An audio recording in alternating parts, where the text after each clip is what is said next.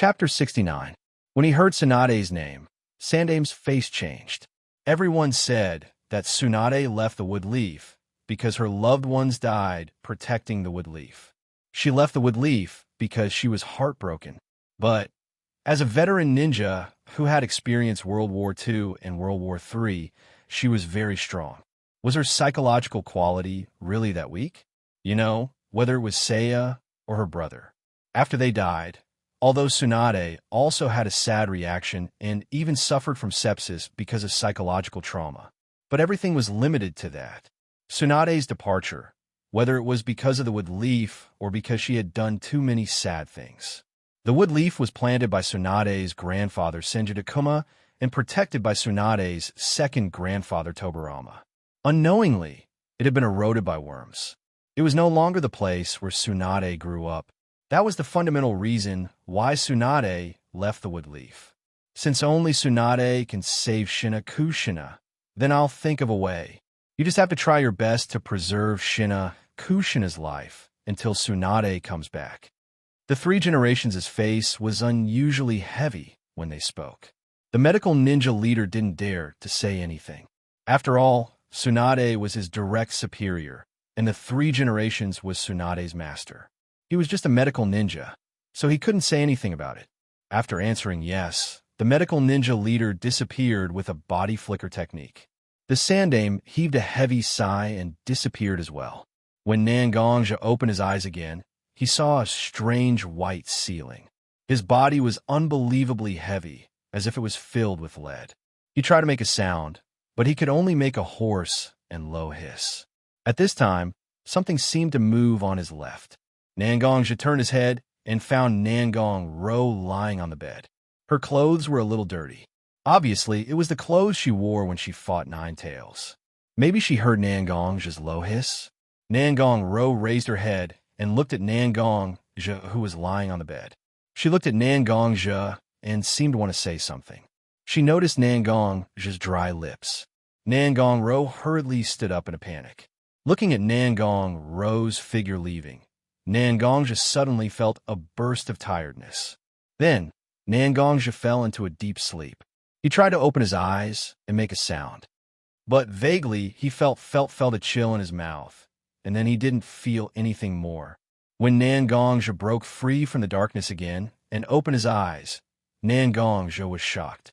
He immediately used his greatest strength to turn his head, trying to see Nangong Ro's figure. However, the person that entered his eyes was not Nangong Ro. It was Mashiro, who came back from Yuzakura with him. Seeing Nangongja looking at her, Mashiro immediately stood up in a panic and grabbed Nangongja's hand. "Miyagi, you're awake. Do you want to drink water?" Mashiro said, and was about to let go of Nangongja's hand. She went to the bedside table and picked up the full water bottle.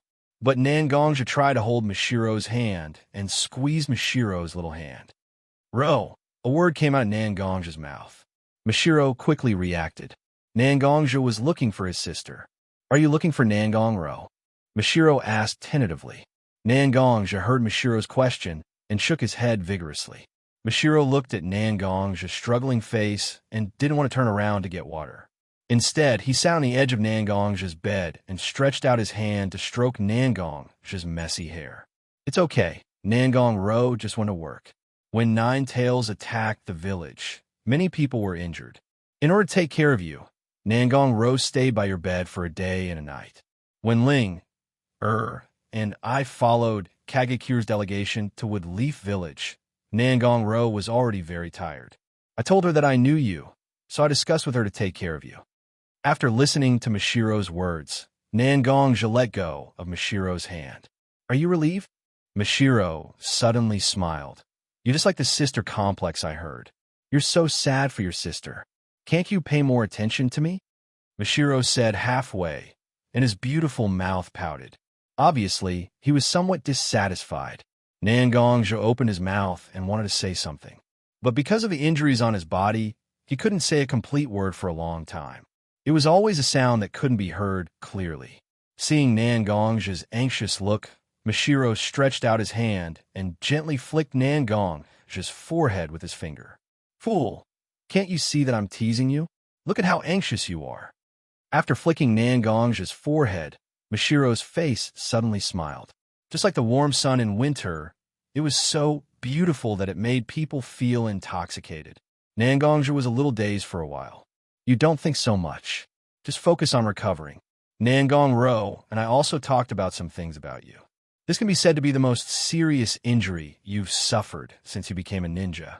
So, don't think so much, just focus on recovering. I heard that 3 generations have already gone to find Tsunade-sama and want her to come back to treat the wounded. As long as Tsunade-sama comes back, you'll be able to recover faster. Hearing Mishiro's words, Nangongja also relaxed for a while. When he was in the sand battlefield, Nangongja was very clear about how magical Tsunade's medical ninjutsu was. She was obviously a ninja with hematophobia, but she could perform surgery without causing a trace of bleeding. No one would believe such a thing, even if he told them about it. Mishiro also saw that Nangongja's mood was relaxed at the moment, so he stood up, picked up the kettle on the table next to him, and poured a glass of water. Gently, as if he was protecting a fragile glass. He slowly helped Nangongja from lying down, one hand on Nangongja's back. The other hand held the cup and slowly fed Nangongja water. Cough! As if he choked, Nangongja coughed slightly.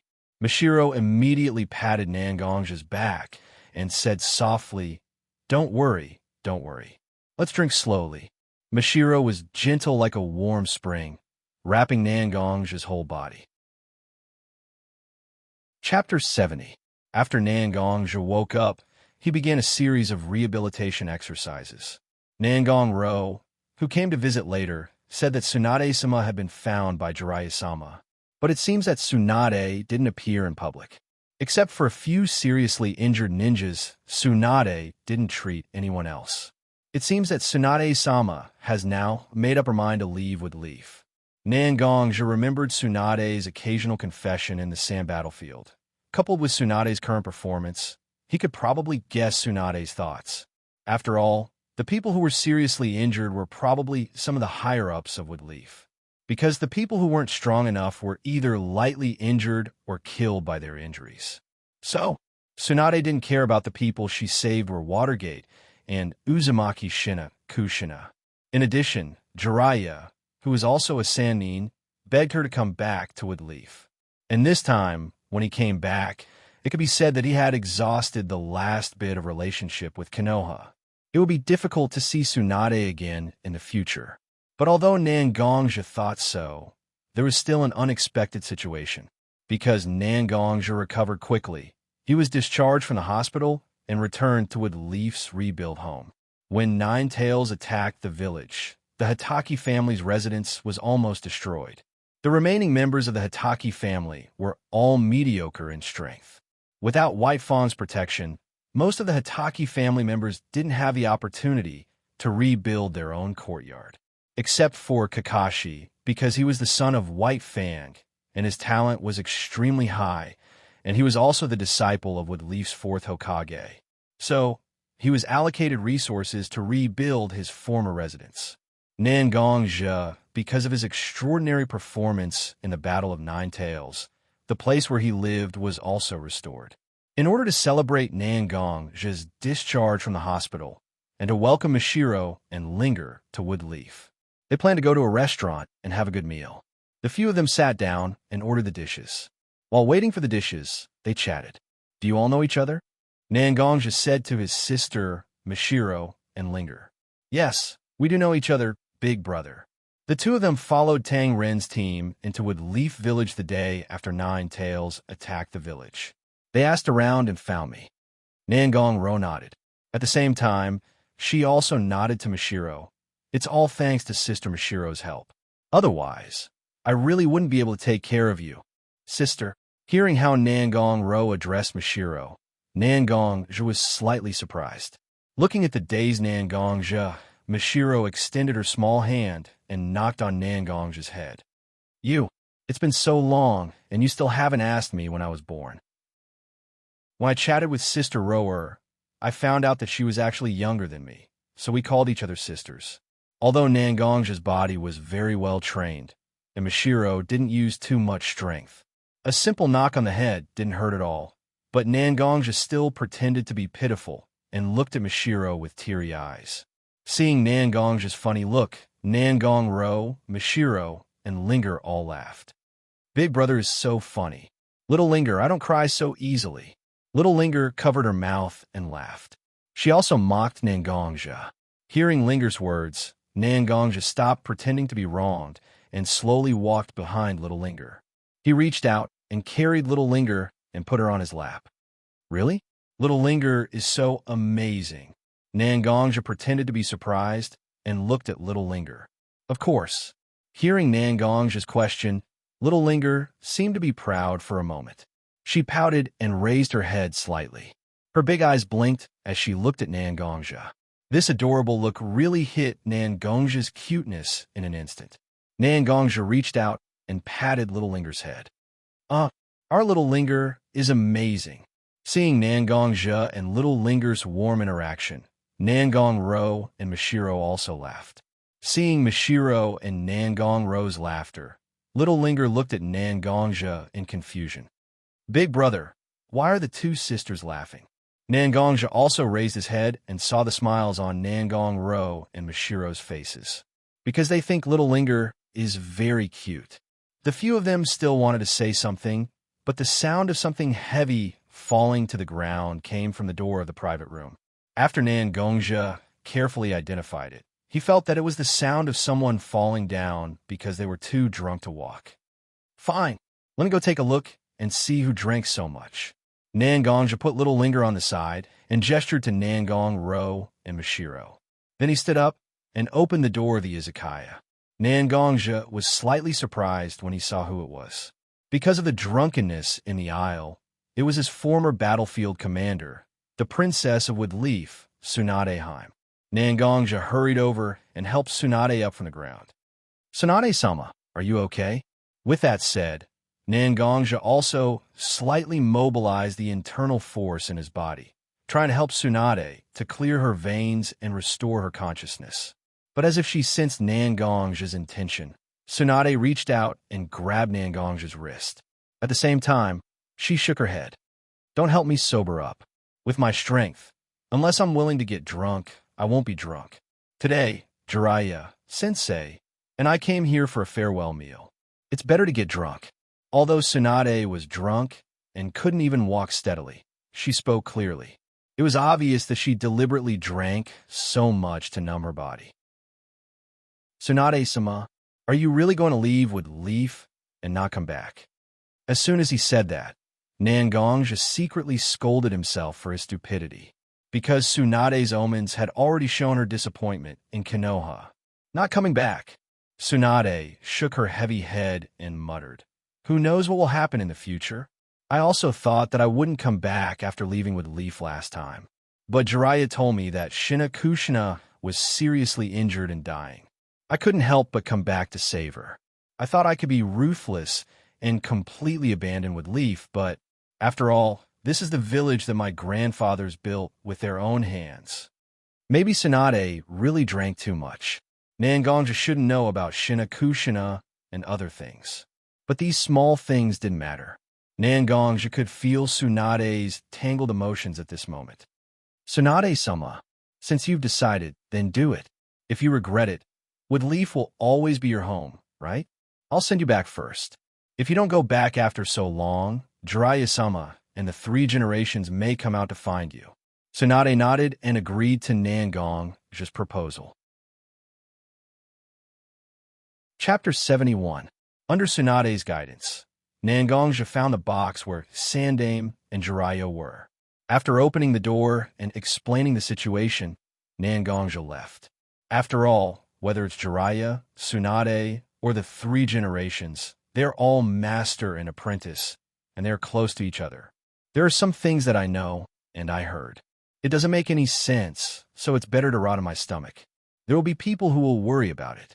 As for me, although I'm a Woodleaf ninja, even if I become the best Jonin, I don't have any right to speak. This is the treatment that a ninja who is not trained by Woodleaf from childhood must receive. Nangongja returned to his box and noticed Mishiro and Nangong-ro's puzzled eyes. Just now, Tsunade-sama drank too much. I have sent Tsunade-sama to Sandaime and Jiraiya-sama's side. It's okay, Nangong just said, and at the same time, he waved his hand, indicating that there is no need to talk about this topic. Nangong Ro and Mishiro also knew that since there are some things that they don't understand, it's better not to ask. Speaking of which, Ro, have you been taking care of Yandaime's wife and child during this time? Nangong just suddenly remembered Nangong Ro's work that she occasionally mentioned to him before. After all, Yandaime gave him a good impression, so Nangong just still paid some attention to him. Yes, after Tsunade-sama came back, she began to treat Shina-Kushina-sama, who was seriously injured when Nine-Tails attacked the village. And Shina-Kushina-sama seemed to have premature birth because of Nine-Tails' attack. The child and she are very weak, so Kiba Hospital sent several medical ninjas to accompany them, and I was one of the shifts. Nangong Ro said, seeming to remember the situation of Shina-Kushina and the child. Her face was also slightly strange. Maybe she was worried about the two's health. But it's strange, I don't know what Yandaime-sama and Shina-Kushina-sama think. They want the child to follow the mother's instinct, Uzumaki. Maybe Shina-Kushina-sama wanted to end the Uzumaki clan's decline? Nangong Ro also immediately said something that felt strange. After all, in a ninja world, most children follow their father's surname instead of their mother's surname. However, this is family's business. Everyone couldn't say anything. It was fine if they talked about it in private, but if they really wanted to make it public, it would be a little too nosy. Follow the mothers? Then what's the child? He wasn't interested. He didn't was S's, but when he heard that Yandaime-sama's child followed the mother's surname, he became interested. Oh, Nangong Ro thought for a while. It seems that because the name was a bit strange, she was a bit speechless for a while. But soon, she patted her head and said the child's name. Naruto. Uzumaki Naruto. This is the name of Yandaime-sama's child. Naruto? What a good name. It was fine if he did not make a sound, but once he did, he would amaze the world. Presumably, Yandaime-sama is full of expectations for his child, right? Just when Nangongja was sighing that Yandaime-sama gave his child a good name, the door of Nangongja's room was violently pushed open. Ha ha! Boy, you really have a good eye. It took me a long time to come up with this name. A white-haired uncle stood at the door and laughed. It's amazing. Well, yes, that's what I thought at the beginning. Nangongja naturally knew the person who came, whether it was the Rock Ninja battlefield or the Izakaya box. Nangongja had seen this person before. It was one of Sannin, Jiraiya. Really? This name was actually given by Jiraiya-sama? Nangongja suddenly understood why Jiraiya heard him praising Naruto's name and couldn't help but push the door open and laugh. Speaking of which, this is the name of the protagonist of my first novel. Jiraiya touched his chin with his hand and said with a proud face, Jiraiya-sama, do you still write novels? I haven't heard about it yet. Jiraiya-sama, can you tell me the name of the novel? I'll read it when I have time. Nangongja has always been like this, although he's very fierce in battle. But usually, he's very gentle and humble. Moreover, as one of the Sannin, Jiraiya-sama can write novels, it's interesting enough. Ha ha, you're a very good kid. Of course, I'll let you read the treasure that I wrote. Saying that, Jiraiya began to fumble in a ninja bag on his back. I can also give you an autograph. This is Jiraiya-sama's autograph. Thank me. After finding the book, Jiraiya opened the title page of the book. There was a calligraphy pen with Jiraiya's name on it. When Kakashi read my novel, he couldn't help himself. These days, he's been pestering me to write the next novel. He wants to read it as soon as possible. Jiraiya stretched out his hand and scratched his messy hair with a worried look, but what's with the proud look in his eyes? However, it was a book that could make Kakashi, who had an ice cube face, addicted. It's really something to look forward to after taking the book from Jiraiya's hand. Nangongja was a little confused for a moment. The book had a dark red cover and the words Intimate Paradise written on it. More importantly, there were several scantily clad women on the cover who were flirting with each other. Wasn't this clearly a small book? But Nangongja still endured the strange feeling in his heart, took the book from Jiraiya, and put it in the small ninja bag on his back. Thank you, Jiraiya-sama. Just now, Tsunade-sama seemed to have drunk a lot of wine. Please pay more attention to Tsunade-sama, and take care of Tsunade-sama. Nangongjia's words were in line with etiquette. His words already had the intention of asking the guest to leave. After all, Nangongjia can say that he's holding a family banquet. Jiraiya's status is very high, and they're not very close to each other, so Nangongjia was a little reluctant to let Jiraiya join in. It's okay. I'll personally send Tsunade home, but you? Speaking of this, Jiraiya suddenly looked at Nangong and Mishiro sitting behind him, and the wretched look in his eyes was about to explode. He stepped forward and patted Nangongjia's shoulder. Young people still need to control themselves. His tone was earnest, just like an elder's. However, Nangongjia felt that the words that came out of his mouth were awkward no matter how he listened. Control? Is this something an elder should say? Chapter 72. After Jiraiya said that, Nangongjia could only helplessly look at the two girls sitting behind him. Unlike little Linger, who didn't understand. Nangong was blushing at the moment, but Mishiro didn't know why he was so interested. Hey, is this still the Mishiro I know? You know, people always have a side that they don't know. Nangongjia remembered Jiraiya's heroic figure on the rocks battlefield, and the way he used all kinds of ninjutsu. For a while, he felt that Jiraiya's image in his mind collapsed. Among the Sannin, Orochimaru had already betrayed the village, and Tsunade was also very disappointed with Leaf and drank heavily. Jiraiya, the only one who still retained a great and righteous image in Nangongjia's mind, was actually an old pervert who loved to write small books. Also, if he didn't hear wrong, Jiraiya seemed to have given such a book to Kakashi. So, in fact, Kakashi was also a person who was cold on the outside but passionate on the inside. Nangongjia suddenly remembered that when he was in the hospital, Kakashi also came to visit Yondaime-sama and his wife. On the bench in the corridor, he was holding a book with a serious face. He even laughed from time to time. This book can't be that book, right? Sure enough, ninjas are people who can't be judged by conventional means. Even if Kakashi was an iceberg youth, was he actually a stuffy young man in his heart? I didn't expect that Leaf is so famous. One of the candidates for the 4th Hokage, Jiraiya-sama, is actually, how should I put it, so bold and unrestrained? Mishiro sighed for a while. When Leaf was running for the 4th Hokage, Jiraiya, one of the Sannin, was actually very popular. Even the members of the Fire Country's royal family supported Jiraiya. But Jiraiya took the initiative to give up. Otherwise, why would the position of 4th Hokage be given to someone like Watergate? Even with the support of the 3 generations and Watergate's contribution was great. If Jiraiya wanted to, he could immediately become Leaf's Hokage. Okay, we'll just treat these people as a joke. I didn't expect that Leaf's Sannin to be so promiscuous. Tsunade was a gambler. Orochimaru, Jiraiya. As expected, the disciples taught by the 3rd generation master were all unique. A burst of uncontrollable laughter rang out. It was actually Nangong who was blushing just now. Promiscuous. How did you come up with such a strange nickname? If he heard it, So, where was her? Why did she start laughing all of a sudden? Looking at his sister's appearance, Nangongjia became even stupider than Gungun. However, what followed was the laughter of the 3 women. Although the process was a bit different from what Nangongjia imagined, the 4 of them could eat together and laugh. Isn't that great? Looking at Nangongjia, who was talking to Mishiro, and little Linger, who was stuffing all kinds of food into her mouth. For a moment, Nangongjia felt that time was so wonderful.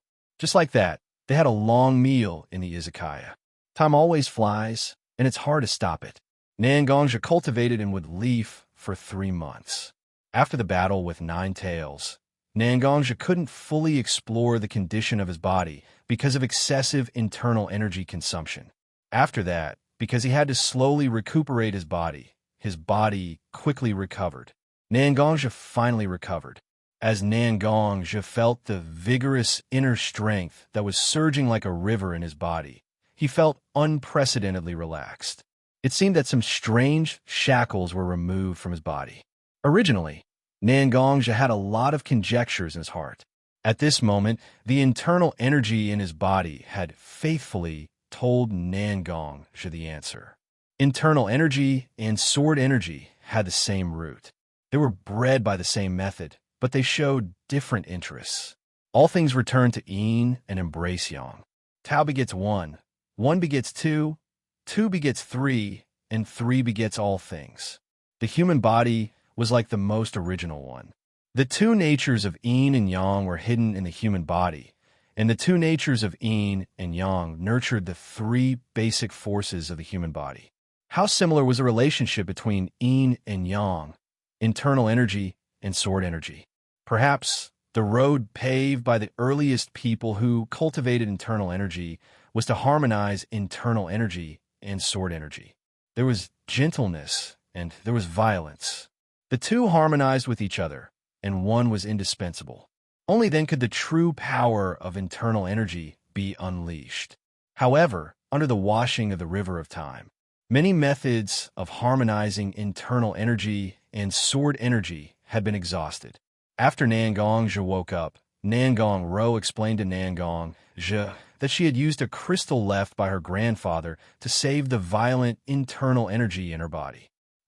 Perhaps it was a method of harmonizing sword energy and internal energy in ancient times. Nangongzhi shook his head to clear these messy thoughts out of his mind. He changed into a black short swordsman's uniform and held a black sword in his hand. He walked to the center of the courtyard. It was already the middle of winter. Wood leaf had also snowed a few times. Nangongzhi's courtyard was also filled with sparkling white snowflakes. Just like that, Nangongzhi walked barefooted to the center of the snow. He did not use the internal energy flowing in his body. Instead, he slowly began to dance with the black sword in his hand. His swordsmanship was light and gentle. It was as if a young girl was reaching out her soft hands and gently caressing her lover. The young girl seemed to be opening her mouth to speak, but she swallowed her words. The soft silk slowly narrated on the tip of the sword. What about Nangongzhi? At this moment, he was thinking about Mishiro's gentleness and care for him. The more he thought about it, the gentler his swordsmanship became. Little Linger wrapped herself in a cotton-padded coat and opened the door of her room. She wanted to ventilate the room. After all, the charcoal stove in the room was warm. However, there was a strange smell. Coincidentally, she saw Nangongzhi practicing swordsmanship in the courtyard. Little Linger did not understand how profound Nangongzhi's swordsmanship was. However, the light and graceful swordsmanship was like a dance. Little Linger was mesmerized. Brother's swordsmanship is so beautiful. The little stars in her eyes were about to pop out. Nangongro and Mishiro heard Little Linger's exclamation and came to Little Linger's door. Mishiro did not understand. Little Linger did not understand. However, how can Nangongro not understand? That soft affection was slowly expressed along with the swordsmanship. So, brother's feelings for someone are so deep that it affects his swordsmanship? Nangongro sighed. Her eyes could not help but look at Mishiro, who was beside her. Chapter 73. Mishiro didn't notice Nangongro's gaze. After all, Mishiro was just an ordinary person who didn't know ninjutsu. Moreover, he was focused on Nangongzhi's sword dance. However, with the gentle narration of love, Nangongzhi's swordsmanship slowly changed. It was no longer the entanglement between lovers. Instead, it was a ball of fire that warmed and illuminated the world. Unknowingly, internal energy was slowly injected into the sword. Although the amount of inner force wasn't large, it was able to display extraordinary power. The cracks on the black sword's body slowly emitted a faint red glow. That's right, the black sword existed for the sake of true inner strength. Only with true internal energy could the black sword be used to its full potential. There is a huge difference between internal energy and chakra. Especially in combat, chakra ninjutsu had the 5 attributes of water, fire, wind, earth, and lightning. A qualified ninja could use ninjutsu of at least one attribute. A Jonin could use ninjutsu of more attributes. The most famous would Leaf Ninjutsu Professor, Ninja AO, 3 generations of Hokage. Yuan-Face Sasuke could even use 5 types of ninjutsu and master their nature and form changes. What about internal energy? In a one-on-one fight, internal energy could cut and block the transmission and application of chakra. However, in a large-scale battle between armies, a person who cultivated internal energy was far less useful than a ninja who was proficient in chakra. Therefore, the Black Sword was a great breakthrough. It was a tool that allowed internal energy cultivators to have the ability to fight in a large-scale battle. It wasn't sharp, and it wasn't something that was unusually strong. It didn't even have the magical effect of sucking blood. The Black Sword was a key that could help the user communicate with the power of heaven and earth. Through the user's internal energy, it could guide the power of heaven and earth that lingered around the world. Of course, Nangongja didn't know that much. He just subconsciously transmitted his internal energy into the Black Sword. The warm winter sun peeked out from the thick clouds, revealing its face. A ray of sunlight shone on Nangongja's body, seemingly intentional, but also seemingly unintentional. The light within the slits of the Black Sword shone even brighter. The swordsmanship no longer had the gentle feeling it had at the beginning. Instead, it was a ball of fire, a great sun. It emitted its own light without restraint, as if it wanted to dispel all the haze in this world.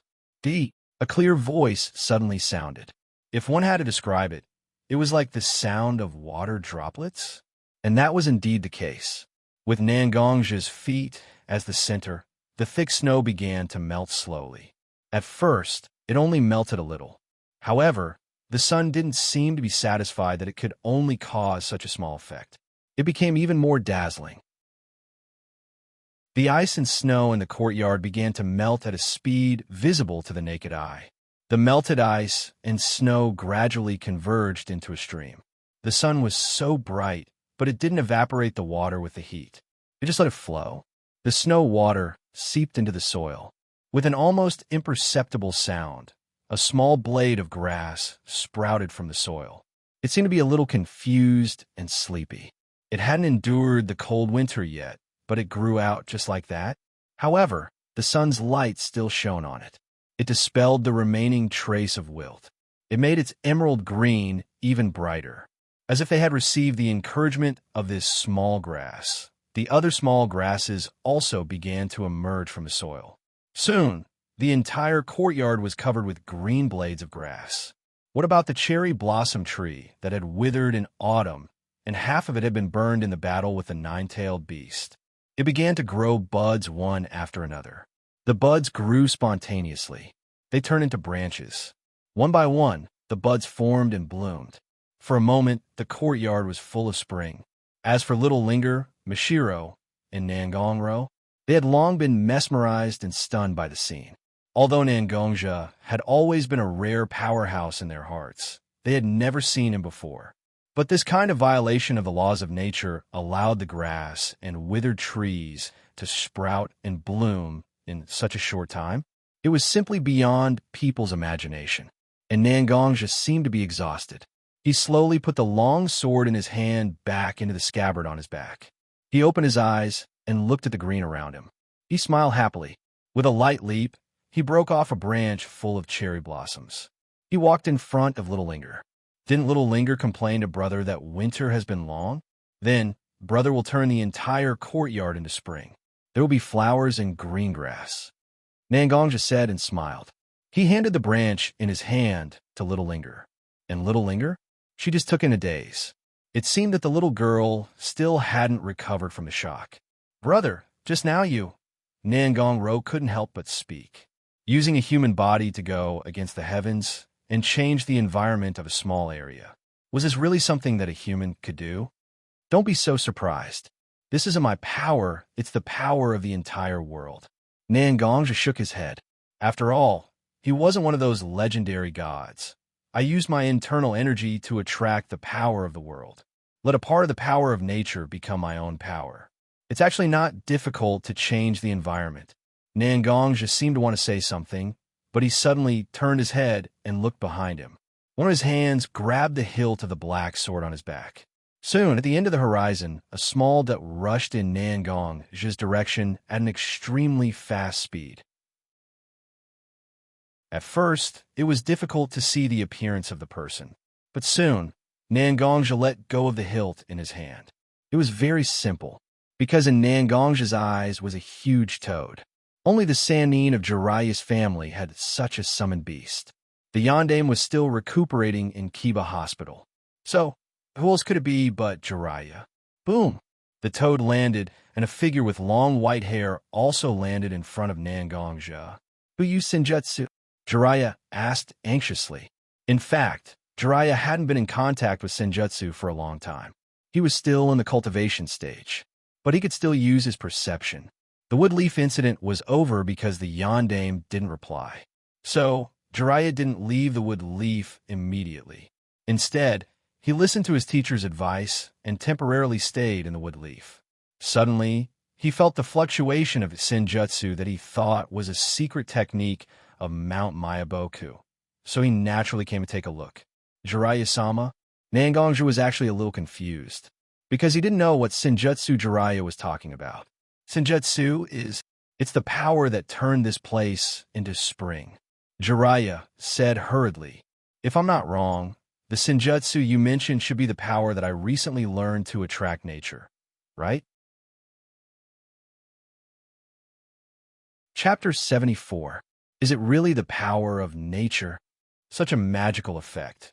In Jiraiya's impression, only the first Hokages would release, and the two toads of Mount Mayaboku have this kind of effect. Wait for me a moment.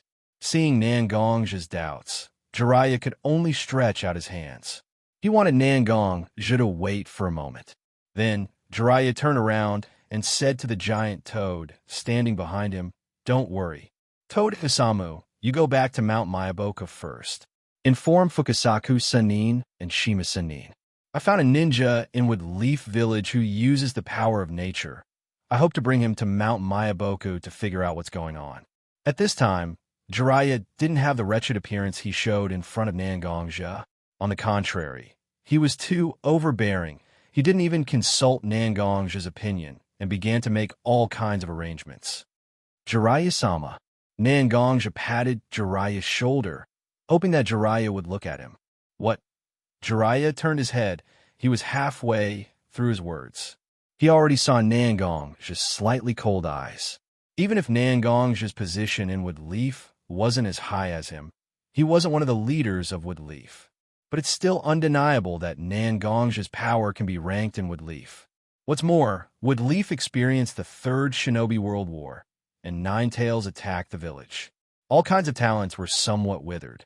The Sannin who could have become the new pillar of Wood Leaf betrayed and left. As for Jiraiya, he was busy investigating a mysterious organization hidden in the dark. To put it bluntly, Nangong was already one of the important forces guarding Wood Leaf. For such a person, Jiraiya's attitude was a bit too much. Sorry, I lost my composure.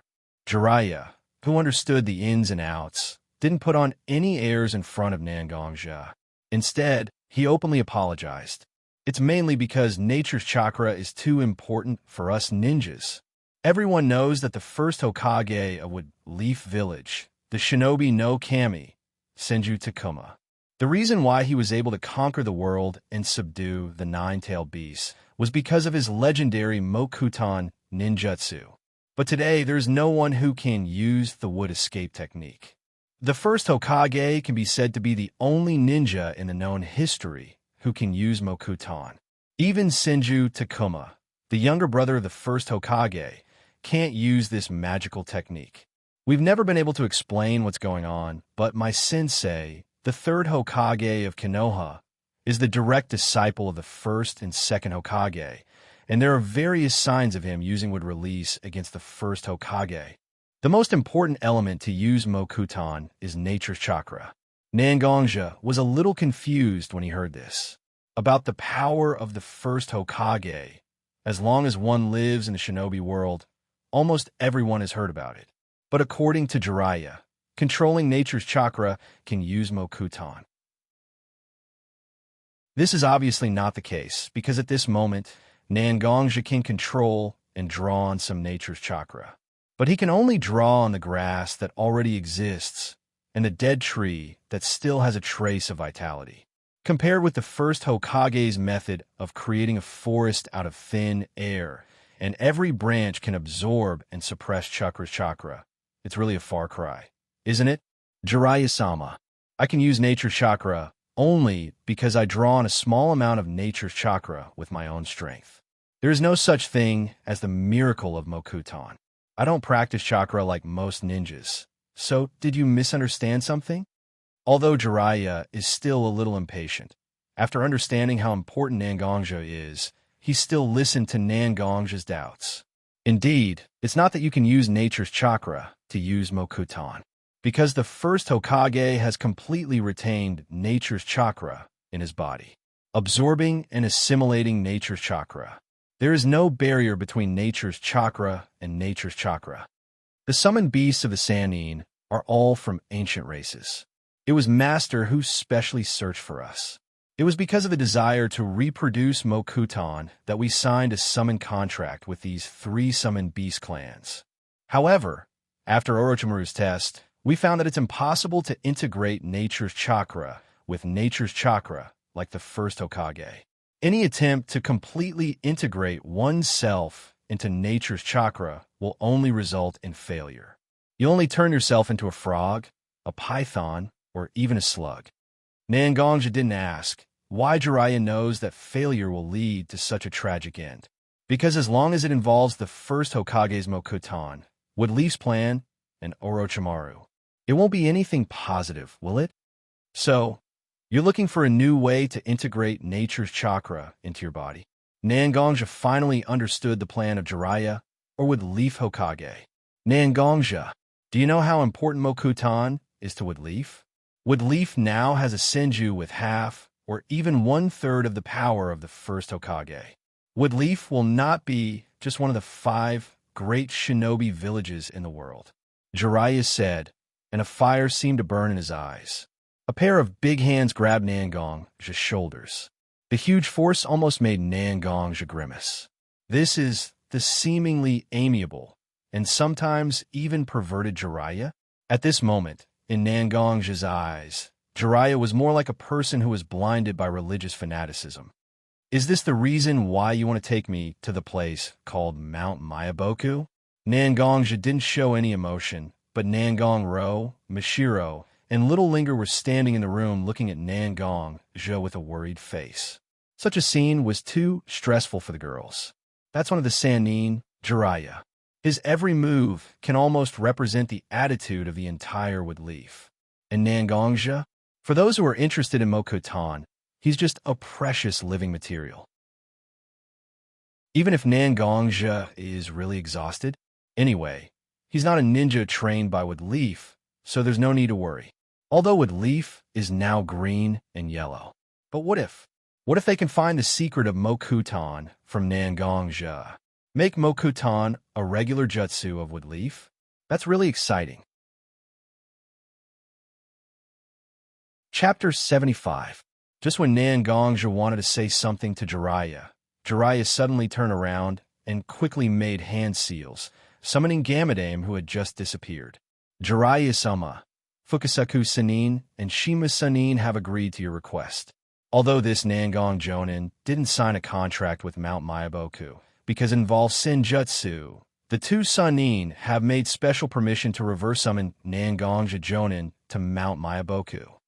Gamadame seemed to be a straightforward person, and he didn't say much and immediately reported the decision of the 2 Sannin to Jiraiya. When Jiraiya heard the news, he nodded and looked at Nangangja. I'm sorry, Nangangjun, because Senjutsu and natural energy have a wide range of effects. I have to take you to Mount Mayaboku and investigate what's going on. Jiraiya seemed to be a little apologetic and said, but please rest assured that it will never endanger your life and the normal lives of your family and friends. I promise you with my title as a Sannin. At this time, Jiraiya seemed to have calmed down, and he didn't look like a fanatic anymore. Nangangja wanted to believe Jiraiya's words. After all, Jiraiya has already promised Nangongja with his title. But Nangongja couldn't help but speculate in his heart. Is this a disguised threat? If I refuse, does it mean that whether it's Nangongro, Mashiro, or Little Linger, they will tremble under the threat of Woodleaf? Don't say that Nangongja's thoughts are too extreme.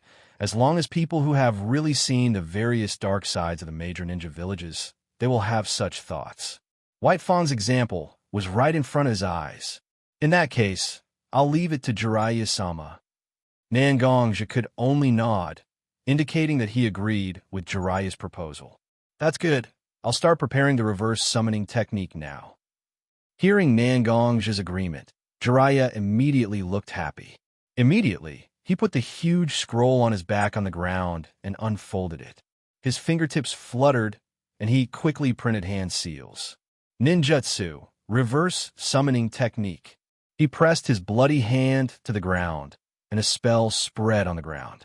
When the spell ended, a burst of brilliance also rose from the spell. So, Jiraiya didn't say anything and pointed. He pointed to the formation array to do so. His meaning to wanted to step, just to step into the array. And in little, s to s is to twos too. To him, and to, and in linger and stood, as to say, to ja, to say something. As to us. But Nangongja immediately shook his head and stopped Nangongro from saying what she wanted to say. There were some things that once said there was no room for negotiation. Don't worry, Jiraiya-sama is one with Leaf Sanin. Such a person can be trusted if he swears by his own name. I'll be there soon. Take care of Mashiro and Little Linger. Although Nangongja said so, his eyes flickered on his face that Jiraiya couldn't see. Nangongro and Nangongja have been together for a long time. Nangongja's little tricks were naturally familiar to her. However, it was precisely because of this that she couldn't do anything unusual. She just nodded and then said, I understand. Oni-san, you can rest assured and follow Jiraiya-sama. I'll take good care of Mashiro, San, and Ling-er. Nangongro said firmly and seriously. Nangongja didn't say anything more because he believed in her. His younger sister had already understood what he meant. Then, he turned and walked into the array. And Jiraiya? After taking a deep look at Nangongro, he also followed Nangongja's footsteps into the array. However, a faint sigh still reverberated in the air.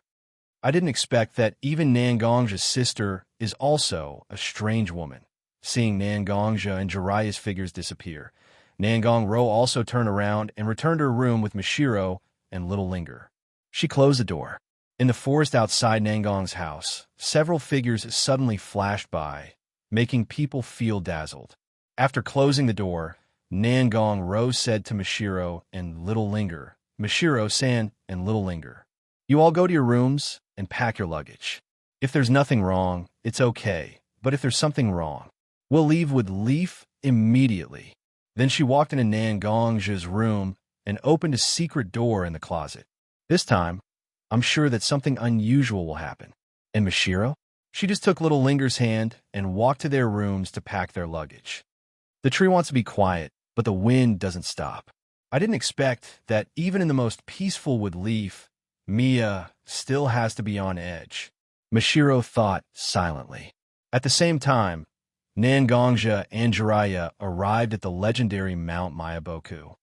Here, is this the legendary Mount Mayaboku that was passed down from the Sage of the Six Paths? At this moment, Nangongja didn't have the gloomy feeling he had when he left with Leaf. After all, things have already reached this point. Even if he had other plans, it doesn't make any sense.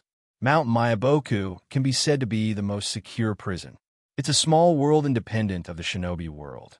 Even if Nangongja wanted to escape, how can he escape? So, since he's here, he might as well take it easy. He might as well take a good look at the lake and mountains and listen to the chirping of birds and cicadas. Indeed, Mount Mayaboku is indeed a paradise far away from the chaos of the shinobi world. However, once something happens in the shinobi world, Mount Mayaboku will still be unable to protect itself. This space is attached to the main space of the shinobi world. If the skin doesn't exist, what's the hair? Jiraiya is actually a person who wants to avoid the world, but the sense of responsibility and justice in his heart doesn't allow him to get away from it. Maybe he's just born to be busy, right? One day, maybe he will be burdened by the sense of responsibility and justice in his heart and die here. So, are we going to meet the Fukasaku Sennin and Shima Sennin you just mentioned? Nangang just suddenly remembered the conversation between Jiraiya and Toad Isamu just now. Obviously, this so-called Shima Sennin and Fukasaku Sennin are the current leaders of Mount Mayaboku. No, young man, we're already here. An old voice sounded behind Nangang. Nangang hurriedly turned around and bowed deeply. Greetings to the two Sennin. Looking at Nangang's respectful appearance, Fukasaku Sennin and Shima Sennin seemed to be very happy. I haven't seen such a polite boy for a long time. Little Jiraiya, can't you learn from this young man? Chapter 76. Hearing Fukasaku Sennin's words, Jiraiya was a little embarrassed for a while. After all, Jiraiya had heard this kind of conversation from Fukasaku Sennin too many times. Fukasaku Sennin, this kid is my junior. Can't you give me some face? Although Jiraiya knew that he couldn't stop Fukasaku Sennin from mocking him, he couldn't help but say this. What about Fukasaku Sennin? He didn't pay attention to Jiraiya's words at all. Instead, he continued to talk to Nangang. Boy, don't be so formal. Just think of me as a slightly older elder to you. Fukasaku Sennin's behavior made Nangang feel that this Sennin didn't seem to be the kind of person he imagined. Instead, he was very kind. So Nangang also raised his bowing posture. Okay, then I'll boldly call you Fukasaku Sennin. Fukasaku Sennin seemed to be happy that someone called him that. So he laughed. Ha, boy, you are really different from Jiraiya. I like it very much. Nangang looked up, trying to find Fukasaku Sennin's figure. Whether it was Toad, Isamu, or Toad Buntai. It seems that the higher the seniority, the bigger the size. This is also one of the major characteristics of the Psychic Beast group. But to Nangang's surprise, Fukasaku Sennin's figure, how to describe it? It's a little too small, like the size of an ordinary toad. It's just that his chin has a white goatee, and he's wearing a somewhat shabby cloth robe. He looks a little ordinary. What's wrong, boy? Are you curious why I'm so small? Fukasaku Sennin seemed to see Nangang's thoughts and began to ask Nangang. But he didn't wait for Nangang's answer and said it himself. Indeed, according to common sense, psychic beasts are generally stronger the bigger the size. Regardless of whether it was the tailed beasts or the many famous spiritual beasts, they were all very large. However, my wife and I are one of the few people in Mount Mysticwood who have succeeded in cultivating natural energy, and we have begun to slowly restrain ourselves. If I were to reveal my true form, I would be 2 or 3 times bigger than that Bratwantai, right? So that's how it was? Nangang just suddenly thought of the black lion, Liang, that was hiding in his body. Back then, Liang was also able to restrain himself. After all, if it was too big, it would be troublesome in terms of combat and other aspects. All right, old man. Stop showing off in front of the boy. And why did you say that about Jiraiya Kid? Obviously, Jiraiya Kid is also very polite, right? A voice different from Fukasaku Sennin's came from behind Nangang. Nangang looked back. A toad dressed as a lady was standing on Jiraiya's shoulder at the moment. She must be the other Sennin, Shima Sennin, right? Greetings, Shima Sennin. Nangang still respectfully saluted Shima Sennin. Ioyo, just like what the old man said, you are a polite child. Seeing that one person and 2 toads were about to start a long conversation, Jiraiya interrupted their mutual praise.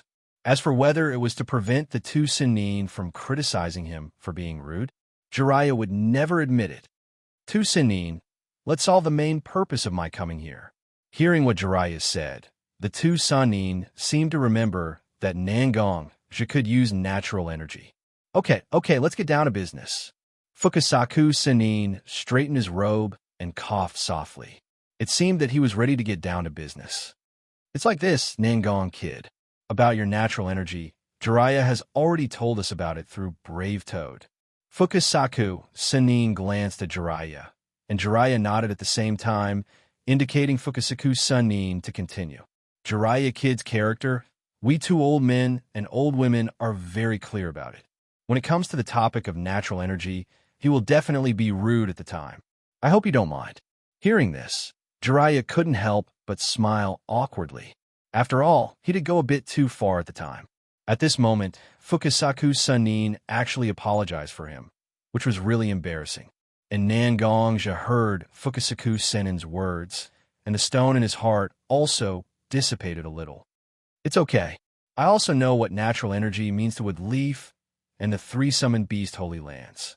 Although Jiraiya-sama did lose control of his emotions at that time, he didn't do anything strange. Hearing Nangongja's words, Fukasaku Sanin also nodded. Well, very good. Then let's continue the topic of natural energy. The way we use natural energy inherited by Mount Mayaboku is to absorb small natural energy particle from the air and other places, mix it with chakra in your body, and generate a higher energy form called Senjutsu chakra. Although it's also an application of natural energy, it's a trick, but it's a shortcut. After all, it doesn't use natural energy in the true sense, because it's impossible for ordinary people to circulate natural energy smoothly in their body. Once they lose control, it will cause natural energy to go berserk and petrify themselves. Fukasaku Sanin stretched out his hand and pointed to the huge stone frogs around him. These huge stone frogs are actually humans or are people who failed to cultivate natural energy. If a toad fails to cultivate senjutsu, it will be petrified. Once a human fails to cultivate, it will lose its human form and petrify. Looking at the countless stone frogs around him, Nangongja felt a chill in his heart for a while. The natural energy that he can attract is actually such a dangerous thing. But you're different. You're using natural energy.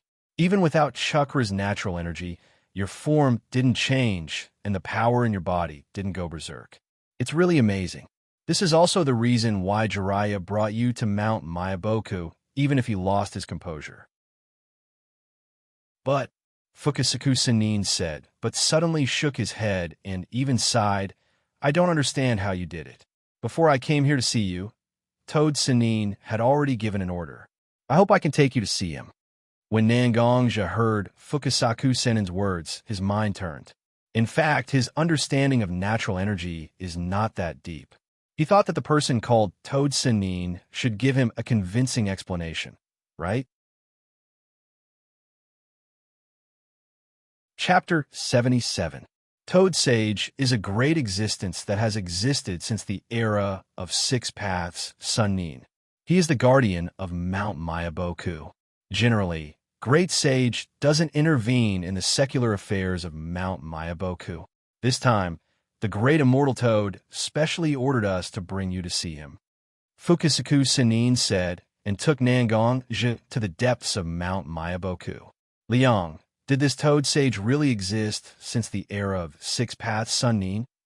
Nangongja silently said to Liang, who was hiding in his body. Toad?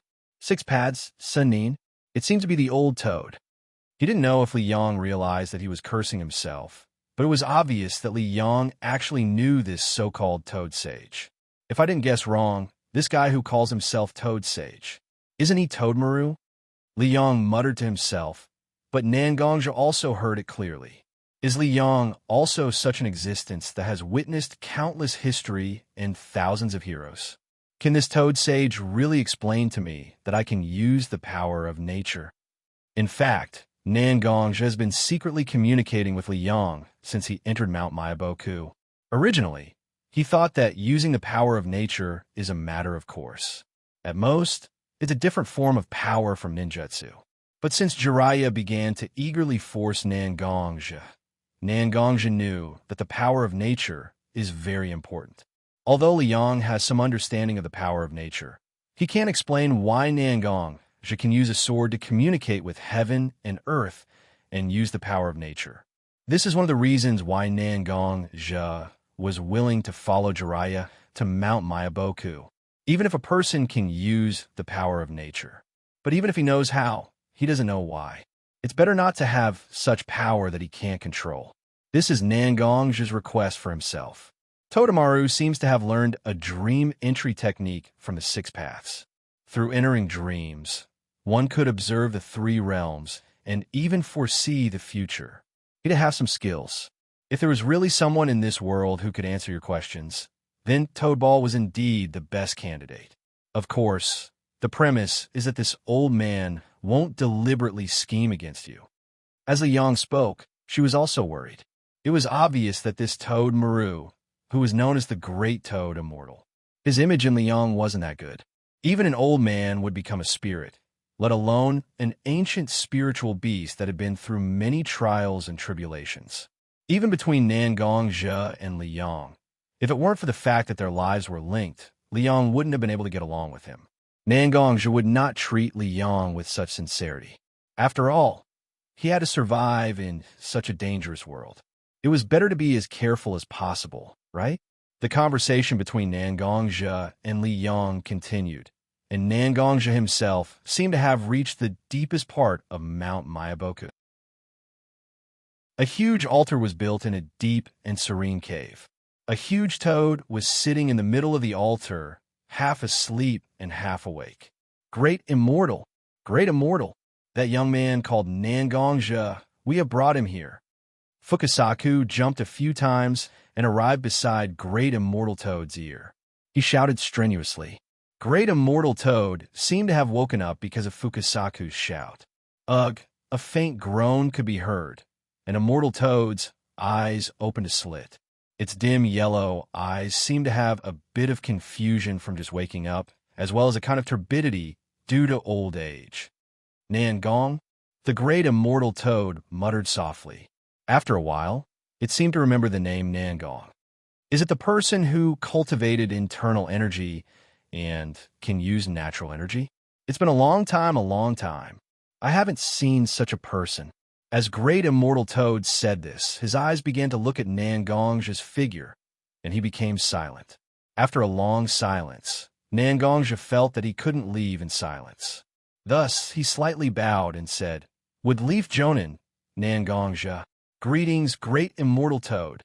Hearing Nangongzhe's words, Great Immortal Toad wanted to say something.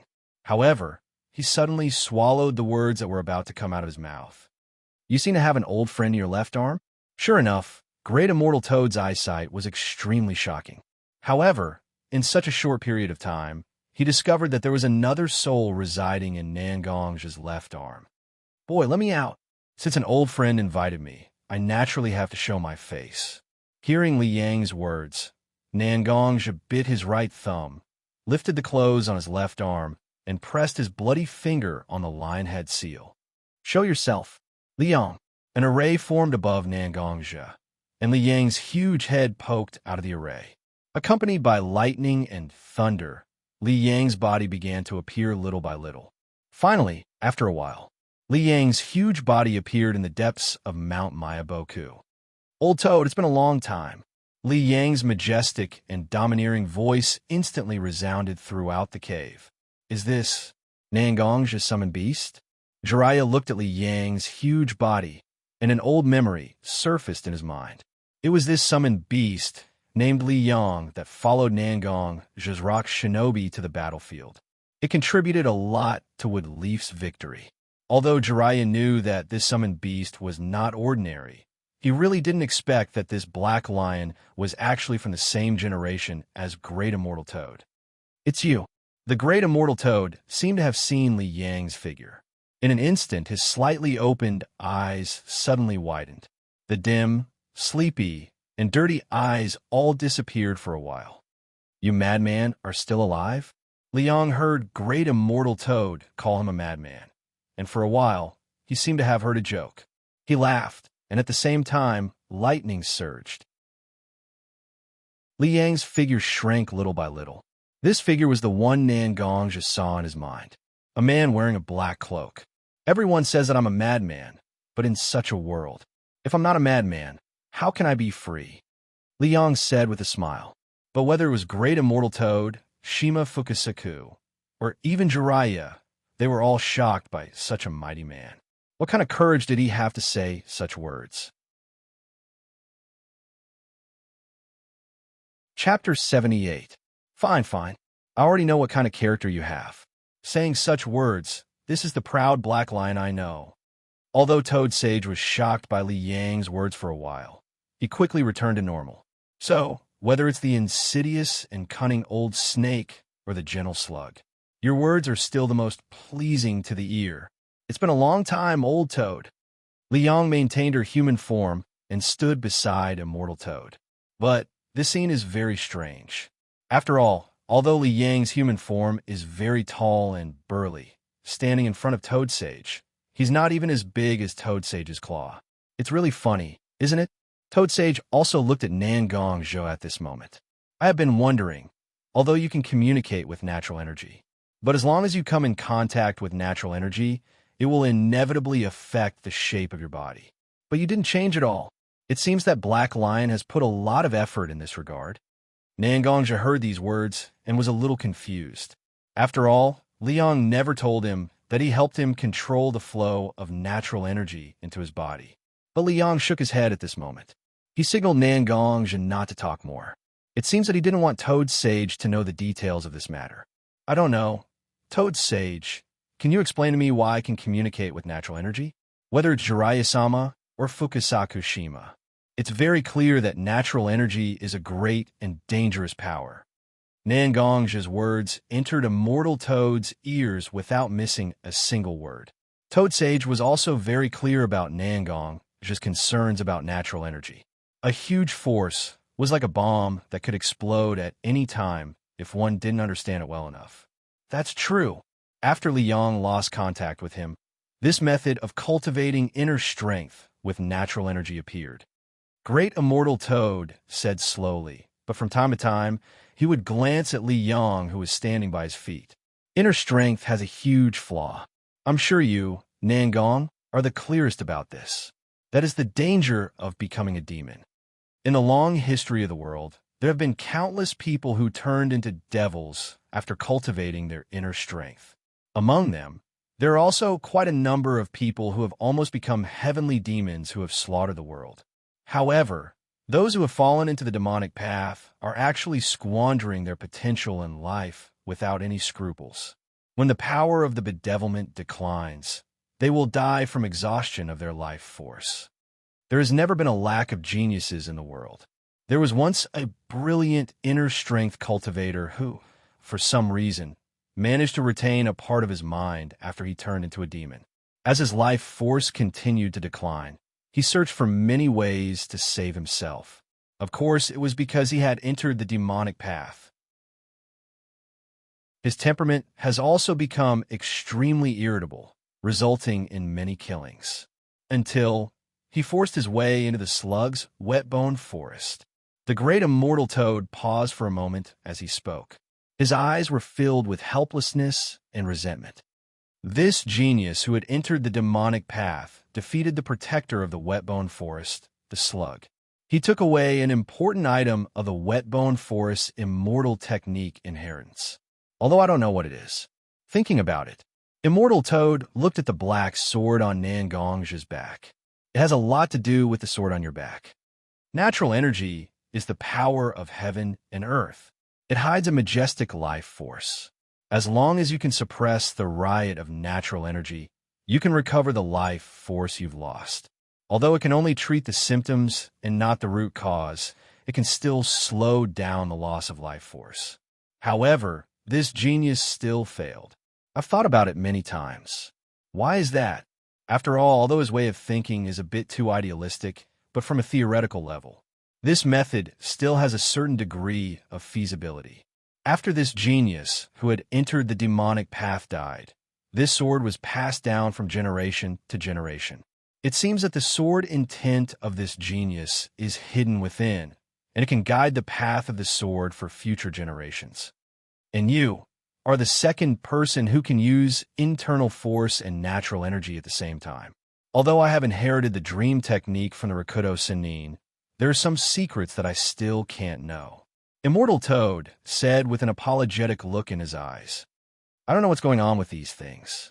Maybe this road that hasn't been finished by others needs you to continue. After saying this, the great immortal toad closed his eyes. Clearly, he wanted to chase the guess away. Fukusaku Sinin also understood the meaning of immortal toad at this moment. Obviously, he wanted to ask Xianxia and Jiraiya to leave here. And Riang? Fukusaku Sinin felt that he really had no way. After all, this Black Lion seniority was too high. Jiraiya boy and Nangong boy. It seemed like Great Immortal Toad and Black Lion Liang were going to say something. It's time for dinner now. Why don't you stay in Mount Mayaboku and have dinner before leaving? Shima Sinin suddenly said after leaving the Toad Cave for some distance. When Jiraiya heard such a sentence, his face instantly turned green. Nangongja looked at Jiraiya's strange face and had a bad feeling in his heart. Just as he was about to say something to decline, Shima Sinin's sharp eyes looked at Nangongja like a knife. I can't refuse an elder's gift. Since Shima Sinin wants to invite me to dinner, then I naturally can't refuse. After a long time, Riang and Immortal Toad seemed to have finished talking. It turned into a stream of light and entered the lion head seal on Nangongja's left arm. After leaving only a sentence, he fell into a deep sleep. And Nangongja? At this moment, his face was green, and it didn't seem to be a good time to talk about business. In the steaming smoke, Nangongja and Jiraiya returned to Woodleaf Village. Without waiting for the smoke to dissipate, Jiraiya covered his mouth and stomach and hurriedly ran back to his home with a wisp of smoke. Oni-san, you're back. Hearing the movement outside, Nangong Ro also opened the door and saw Nangongja with a very ugly face at the moment. What's wrong with you? Why do you look so ugly? Looking at Nangongja's strange look, Nangong Ro quickly ran to Nangongja's side and helped Nangongja into the room. It's nothing. I just ate something I never thought I would eat. At this moment, Nangongja's eyes seemed to be swaying all kinds of insects. Who would have thought that the so-called dinner in Mount Mayaboku was 100 insects feast? Chapter 79. After Nangongja returned from Mount Mayaboku, he lay in bed for 2 days before he recovered. During the meal, he heard that Jiraiya had been practicing Senjutsu in Mount Mayaboku during this time. Nangongja couldn't help but think maliciously that Jiraiya deserved to be oppressed. Suffering this kind of punishment was really the best punishment. During this period, Nangong Ro also asked several times. Nangongja went to Mount Mayaboku, and when he came back, he became so weak, which really made Nangong Ro very puzzled. But think about it. Nangongja had the nerve to tell Nangong Ro that he went to Mount Mayaboku. He was neither harmed by Jiraiya. He was not embarrassed by the group of powerful toads in Mount Mayaboku. Instead, he was defeated by a meal. On this day, Nangong Ro got up early in the morning to prepare breakfast for such a big family. Whether it was Nangongja or Mashiro, they didn't know how to cook. As for little Linger, Nangong Ro felt that she was not so incompetent that she needed a child to help her cook. She rubbed her sleepy eyes and wore a set of loose pajamas. Just like that, Nangong Ro walked barefoot to the kitchen. After all, this house was built by Woodleaf Village to compensate Nangong's family for the loss, and the design was very novel.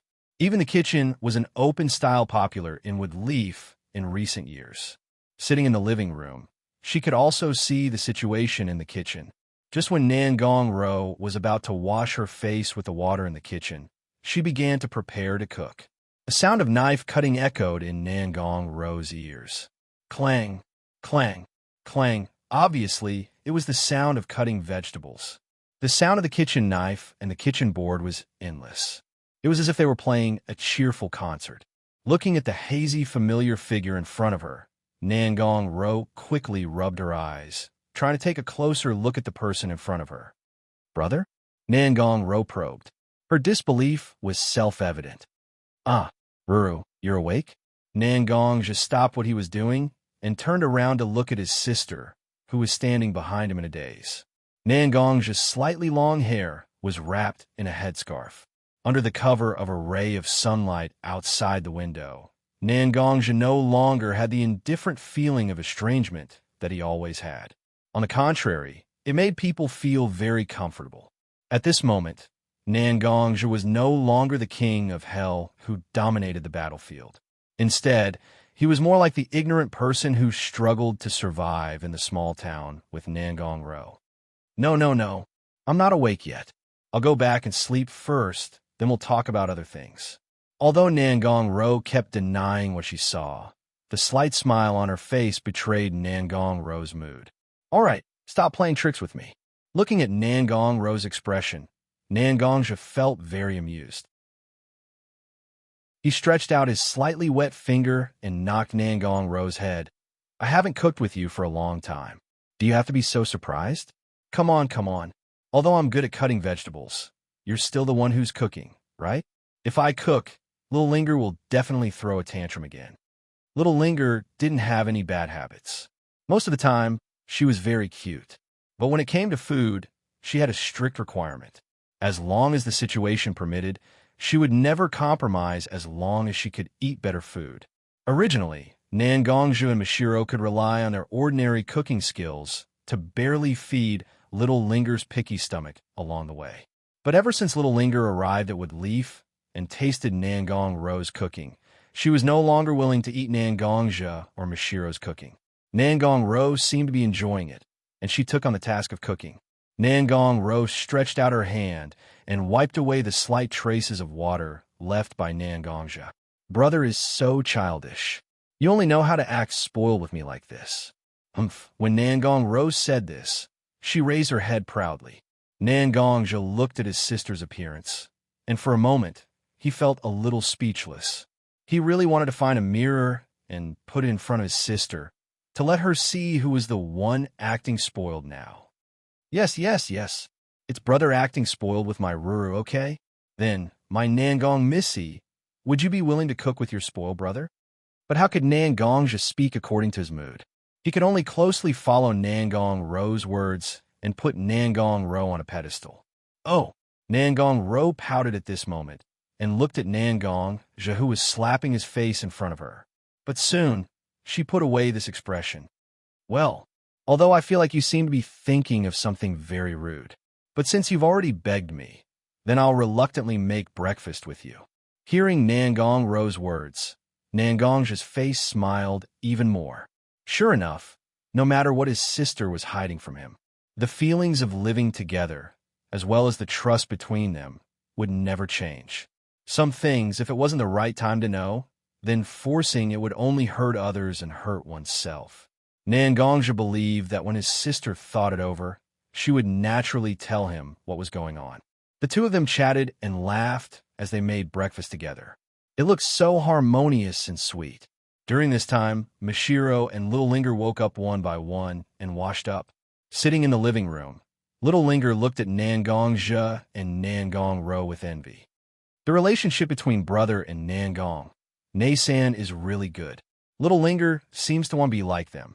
Mashiro heard Little Linger's words and agreed with her. After all, the two of them did have a good relationship. There was a faint trace of worry in her heart, but Mashiro didn't say it out loud. After all, it wasn't to the point of being out of control. This was almost the most peaceful day since Nangongja returned to Woodleaf. Whether it was fighting with Ninetails or being seriously injured and in a coma. Whether it was cultivating the internal force to attract natural energy or being forced to follow Jiraiya to the dangerous Mount Mayaboku. Indeed, Nangongja had to deal with one thing after another. He was completely exhausted. With such a good opportunity, he could relax. The tense nerves in his mind were slightly relaxed. It was really great. The sun outside the window seemed to take care of Nangongja's good mood, slowly sprinkling the Woodleaf land.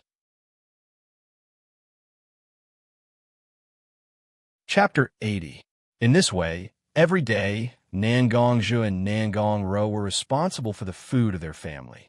Although it was just some trivial things, Nangongja felt that his whole heart was slowly clearing up. Over the years, Nangongja has almost never rested. He has been trying his best to play the role of a ninja. Every time he went out to perform a task, he didn't care about killing people, It seems that killing people has become a normal part of his life. Every person who was killed by Nangongzhi slowly turned into a wisp of evil, lingering in Nangongzhi's heart. Nangongzhi even thought that his life was almost like this, constantly killing people, constantly, in order to keep Nangongzhi away from all the cruel killings. But Nangongzhi didn't think that there was anything wrong with this, because Nangongzhi was worth everything he had to protect. Such a family member must not be exposed to the blood and killing of the ninja world. Isn't that right? Boy, it seems that you have rested enough. It's time for us to talk about business. After Nangongzhi fell into a deep sleep, he discovered that his consciousness had once again entered the pure white spiritual space that belonged to him, where he first met Liang. I have been wondering, you clearly said that you would talk to me about something after leaving Mount Mayaboku, but you didn't wake up? I didn't expect you to come back so soon. Nangongzhi looked at the burly figure standing in front of him, sitting cross-legged in front of Liang, without caring about his image. Although he said that he was blaming Liang for not contacting him for so long. But the trace of helplessness in his eyes was obvious. Such a stable and peaceful life, no one is willing to give it up. Nangong boy, do you still remember our original agreement? Liang suddenly said. Original? At that time, Nangongzhi was still a young boy, but maybe he was lucky? On Lion Cry Mountain, Nangongzhi was guided by Li Yang's remnant soul when he was on the brink of death and formed a familiar contract with Liang. Their lives were connected to each other, and that was how Nangongzhi managed to survive. You mean, I will help you find your clan? Nangongzhi carefully thought about it and said tentatively, how many years has it been? Nangongzhi participated in the Sand War, Rock War, and Mist War. There were some missions buried in the depths of the ninja world. Nangongzhi could be said to have traveled everywhere. However, Liang didn't find any traces of a race. Nangongzhi and Liang thought that the lion race was like the countless other races in the long river of history. They had been drowned by the passage of time. But at this moment, Liang suddenly mentioned such a thing. After Nangongzhi left, Liang and Toad Sage talked for a long time.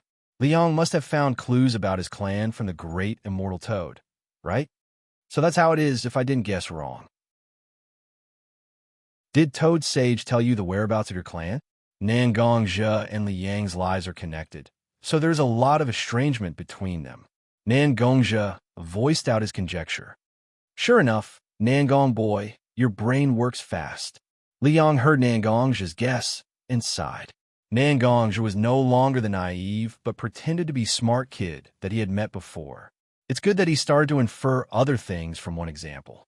Didn't it prove that all the sacrifices he had made in this short period of time were worth it?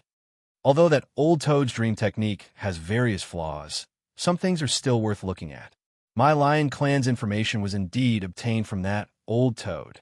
But to be honest, I really went a bit overboard back then. As a result, the three spiritual beast clans, the Toad, the Snake, and the Slug, don't have a particularly friendly relationship with me, and even the Lion Clan. So let's be honest, I don't really trust what the old Toad told me. Although I didn't contact you these days, but I didn't fall into a deep sleep without doing anything. I've been relying on a secret technique to communicate with the spatial coordinates that the old Toad gave me. As Liang spoke, she moved aside slightly, revealing a large array behind her. So, is it really okay for you to draw in my spiritual space like this? Nangongzhi seemed to want to ease the serious atmosphere, so he changed the topic slightly. As for Liang, after so many years, what kind of conduct Nangongzhi had? Was there a need to think about it? With a wave of his hand, the cloak on his body also rose up high. A black and purple energy storm formed behind Liang. The formation that covered the ground was instantly cleaned up. This is just a deduction. It doesn't have much of an effect. Although I can't be completely sure that this formation leads to the habitat of my Lion Clan, there are traces of evidence. However, there are many traces that can prove that these coordinates are related to my Lion Clan. Even if there's only a sliver of certainty, I still hope that I can save my clan. The mistake back then was always my fault. What does it have to do with my clan? As Liang spoke, she actually became a little agitated. Obviously, there were still some things that Liang didn't confess to Nangongzhi. the so-called sinner who offended the three major clans. These things could be explained in detail for half a night, couldn't they? However, Xianxia didn't mind. Everyone would always bury some things deep in their hearts, right? People who didn't hold anything back never existed. Perhaps this was the biggest reason why humans could evolve step by step and become the spirit of all things, ruling over the human world. It was a kind of self-preservation instinct. It was like the root of all evil. Xianxia clapped his hands and stood up, supporting himself on the ground. His hands weren't idle either, patting the non-existent dust off his body. He looked at Li Yang, who was squatting on the ground in frustration. He picked up his pace and walked over to Li Yang's side. Although Li Yang was much more muscular than him, Xianxia still reached out and placed his hand on Li Yang's shoulder. Li Yang, do you still remember the words you said at Mount Mayaboku? Although it was also because you wanted to intimidate the great toad Immortal, I also believe that was your life's principle. Survive, crazy demon. Since you and I have already signed a familiar contract, our lives are intertwined. Why do you need to think so much about it? Although these days have been peaceful and comfortable, I'm still a warrior. But in the end, I am a martial artist born to fight. I've lived too many days like this. I'm not like myself anymore. It doesn't matter if it's for you or for me. I will definitely accompany you on this journey. You want to find your clansmen. I already understand. You and I are one.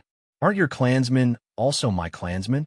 This journey may be somewhat difficult and dangerous. But so what? We'll go together. Chapter 81. Boy, hearing Xianxia's words, Li Yang fell into a deep melancholy for a while. Although you and I have known each other for only a short time in my long life, you still understand me.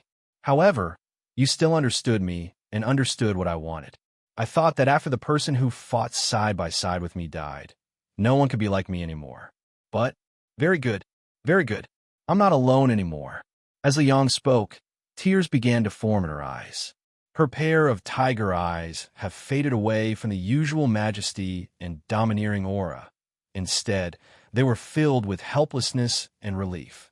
Xianxia slightly raised the corner of his mouth and said with a little bit of ridicule, "A dignified man like you actually made a little girl's attitude. Li Yang, you really made me look down on you. It's just going to a secret realm outside this world. What's there to be afraid of?" Although Xianxia said it simply, the danger is self-evident. Since Li Yang has just begun to deduce the space array, it can be said that the place where the Lion Clan lives should be like Mount Mayaboku, Shikatsu Forest, and the Earth Dragon Cave. It's independent of the ninja world, but it's attached to the ninja world. Because now Li Yang just listened to a few words of the Great Sage and speculated about the Lion Clan's habitat. If the Great Immortal Toad had some ulterior motives, he would modify the formation slightly. Then, if the person who entered the formation was lucky, they would be exiled into a crack in space. If the person was unlucky, there was a high possibility that they would be sucked into a spatial storm. Not to mention the bones, even the soul will be torn apart in an instant. This can be said to be a very risky business. Everyone says that they can sacrifice themselves, but since ancient times, the easiest thing is death, and the most difficult thing is death. People will die for some seemingly small reasons. So death is easy. However, when a person knew that his actions would most likely lead him to his death and that there was another way to survive, it would be extremely difficult for him to do so. How many people are willing to die? So, death is the most difficult thing. Boy, you can rest assured. I will try my best to deduce this array and try to find the loopholes and unstable factors in it, so that this operation can be carried out smoothly. But you also have to be prepared. Although spatial rifts and spatial storms are traps that could destroy a person's body and soul, they were still very powerful. But there is also the power of nature. If you can rely on your own strength to summon a stronger force of nature, then you will be able to save my own life.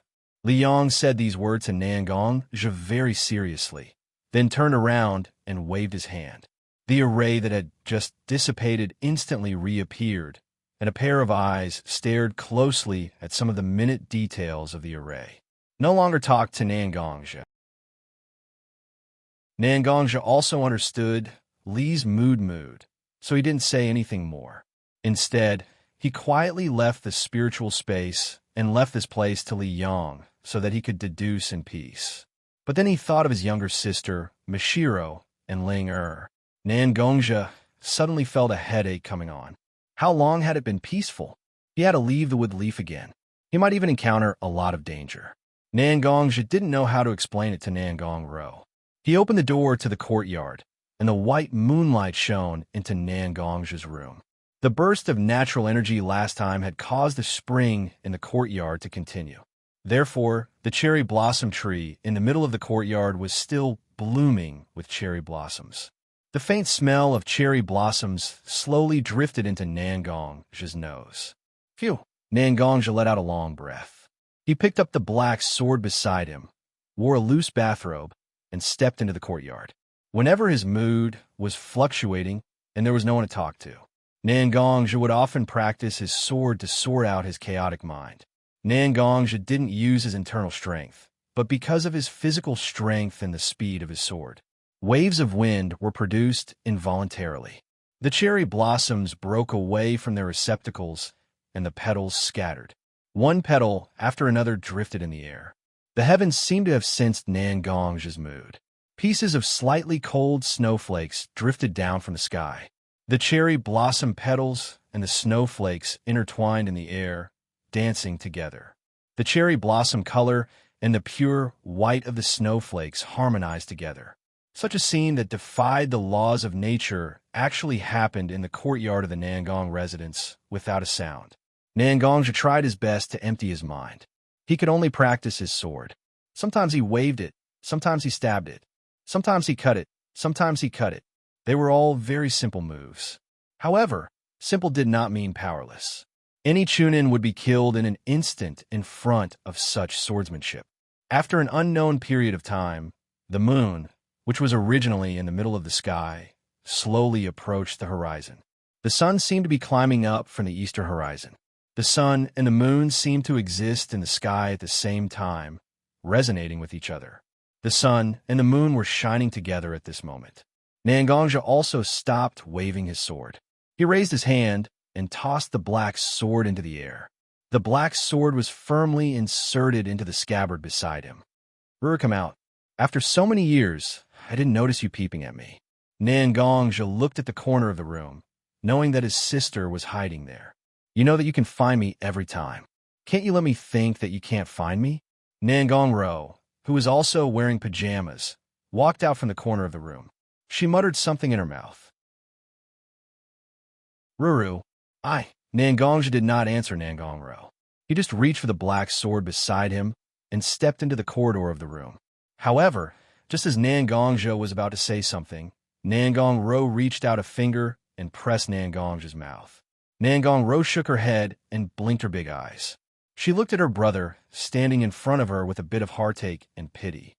"After so many years, brother, you have sacrificed a lot for me to live a good life.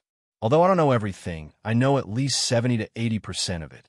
These days, brother, although you have been happily accompanying me, Sister Mishiro, and little Linger to live a normal life. But I know that, brother, you don't belong here. You still yearn for a life full of possibilities, a life full of passion. So go. This home will always be here, waiting for you. When you are tired, you can come here and have a good rest." After Nangongro finished speaking, she pulled Nangongzhi and walked into the room. "It snowed last night, and it seems a lot colder outside. Let's go make breakfast for Sister Mishiro and little Linger, shall we?" After hearing his sister's words, Nangongzhi could only nod and smile. "Okay, let's go make breakfast." Chapter 82. Nangongzhi was sitting quietly in his room. His surroundings were silent, and only the faint sound of Nangongzhi's breathing could be heard from time to time. The black sword was quietly placed in front of Nangongzhi, emitting its own light. It was obvious that Nangongzhi had been polishing this sword recently. "Kacha!" The door to Nangongzhi's room was opened. A burly figure could only be vaguely seen under the sunlight outside the door.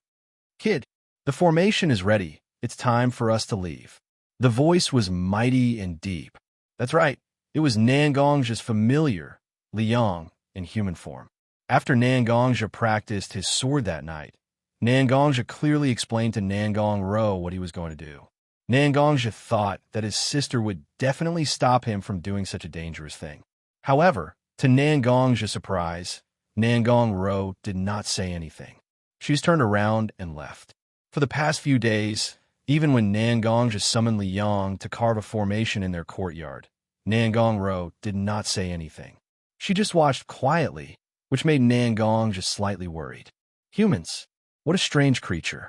You don't want your loved ones to stop you from doing dangerous things. But when your loved ones don't stop you, you start to worry about your gains and losses.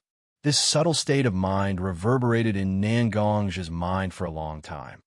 Okay, Nangongja picked up the black sword in front of him and followed Li Yang into the courtyard.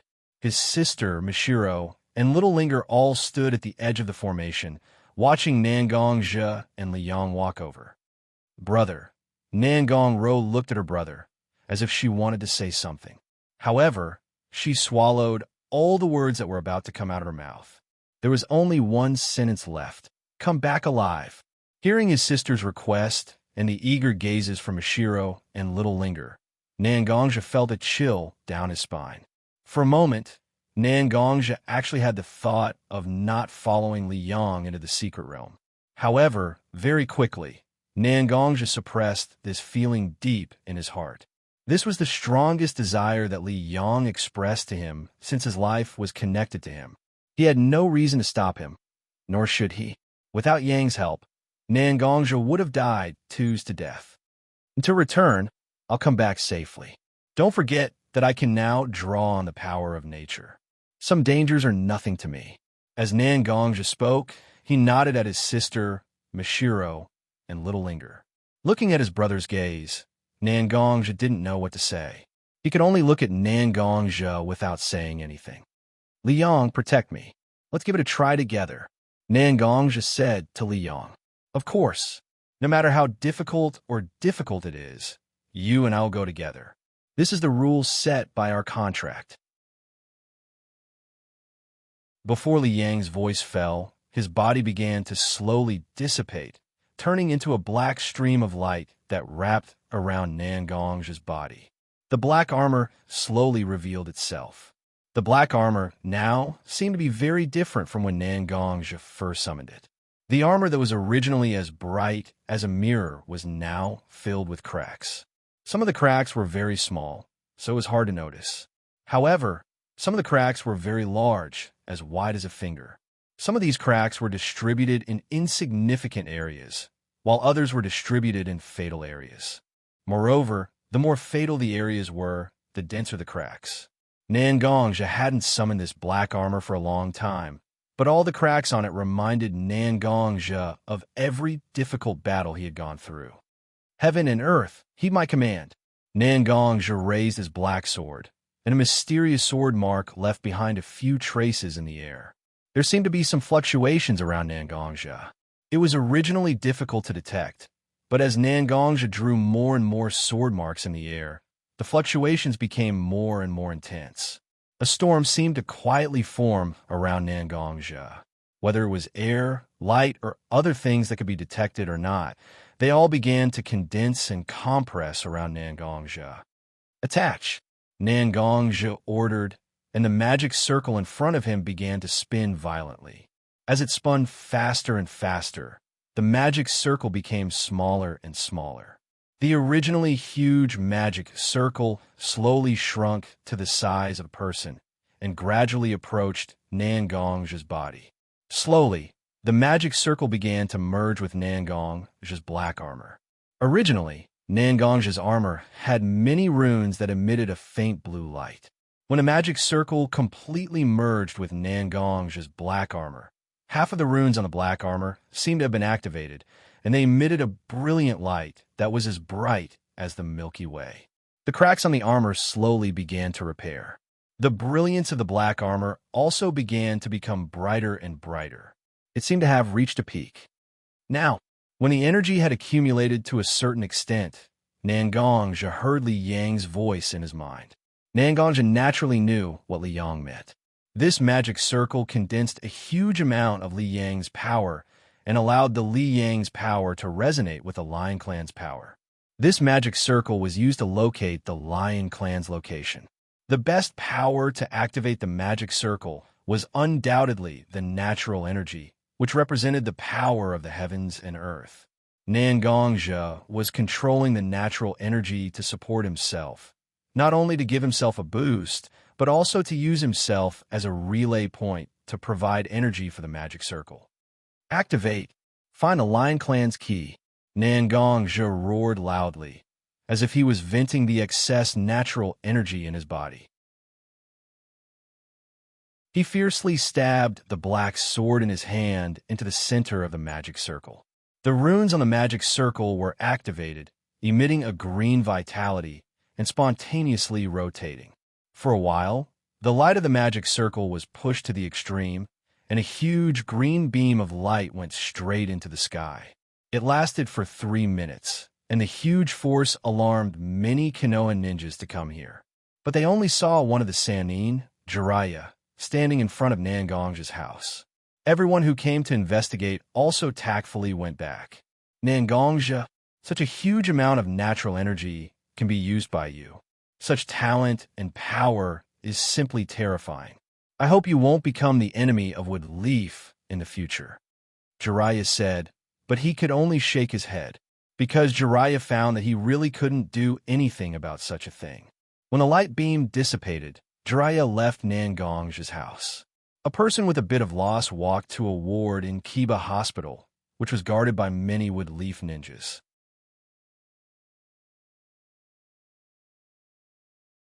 Chapter 83. The intense light made Nangongja dizzy and blurry for a while. When Nangongja could see the scene in front of him again, Nangongja found himself in a world that had transcended his own reality. It was a world that was completely different from Lu Li's. How to say it? It was like the points, lines, surfaces, and bodies of the world he had been living in, and all kinds of colors were no longer familiar to him.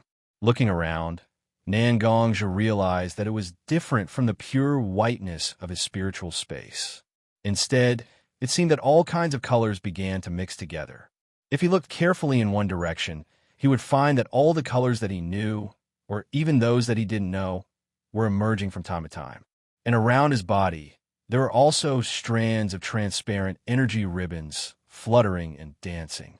Liang, is this outside the space? Nangongja murmured, as if he was talking to Liang, who was attached to his body and turned into a black armor, but it also seemed like he was talking to himself.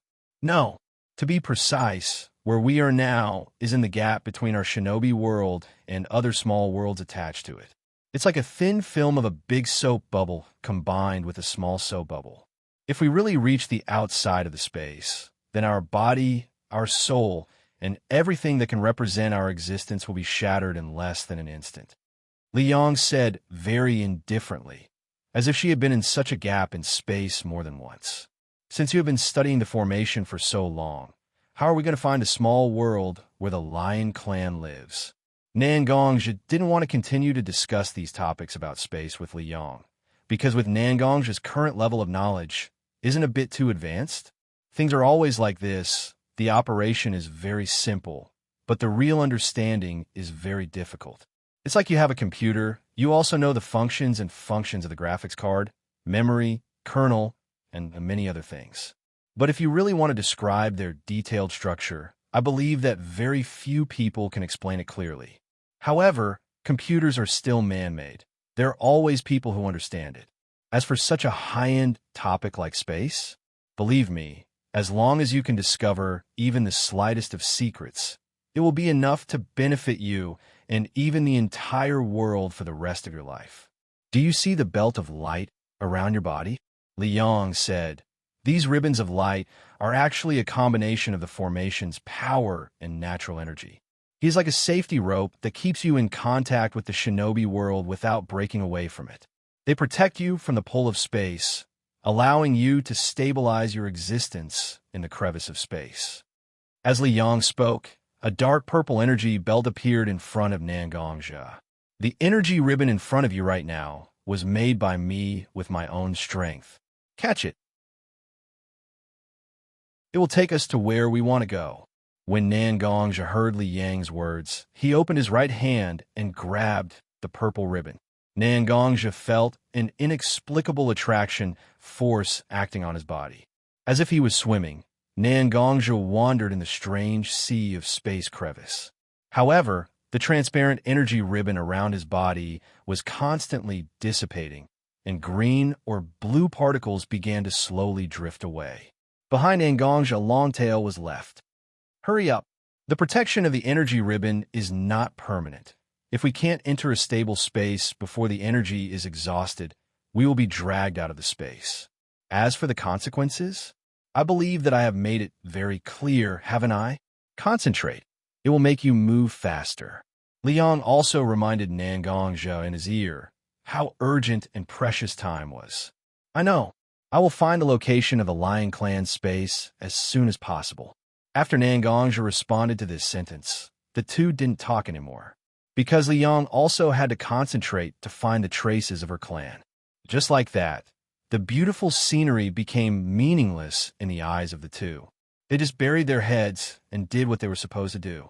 The search continued. The light ribbons were still dissipating. In addition, the light ribbons were getting thinner and thinner. There were originally 40 to 50 ribbons tightly wrapped around Nangongzhi, but now there were only 6 left. As for the Lion Clan's small space, there was still no trace of it. Kid, after a long period of silence, Liang finally spoke.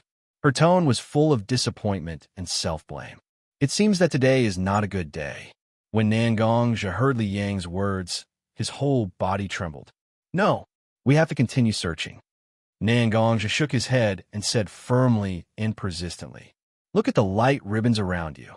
We don't have much time. No matter how strong I am, I've lost my body and can't use my full strength. Moreover, in such a situation, even if I was at my peak, there's nothing I can do." Li Yang's words were very sincere, because Li Yang compared her understanding of the space with the current situation and couldn't find a way to break the situation. Nangongzhi didn't continue to hold the purple ribbons in his hand, which had become at least 3 times thinner than before. The light particles emitted from his body didn't know the anxiety in their hearts, and they were still emitting light. The light particles passed through Nangongzhi's coat, face, and left Nangongzhi's hair, floating to the corner of the space. Liang, at that time, I was just a kid who didn't know anything. You're just a brat with a bit of cleverness. You're the one who taught me what courage is. You're the one who allowed me to bravely face my responsibilities and the dangers that I'll face in the future. Without you, there's no me. We will survive. Although I don't know where this confidence comes from, I believe that we will definitely find the habitat of the Lion Clan and can safely return to the ninja world. What we need to do now is not to give up. We are halfway through our journey. Keep going. Continue. Continue.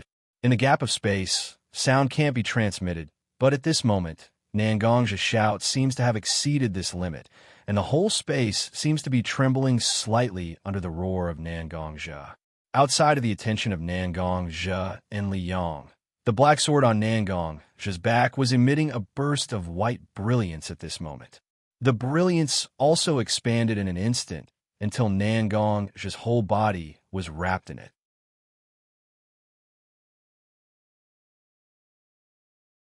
Chapter 84. At this moment, Nangongzhi was in a daze, as if he was hit in the head by a heavy hammer, and his consciousness was blurred. His eyes looked as if they were glued together. Even with all his strength, he only managed to open a small crack. He could only vaguely see the darkness in front of him and a faint blood-red shadow. Feeling his body, he found that he could no longer feel the weight of the black armor. Riang, Nangongzhi tried to summon his familiar, the black lion Liang, whose life was linked to his. But there was no response at all. Ugh! Nangongzhi used all the strength in his body and used his arms to turn himself from a collapsed state to a cross-legged state. Circulating the internal energy in his body, which was almost exhausted, he tried to restore a little vitality to his body. But the operation of his internal energy became extremely obscure, like a car stuck in a quagmire. He could only struggle slightly to move forward. It seems that this place is still outside the shinobi world. I can no longer feel the familiar natural energy that I can use. Xianxia circulated the internal energy in his body several times, relieving his tired spirit, and also allowing his body to move. Then he opened his eyes and began to check his condition. At this moment, the black armor that was originally attached to his body had disappeared without a trace. The lion seal that was attached to Riang's body was also covered with a layer of dim luster. As for the black sword that accompanied him for a long time, at this moment, it was inserted diagonally 2 feet in front of him. No matter what, I have to hold the black sword in my hand. Although my internal energy can't do much, I can still use it to increase my self-defense ability. Although in such a predicament, Xianxia didn't panic. Instead, he began to think about how to protect himself. Xianxia supported himself with his hands on the ground and began to move himself little by little to the place where the black sword was. Obviously, the distance was only 2 feet, but Xianxia walked for a full 5 minutes to reach the black sword. Old friend, it looks like I'll have to rely on you to get through this dangerous situation. Looking at the black sword in front of him, Xianxia could not help but shake his head as he muttered to himself with complicated emotions. As for the black sword, it was still stuck in the ground, waiting for its owner to pick it up again. Xianxia reached out his right hand and grasped the slightly rough hilt of the black sword. But at this moment, the black sword erupted with an intense brilliance, and the surrounding darkness seemed to be expelled by the brilliance of the black sword. However, what Xianxia did not expect was that the darkness around him was not the only thing that was expelled, but also him, the owner of the black sword. The powerful shockwave violently pushed Xianxia away. His already weak body landed heavily on the ground. A thin trace of blood appeared at the corner of Xianxia's mouth. Xianxia did not wipe away the blood at the corner of his mouth. He only stared blankly at the black sword that had accompanied him on the battlefield day and night. "Thief, are you the one who touched my calamity sword?" A voice broke Xianxia's dazed state. Xianxia focused his gaze and saw a handsome young man wearing a blood-red robe standing next to the black sword that had sent him flying. "The calamity sword you're talking about is this black sword?" Xianxia probed. "Black sword?" When the man in blood red heard Xianxia's description of the black sword, he suddenly laughed out loud. "This sword was forged from a strange stone that I took from the Shickle forest. Its hilt, its sword guard, and its blade were all polished by me bit by bit. After I forged it, the heavens and earth seemed unable to tolerate it. Calamity lightning struck down and caused cracks to appear on its originally smooth body." The man in blood red seemed to recall the past. He pulled out the black sword and placed it horizontally in front of him. He used his fingers to gently touch the cracks on the black sword with a trace of regret and joy. "But I never thought that the calamity lightning would bestow this sword with a true soul. From then on, it became a spiritual sword that could communicate with the heavens and earth. It was the calamity lightning that forged it. It was the calamity lightning that created it. So I named it the calamity sword."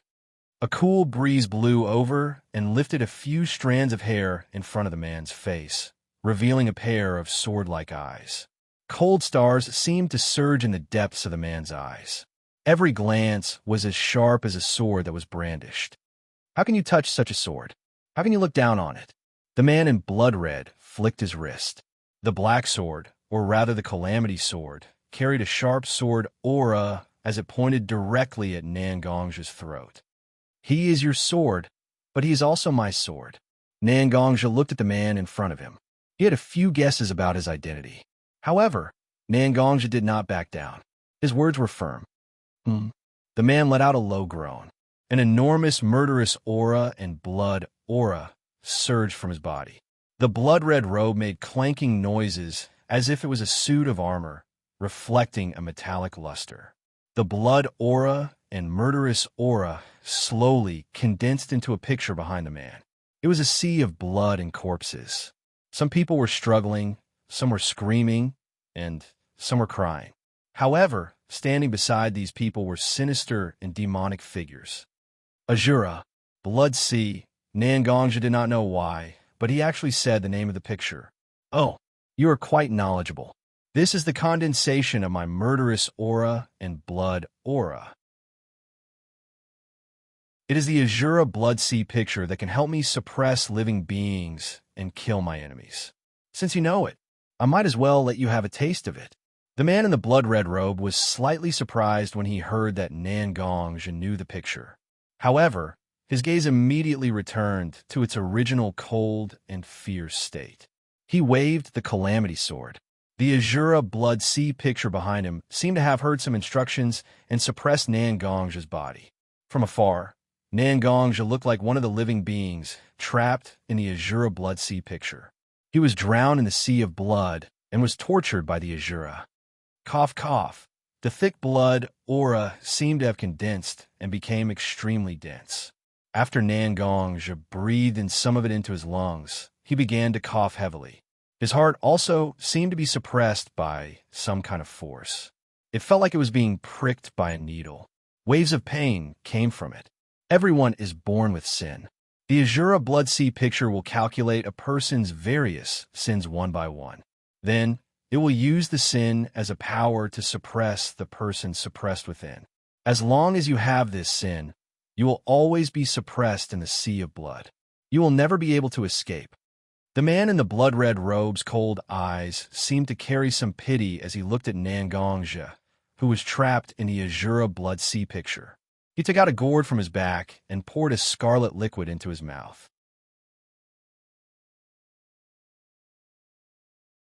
Chapter 85. As the blood energy surged into Nangongja's body, Nangongja's consciousness began to blur. His entire body became extremely sleepy. Just a little bit more, and Nangongja would fall into a deep sleep. But just as Nangongja was about to lose consciousness, a hand grabbed onto Nangongja's ankle. In an instant, Nangongja's sleepy consciousness became clear.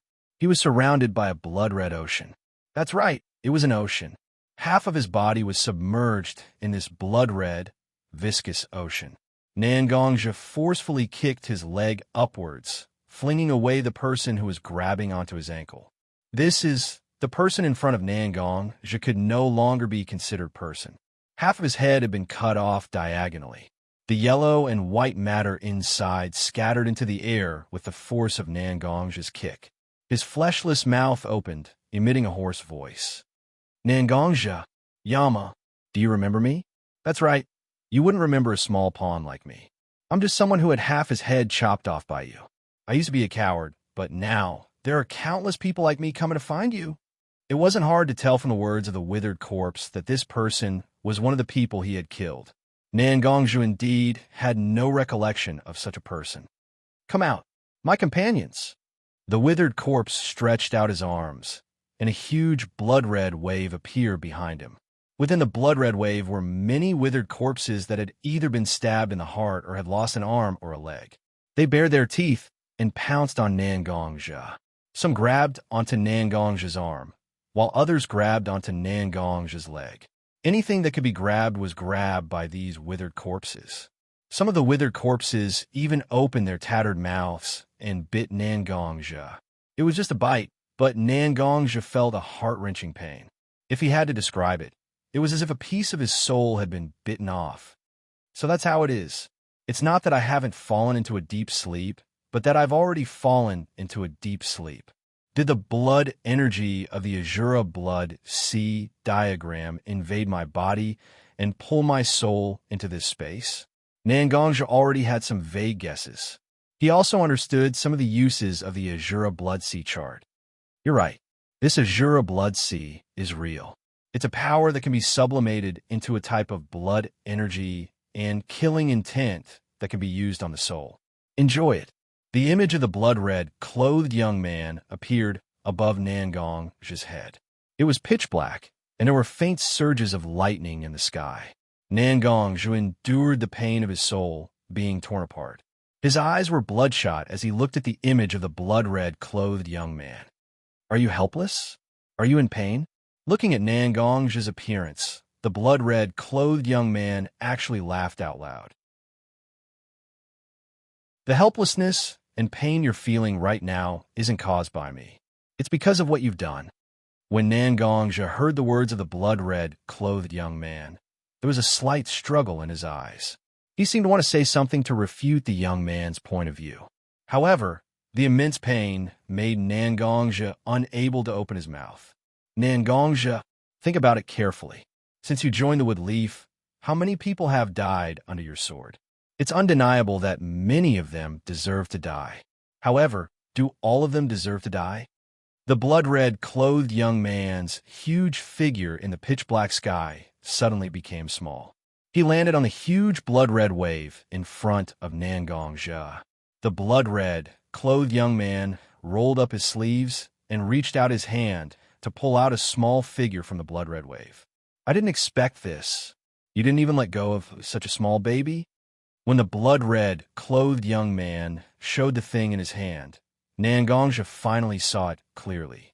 It was a baby who was at most 2 months old. There was a long blood stain on the baby's neck.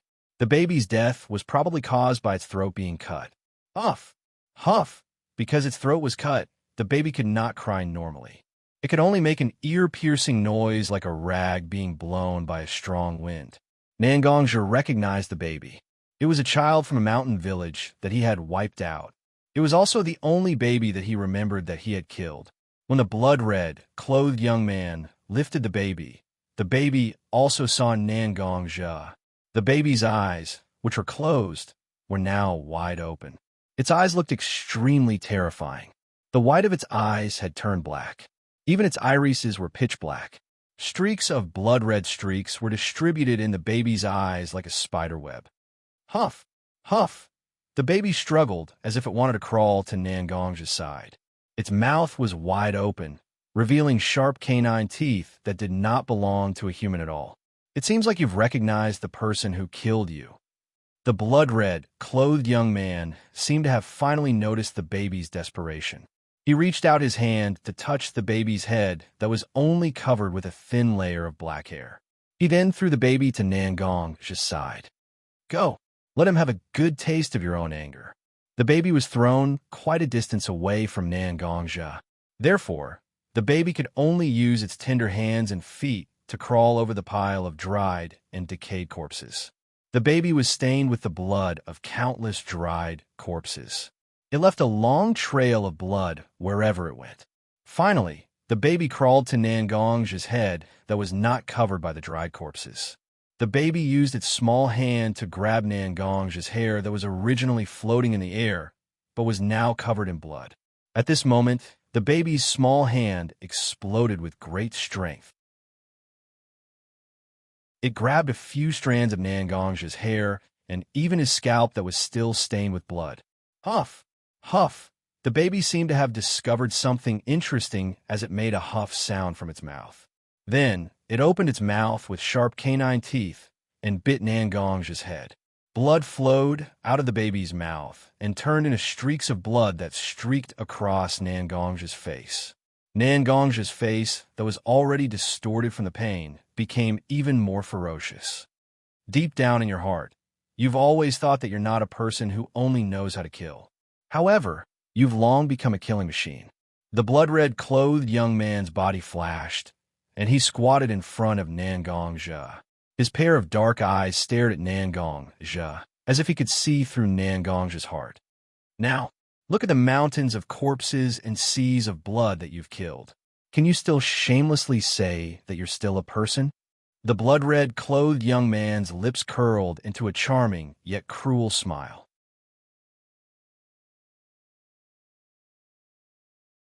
Chapter 86. In a secluded cave, Liang, who was wearing a black cloak, stared at Nangongja, who was sitting in front of him, as well as the black sword that was stabbed into a huge rock that was engraved with complicated formations. Liang's eyes were slightly bloodshot, and he could not hide his tiredness. This proved that Liang had been staring at Nangongja for quite some time.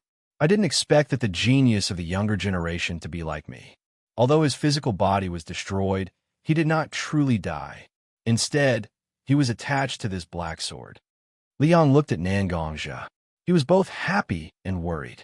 Nangongzhi was quite brave. I can't believe he accepted such a dangerous trial. However, if he can pass it, his state of mind will improve greatly. If anything goes wrong, both Nangongzhi and I will die. Liang shook his head. He did not know how to help Nangongzhi. In the current situation, Nangongzhi was the only one who could save himself. However, Liang could feel that Nangongzhi's soul had become extremely unstable recently. It was on the verge of collapsing. It seemed like he was only a hair away from dying completely. Liang could not be at ease letting Nangongzhi stay here alone. Hence, he could only stare at Nangongzhi for a bit of peace of mind. Not bad, little thief. It's been 7 days, and you haven't fainted even once. You're quite tough. The man in the blood-red shirt looked at Nangongzhi below him. Although he was praising him, his tone was extremely unfriendly. So what? As long as you're still trapped in the Azura Blood Sea diagram, you can't escape. The man's sword-like eyes emitted a mesmerizing glow. He stared at Nangongzhi's eyes that were filled with resentment and fatigue. The man in the blood-red shirt raised his right foot and stepped on Liang's head. With a push, he stepped on Nangongzhi's head, which was not drowned by the sea of corpses, into the sea of corpses. Roar! Roar! Roar! The surrounding withered corpses seemed to be extremely excited to have completely devoured Nangongzhi. They let out a battle-like roar. The crimson-robed man turned around, and his figure blurred before he disappeared. However, there was still a faintly discernible sentence left behind. I hope this junior can transcend as soon as possible. These were the most difficult 7 days of Nangongzhi's life. During these 7 days, Nangongzhi felt the pain of his soul being torn apart. Every day, every moment, every time, there would be a familiar but unfamiliar corpse attached to Nangongzhi's body. It would use its sharp claws to tear his body apart and use its sharp teeth to gnaw at his flesh. But after the flesh was eaten, it would regrow in an instant. Every moment, fresh and intense pain assaulted Nangongzhi. Nangongzhi had already thought about giving up. It was fine to completely sink into the Azura Blood Sea diagram. At least he wouldn't have to experience such pain. But every time he was on the verge of sinking, Nangongzhi would subconsciously wake up. It was as if his body had accumulated some strange power that would always wake him up when he was about to lose consciousness. Nangongzhi endured like this for 7 days. Who are you? Why won't you let me sink completely? I'm in so much pain. It's really painful. I don't want to be like this anymore. I killed all these people. Those babies, those men, those women. Although I don't recognize all of their faces, there are still some familiar figures among them. They came to take my life. I admit it. I'm willing to return it to them. Why do you still want me to stay awake? Nangongzhi roared. Nangongzhi roared. At this moment, Nangongzhi was like a severely injured beast. He could only vent his emotions in this way. Only I-san. So you were called Yama? Only I, Yama, can decide life and death. It's very impressive. Suddenly, such a sentence appeared in Nangongzhi's mind. The person who spoke had a clear voice, like the sound of banging ornaments. It was fresh and pleasant. Most importantly, Nangongzhi felt that it was very familiar. Nangongzhi only knew one person with such a voice.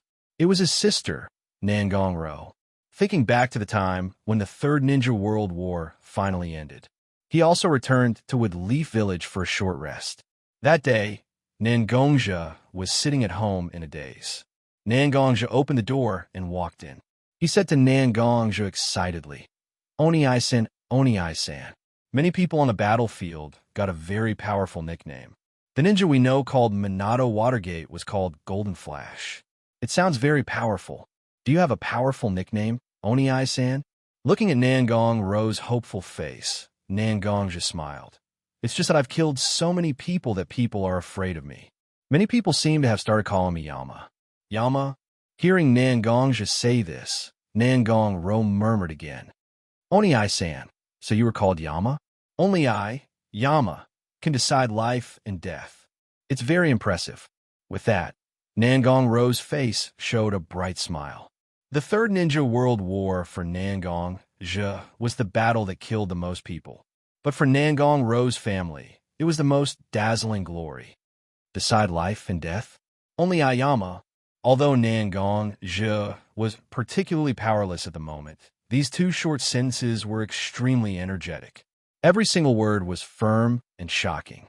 The corpses that were tightly stacked around him seemed to be frightened at this moment. They all took a small step back. Only I, Yama, can decide life and death. Nangongja repeated it again. This time, his words were even more forceful. It seemed that he had recovered to his peak state, no longer tired after 7 days of torture. Behind Nangongja, there was also a huge cloud of black fog. Slowly, the black fog began to solidify and turned into a man wearing a red official robe with a green face and fangs. He held a book of life and death in his arms and a judge's pen in his hand. You have your endless vengeful spirits and azuras, but I have my own Yamaking judgment. No matter who it is, no matter how they die, it will be up to me. Nangongja waved his hand, and Yama behind him seemed to understand the meaning of Nangongja. Yama's body expanded at least 3 or 4 times in an instant, and his original green face and fangs looked even more ferocious at this moment. Life and death I will decide. A low voice came from Yama's mouth. For a moment, the entire world of the bloody sea became quiet. Originally, it was just a sentence, but at this moment, it resounded throughout the bloody sea world.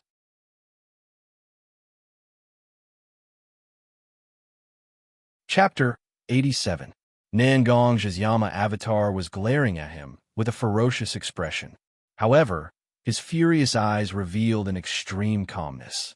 You killed 162 people in your lifetime, 76 of which were women and children. I hereby sentence you to eternal hell. Looking at one of the souls in the corpse, Yama opened the book of life and death in his arms. After carefully counting the sins of the soul, he drew a line on the book of life and death with the judge's pen in his hand. A medium-sized black hole opened right under the corpse's feet, and waves of wails came out from the black hole. Roar! Roar! The corpse seemed to have lost its ability to speak. It could only roar and struggle. It hoped to escape the black hole's gravitational pull, but it was all in vain. It could only fall. After the withered corpse fell into the black hole, the aura of the king of hell, behind Nangong, just seemed to have risen slightly. Yama let out a satisfied grunt. After that, Yama's figure became slightly blurry, and countless human-sized avatars of Yama split off from Yama's main body, standing in front of the deceased souls. I hereby sentence you to reincarnation. I hereby sentence you to eternal hell. I hereby sentence you to 10 years in prison. Voices of judgment rang out in the Azura blood sea diagram. Every soul was judged based on what they had done in life. The mountain of corpses and the sea of blood shrunk at a speed visible to the naked eye under Yama's judgment. Finally, when all the souls were sentenced by Yama behind Nangongja, the thick blood and murderous aura became extremely weak. As expected, Lord Liang said you would be able to form your own force through the Azura blood sea diagram. Lord Liang's judgment is more accurate. The crimson-robed man who had pushed Nangongja into the sea of blood with a cold expression was now clapping his hands with a smile on his face as he looked at Nangongja, who was standing on the spot and digesting the power of his Yama avatar. If I'm not mistaken, you're the one who broke into the Shikol forest and stole their legacy item, right? Nangongja looked at the blood-robed man and said quietly. His eyes were filled with 30% respect and 70% vigilance. It was enough to show that Nangongja was afraid of the man in the blood-red shirt. Oh, I didn't expect you to know something about me. Hearing Nangongja's words, the man in the blood-red shirt was a little surprised, but his eyes were still calm. Everyone said that it was because I was possessed by the devil that I barged into the Shikatsu forest and stole their sacred item. However, how many people know that this so-called inheritance belonging to the slug originally belonged to us, the inheritors of inner strength? After hearing the man's words, Nangongja's mind was in a mess. The inherited holy relic belongs to us? Not bad. The man in the blood-red shirt nodded and proved his words. As everyone knows, inner strength and chakra belong to different cultivation systems. Chakra can't be used with inner strength. So why is this sacred item passed down from the Xianxia forest so perfectly used by us, the cultivators of inner strength? Naturally, it's because it originally belonged to us. Back then, when I heard the news, I barged into the Xianxia forest and stole it. I forged this Heaven's Calamity sword and left a trace of hope for my inner strength. The man in the blood-red shirt's explanation was very clear. However, Xianxia did not want to believe him completely. Anyone who was possessed by the devil had a strange way of thinking. This person could forcefully resist the chaotic thoughts of the devil, but it did not mean that he was not affected at all. Hee kid, you're really cautious. Fine. I can understand if you don't believe me completely. The man in the blood-red shirt said with a smile. However, the smile on his face slowly disappeared. Although you passed the first trial, I still don't fully agree that you can be the owner of the Heaven's Calamity sword. After hearing what the man in the blood-red shirt said, Xianxia's heart skipped a beat. All of a sudden, he leaped. The man in the blood-red shirt appeared where Xianxia was originally standing. The Heaven's Calamity sword was stabbed into the ground.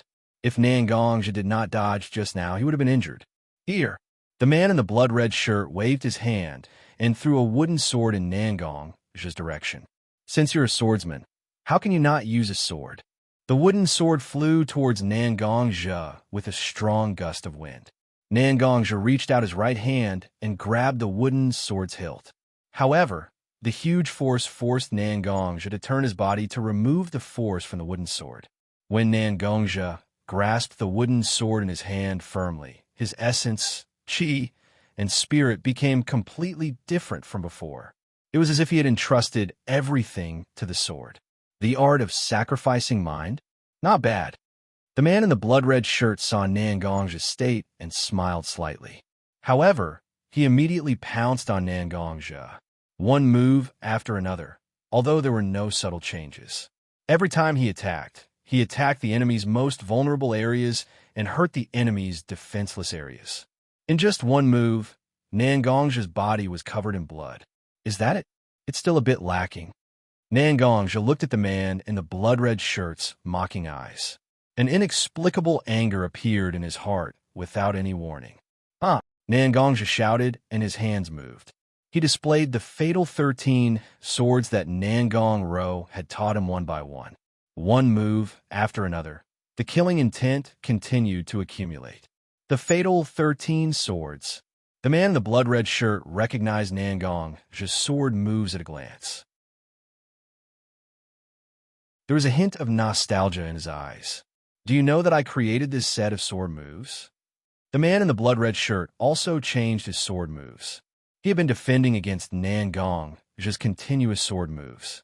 Now, he had turned all of his defenses into attacks. They were fighting attacks with attacks. The two men's sword moves were getting more and more open.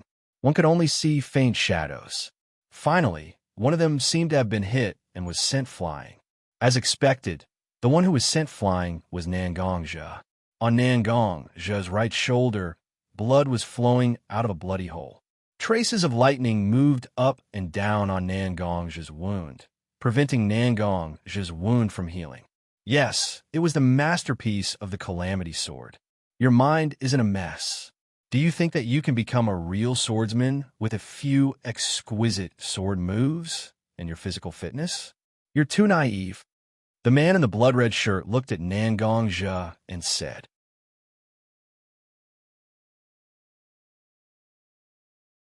Chapter 88. Xianxia clenched the wooden sword in his hand tightly. Due to the numerous clashes with the disaster sword, the wooden sword was already full of scars, and there were deep cracks in several places. However, Xianxia did not know how to refute the man's words, whether it was strength, speed, or sword moves. The man in the blood-red robe was almost crushing him.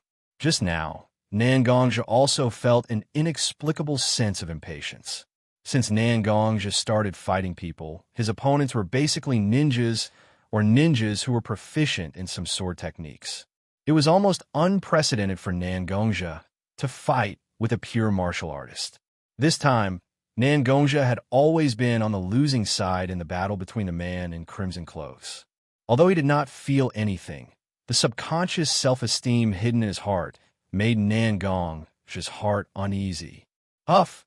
Nangongja exhaled a long breath, and Nangongja's restless heart and impatience seemed to have slowed down a little. Whether it was the Azura blood sea diagram or the spatial crack before, they were all different. In fact, they had already consumed a lot of Nangongja's energy. Under such circumstances, it was normal for Nangongja's mental state to be a little unstable. After Nangongja exhaled, he stabbed the man in the blood-red robe with his sword. This attack was no longer as hurried as it had been at the beginning. The effect was also much better. When the sword was 3 inches away from the man in the blood-red robe's chest, the man in the blood-red robe used the disaster sword to block Nangongja's sword. This sword strike is not bad. Let's continue.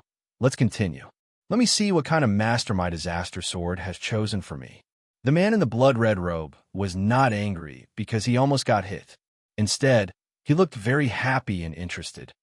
Since you're back to normal, I'll be a little more serious, right? The crimson-robed man's eyes turned cold. His eyes were filled with sharp sword energy. When Nangongja met the man's gaze, he felt a stinging pain in his eyes. The Azura blood, see, isn't just for suppressing. Learn it well. As the man spoke, the Azura blood sea diagram that had just appeared behind him transformed into a bloody mist. It wrapped around the Tribulation sword in his hand. Slash! The man forcefully swung the Tribulation sword in his hand, and a crescent-shaped blood-red sword chi attacked Nangongja. From time to time, shrill cries could be heard coming from the blood-red sword energy. One after another, ghosts were moving about on the blood-red crescent-shaped sword. As long as one came into direct contact with this blood blade, it was very likely that one would be devoured by the malicious spirit hidden within before being harmed by the sword chi. Then I have to thank you for teaching me how to use it. The crimson-robed man's actions had inspired Nangongja to a certain extent. Nangongja's thoughts followed Nangongja's thoughts, and the appearance of Yama that had just formed appeared behind him. Nangongja nodded at Yama behind him. Yama seemed to understand Nangongja's intention. Huh! Yama, with a green face and fangs, let out a low roar. He turned into a black thunderbolt and wrapped around the broken wooden sword in Nangongja's hand. This was originally an ordinary wooden sword. However, at this moment, after Yama's black thunderbolt transformed into Yama, it emitted a shocking aura. Break! Nangongja turned around and faced the blood-red sword chi that was following him. It was only 2 to 3 meters away from his roommate. He held the wooden sword slightly and charged it for a short period of time. Nangongja used the wooden sword wrapped in black thunderbolts to slash at the blood-red sword chi. The black and red sword chi collided and entangled with each other. In the end, after a loud explosion, there was no trace of them anymore. The crimson-robed man's figure gradually appeared in the smoke of the explosion. The catastrophe sword in his hand was still wrapped in blood-red clouds, but it was obvious that it had become much fainter. The Azura blood sea painting used the souls of the dead, as well as various kinds of blood chi, killing intent, and evil spirits to unleash its strongest power. However, Nangongja had formed the true form of Yama. Yama was a kind of power that ruled between heaven and earth. Therefore, when the Azura blood sea painting confronted the true form of Yama, it was almost impossible to unleash its greatest advantage. This was also the fundamental reason why Nangongja could rely on his newly formed true form of Yama to fight against the crimson-robed man's Azura blood sea painting, which had been formed for countless years. Senior, can't you and I talk nicely? I already have a rough idea of who you are. You don't have any evil intentions towards me. Otherwise, I would have been eaten by all kinds of undead in the blood sea. Looking at the crimson-robed man's figure, Nangongja was panting at this moment. Of course I know that you have already guessed my identity.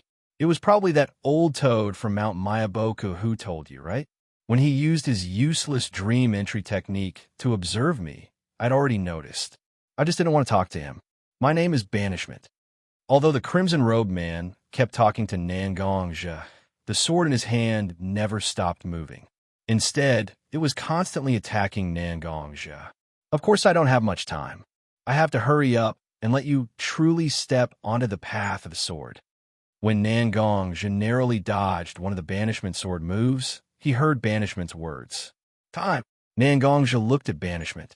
There were some doubts in his heart, as well as some vague guesses. Yes, I don't have much time. I actually died a long time ago. It's just that a wisp of my soul is residing in this heavenly tribulation sword. In order to let you comprehend the origin, I have already consumed a lot of power. Now I have to hurry up. Otherwise, when my soul dissipates, I won't be able to truly teach you. Banishment constantly waved the heavenly tribulation sword in his hand. Exquisite sword moves were casually used on Xianxia. Xianxia exerted force on his feet and used the wooden sword to block Banishment's sword moves. Even his body was cut a few times by the sharp sword chi. He used all his strength to block Banishment's sword. He stared at Banishment's eyes with his own eyes. Then we don't have to do this. Even if you're just a wisp of your soul, you can still continue for a long as you properly nourish yourself. Why are you in such a hurry to teach me in such a way that harms your own origin? That's right. He could have taught Xianxia slowly. However, Banishment still used such an extreme method, which really made Xianxia confused.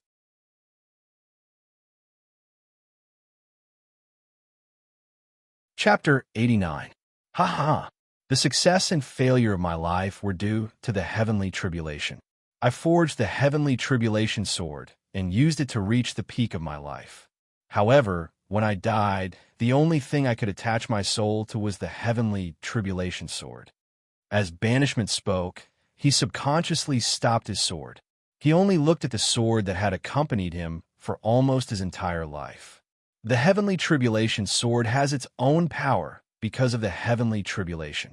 However, the heavenly tribulation is also the greatest nemesis of all souls that have no one to rely on. When I attached myself to the heavenly tribulation sword, my soul was still very strong and could resist the might of the heavenly tribulation sword.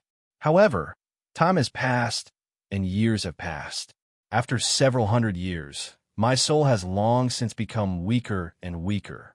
It has even made the connection between me and the heavenly tribulation sword even tighter. Even if I wanted to leave the heavenly tribulation sword and find something to rely on, it would be impossible. Banishment smiled. To Xianxia's surprise, there was no bitterness or helplessness in his smile. Instead, there was a deep sense of contentment and happiness. This was the first time that Xianxia had seen Banishment smile other than a sneer.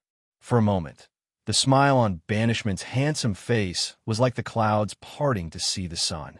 It was so blissful and at ease. As a swordsman, isn't this a great way to die?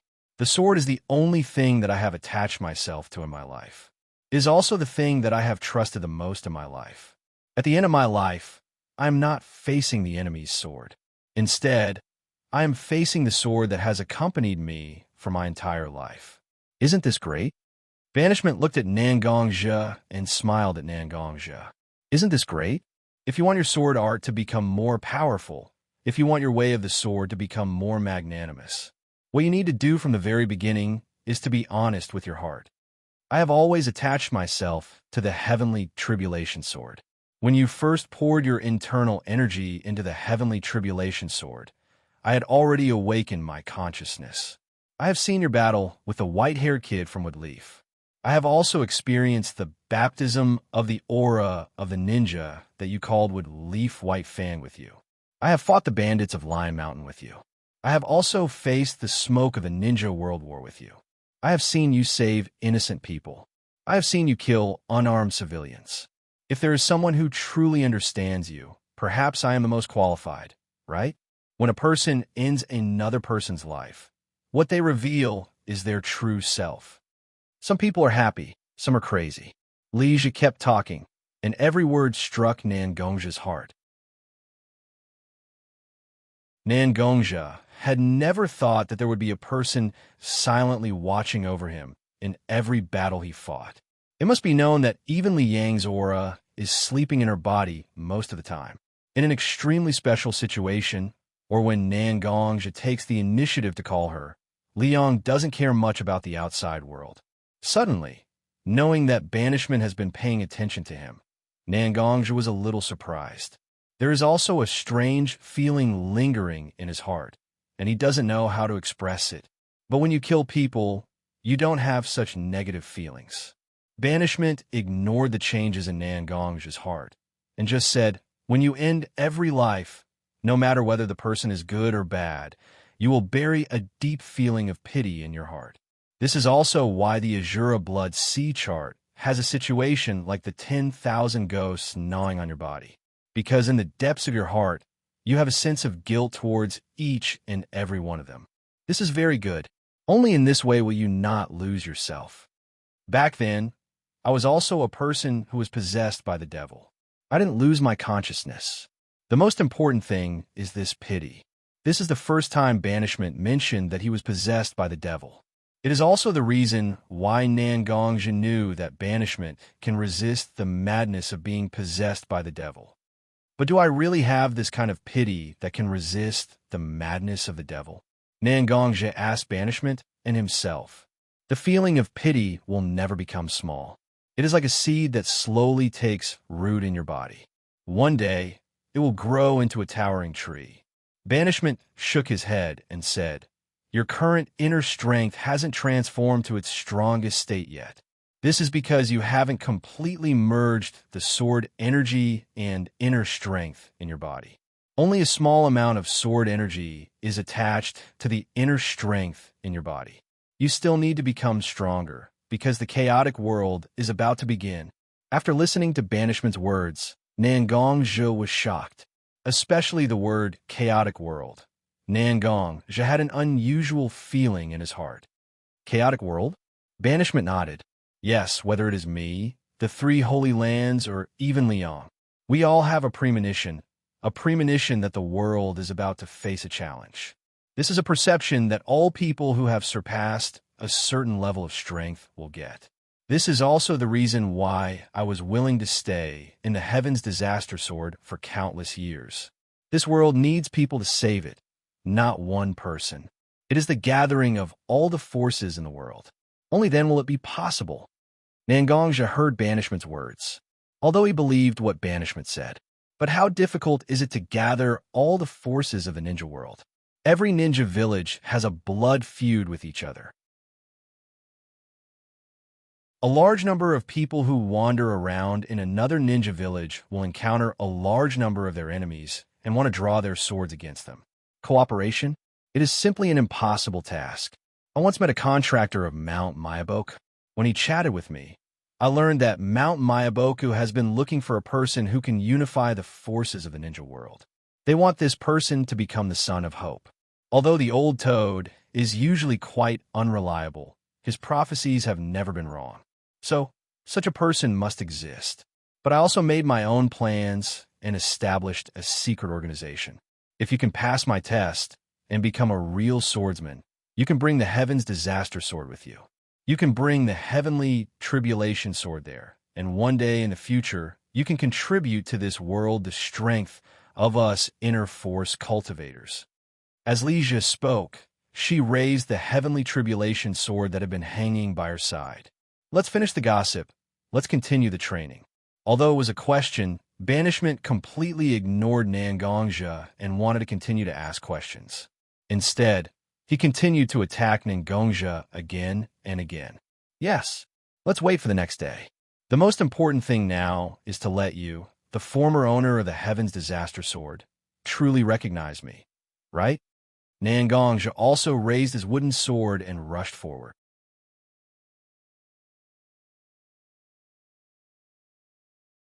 Chapter 90. Flap. Nangongja, who had been sitting for a long time, suddenly trembled. Dust began to fall from his body. The surrounding air suddenly became a lot more polluted. Crack! Crack! Nangongja tried to move his body, and every joint of his body let out popping sounds. I don't know how long I've been in the banishment seniors training. My body is so stiff. Nangongja smacked his lips. Obviously, he was very dissatisfied with his body. In the spiritual space, Nangongja had been fighting with the banishment senior's sword. Nangongja was so nervous that he did not realize the passage of time. Of course, this could also be because there was nothing in the spiritual space that could be used as a reference for the passage of time. Although I've already prepared myself for the fact that the banishment senior's soul will dissipate after this training, I still can't believe it. At this moment, I still can't suppress the emotions in my heart. Nangongja raised the black sword in front of him. There was not a single speck of dust on it. It was the Heaven's Disaster Sword. At this moment, the Heaven's Disaster Sword seemed to have sensed that its master was holding it again. Some of the cracks on the sword's body flowed with a blue light. Nangongja stood up. Holding the Heaven's Disaster Sword, he gently waved it. A burst of sword chi burst out from his body and scattered all the dust on his clothes. Nangongja touched his hair that had almost reached his waist. He smiled awkwardly. This time, my hair has reached my waist, right? He was too lazy to care about his long hair. He took out the bandage that was supposed to be used to bandage his wounds and casually tied up his hair to prevent it from getting in the way. He looked at his surroundings. At this moment, Nangongja was in an underground cave. Although the surroundings were dark, there were still patches of glowing moss that emitted a faint light. In front of Nangongja was a huge rock that was engraved with many spells. Nangongja relied on the spell formation on this rock to summon the banishment senior's soul with the Heaven's Disaster Sword. There was only one exit around him. Nangongja did not pay much attention to it. He picked up the long sword and walked toward the exit. This part of the cave was not short. Nangongja walked for almost 5 minutes before he reached the exit of the cave. The scorching sunlight was slightly dazzling, illuminating Nangongja's skin, which had turned pale from staying underground for too long, with a crystalline luster. Nangongja raised his hand and slightly blocked the scorching sunlight. At the same time, he discovered a small lion cub to the side of the cave exit that he had just exited. This small cub was only the length of his forearm. It was very cute. "Hey, little lion, wake up." Nangongja squatted beside the small cub. He used his hand to poke the small cub's chubby cheeks. Originally, the small cub seemed to be sleeping very soundly. There was even a large snot bubble floating above its cute little nose. When Nangongja poked the small cub's face, the small cub slowly woke up. It used its small paws to rub its sleepy eyes. The small cub muttered, "Sister Mashiro, did you come to see the dirty big brother who has been in the cave for a long time?" Dirty? Nangongja was stunned. Although he was not a germaphobe, did being dirty have anything to do with it? It seemed that Nangongja had selectively forgotten that he had shaken off the dust on the ground when he woke up. "Look carefully." Nangongja looked at the small cub and said with a smile, "Oh my God, who are you? Why are you smiling so wretchedly? Do you know where this is? Don't you know who I am?" The small cub immediately put on an aggressive posture and looked at Nangongja arrogantly. He seemed to think that his posture was very mighty and domineering. He roared at Nangongja as if he was showing off his prowess. "I really don't know where this is, and I really don't know who you are." Looking at the small cub, Nangongja seemed to have a bad taste. He also put on an overbearing attitude and looked at the little lion in front of him that was only the length of his forearm with his nostrils. "Roar. This is the secret place of the Lion Clan. There are countless strong people here. I am one of the best among them, Master Liang." Before the small cub finished speaking, Nangongja heard Li Yang's name and couldn't help but interrupt. "Hey, can't you hear me out?" Little Lion rolled his eyes and looked at Nangongja, who was standing in front of him and could only look up at him. "I am the godson of Master Liang. Lionheart King Arthur, tremble under the glory of this great master." After Arthur finished his words, he instantly felt that his momentum had reached its peak. Didn't he see that the ugly human standing in front of him with his nostrils was now scared to death? Even his face had turned red from fright, and his shoulders and other parts of his body were trembling from fright. Sigh, this great uncle is really powerful. When will I let my godfather, Rya-sama, take me to the ninja world and let those stupid humans see the glory of the Lionheart King? The revival of the Lion Clan will be realized in my hands. Ha ha! Looking at Liang, who seemed to be wantonly in front of him, Nan Gongzhi was really holding back his laughter. He didn't want to leave any psychological shadow on this small cub because of his excessive laughter. He didn't know what color his face would become because he was trying his best to hold back his laughter. Okay, little Arthur. Go inform Li Yang that I've come out of seclusion. Nan Gongzhi finally suppressed his instinct to laugh and said to Arthur, What, little Arthur? I am a Lionheart King Arthur. You want to see Master Li Yang? Why don't you look at yourself? Arthur didn't finish his words. He looked at Nan Gongzhi just standing in front of him and suddenly felt that this person was somewhat familiar. Just like the person sitting in the cave. Oh. The small cub seemed to have become a little flustered at this moment. After running around for a long time, he finally calmed down a little bit, looking at Nan Gongzhi in front of him. You are Master Li Yang's contractor? Although it was a question, the small cub already had a plan in his heart. Okay, go and find Li Yang. Nan Gongzhi smiled and looked at the very anxious small cub in front of him. He didn't mind the small cub's attitude just now. After all, although the small cub seemed to be overbearing just now, but it was still very cute, wasn't it? Yes. Nan Gongzhi-sama, I will go and find Master Li Yang. The little lion lowered its head towards Nan Gongzhi as a form of greeting before running off without a trace.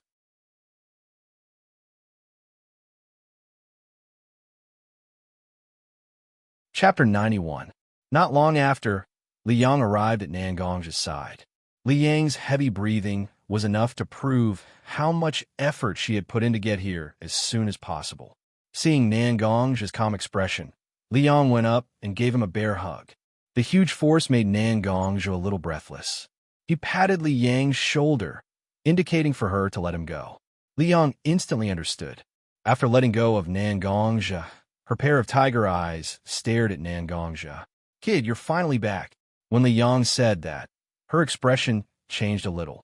I say, how long has it been since we last met? Has your sexual orientation changed? Looking at the obviously abnormal Li Yang in front of him, Nan Gongzhi deliberately put on a disgusting, don't come near me expression. Looking at Nan Gongzhi's expression in front of her, Li Yang felt that all her concern had been fed to a dog. She looked like she was about to lose control and go up to Nan Gongzhi to beat him up. Suddenly, a smile appeared on Nan Gongzhi's face, and Li Yang also laughed out loud. The two of them reached out their hands at the same time and held each other's hands. Whether it was Nan Gongzhi's white and slender hand or Li Yang's rough and wide hand, at this moment, they held each other's hands tightly. Welcome back, Li Yang smiled and said at the same time. These days, Nan Gongzhi was immersed in the banishment trial, which scared Li Yang out of her wits. The two of them were connected by life and death, so Nan Gongzhi's abnormal mental state was all the same. Li Yang shared almost real-time information. When Nan Gongzhi was bitten by 100 ghosts during the banishment trial, and when he was severely injured in the battle with the banishment, Li Yang felt that Nan Gongzhi's heart was not the same as Nan Gongzhi's. Li Yang really did not feel the same way. Li Yang was very clear about what Nan Gongzhi had gone through during this period of time. Every time he felt Nan Gongzhi's pain, he would ask himself if it was right to let Nan Gongzhi use the boulder formation to summon the remnant soul of the banishment sword. These days, Li Yang had been blaming herself in her heart. This was also the reason why Li Yang had acted so strangely and lost his composure. Gong.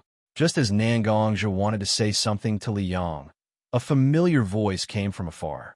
Nan Gongzhi didn't continue talking to Li Yang. Instead, he quickly ran towards the source of the sound. Finally, the figure in the distance became clear. It was Mishiro. Although Nan Gongzhi already knew that Mishiro was also in the Lion Clan's secret place, when he really saw Mishiro at this moment, Nan Gongzhi couldn't help but feel waves in his heart. Mishiro. Nan Gongzhi stood in front of Mishiro, smiled, and called out the name of the girl standing in front of him. Pa!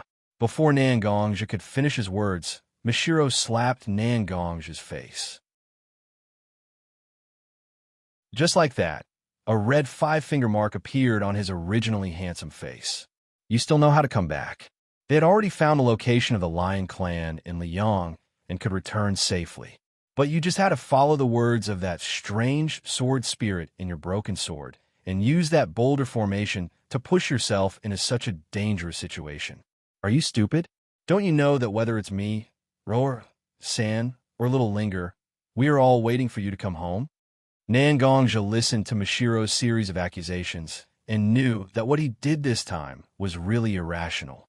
In fact, when Nangongja and Liang were in the space crack, they were guided by the remnant spirit of banishment hidden in the Heaven's Disaster Sword and came to this hidden space of the Lion Clan. However, banishment clearly told Nangongja and Liang about the dangers that the shinobi world was about to face.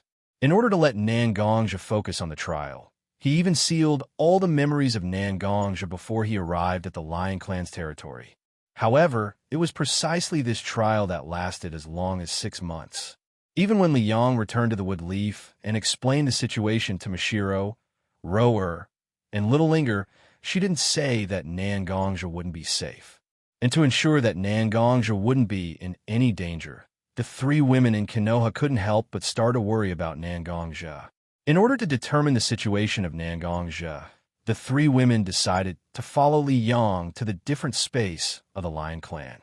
But Liang finally persuaded Nangong Ro, who was still working in the Wood Leaf, and Little Linger, who was too young, stayed in the Wood Leaf. But it was precisely Mishiro, who usually had the most gentle temperament and seemed to be the most aloof, who was unusually persistent this time. With no other choice, Liang could only bring Mishiro here. In order to not let Nangongja's trial undisturbed, Mishiro could only look at Nangongja from a distance every time.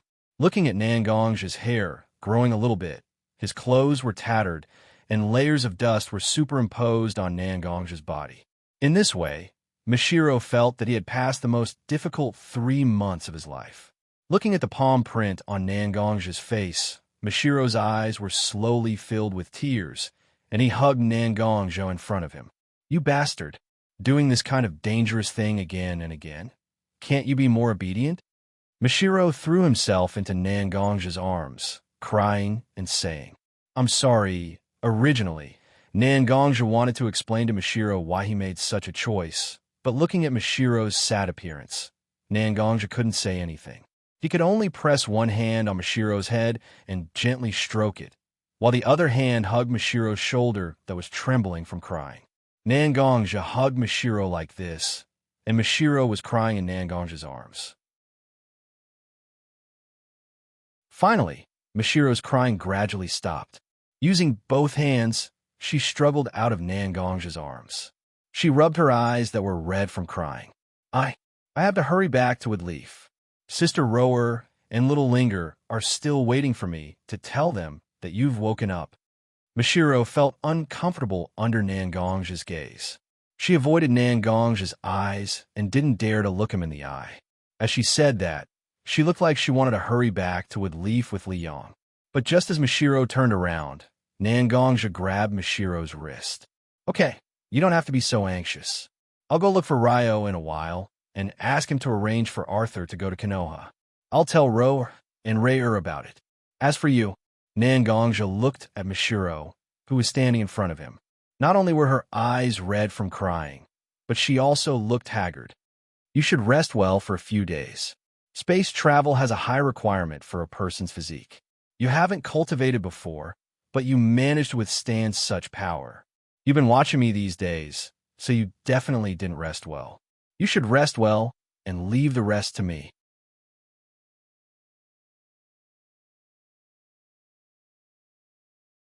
Chapter 92.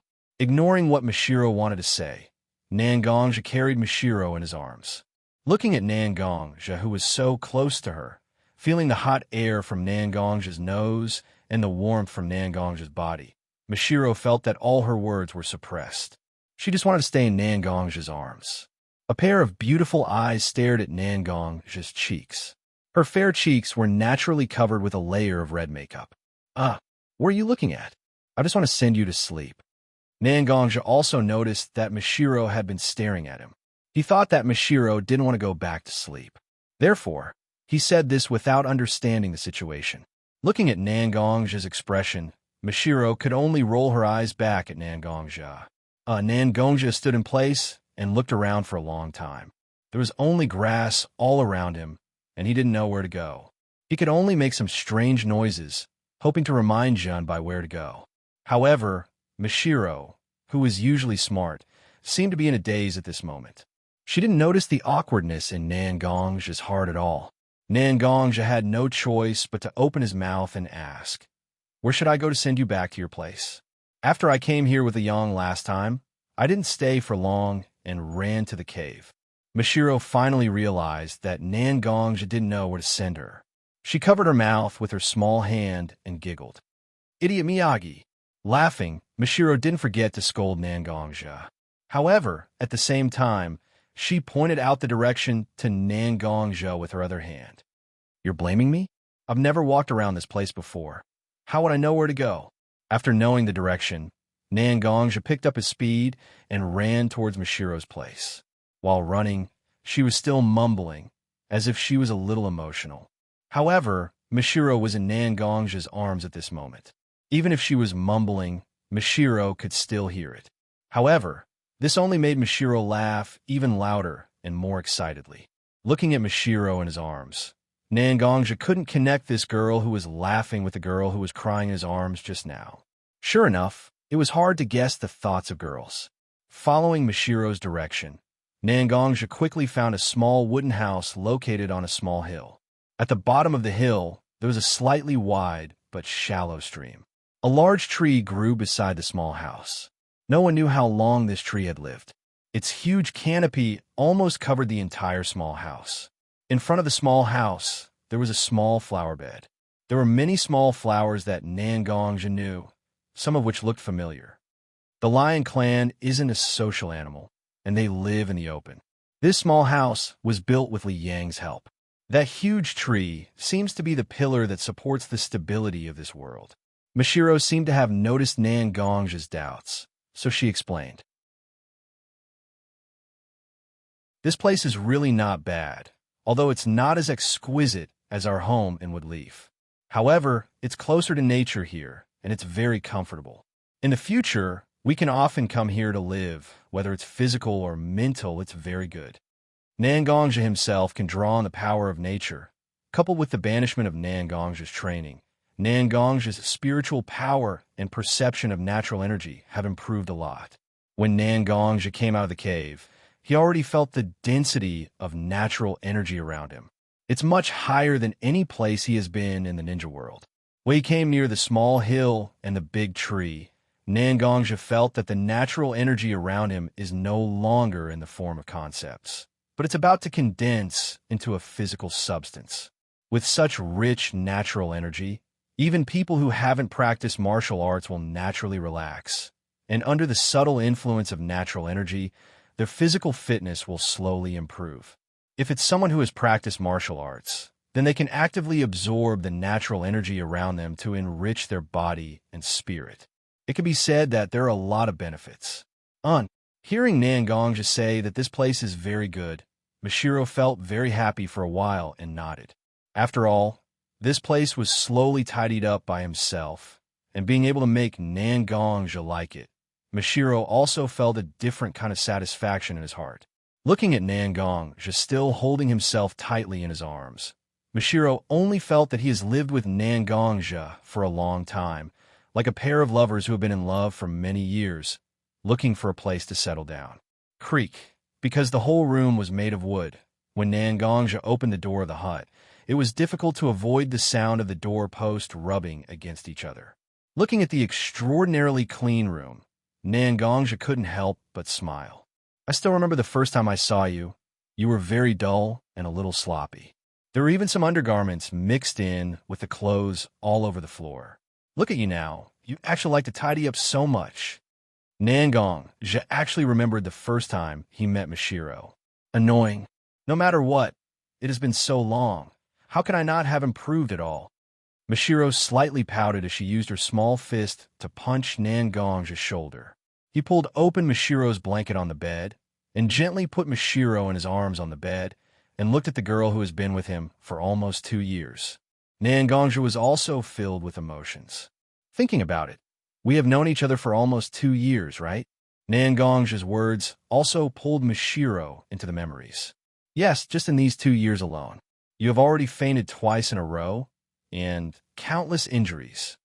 Mashiro said, with a hint of bitterness in her tone. You and Rower have been worried enough because of me.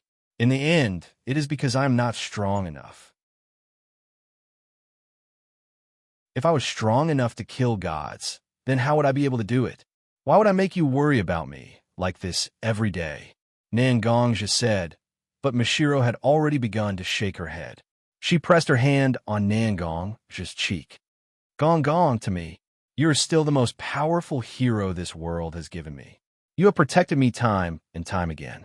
You are very strong, not only because of your swordsmanship, but also because of your inner strength. It is also because of your gentleness and compassion.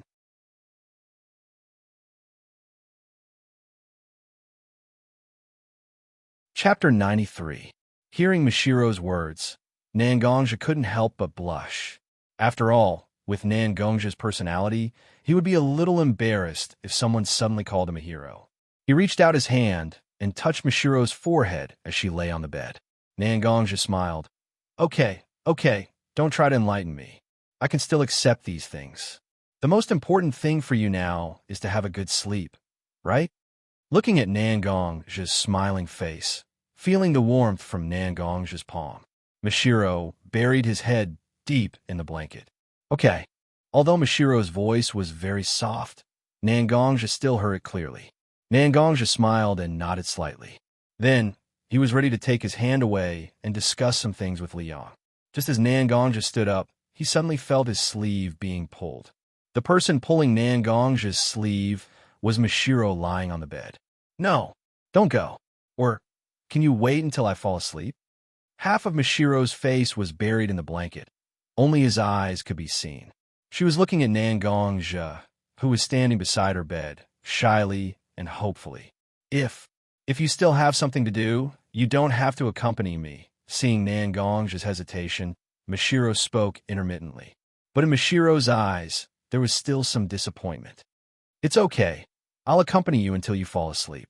In fact, Nangongjia wasn't in a hurry. Plus, Mashiro was looking at him like this. So how could he refuse? Nangongjia sat on Mashiro's bed again and held Mashiro's little hand. Be good, have a good sleep. Hearing Nangongjia's voice, Mashiro slowly closed her eyes. Slowly, he entered his own dreamland. Which girl didn't yearn for love? How could a young man not be sentimental? Mashiro's dream was the most realistic portrayal of herself. The big tree, the wooden house, the small stream at the foot of the mountain. Everything was exactly the same as Mashiro's current place, but the big tree seemed to have grown a little bigger, and the wooden house was a little more dilapidated. What should we eat today? A slightly hunched figure slowly pushed open the door of the wooden house. The figure's white hair proved that he had lived a long life, although there were more wrinkles on his face, and his skin was a little loose. But one could still vaguely see that it was Nangongjia. He followed behind Nangongjia and walked out of the wooden house. He was also an old man, and upon closer inspection, he looked a little like Mashiro. Just do it as you see fit. I've already brewed your tea and put it under the tree. You can drink some when you want to. The old Mashiro looked at Nangongjia, who was also old. Although he had been busy with some trivial matters, his turbid eyes were full of deep affection. You seem to have seen the flowers you planted a few years ago. The old Nangongjia squinted his eyes, hoping that he could see the scenery in front of him more clearly. And in the direction that Nangongjia was looking at, there was a small flower bed.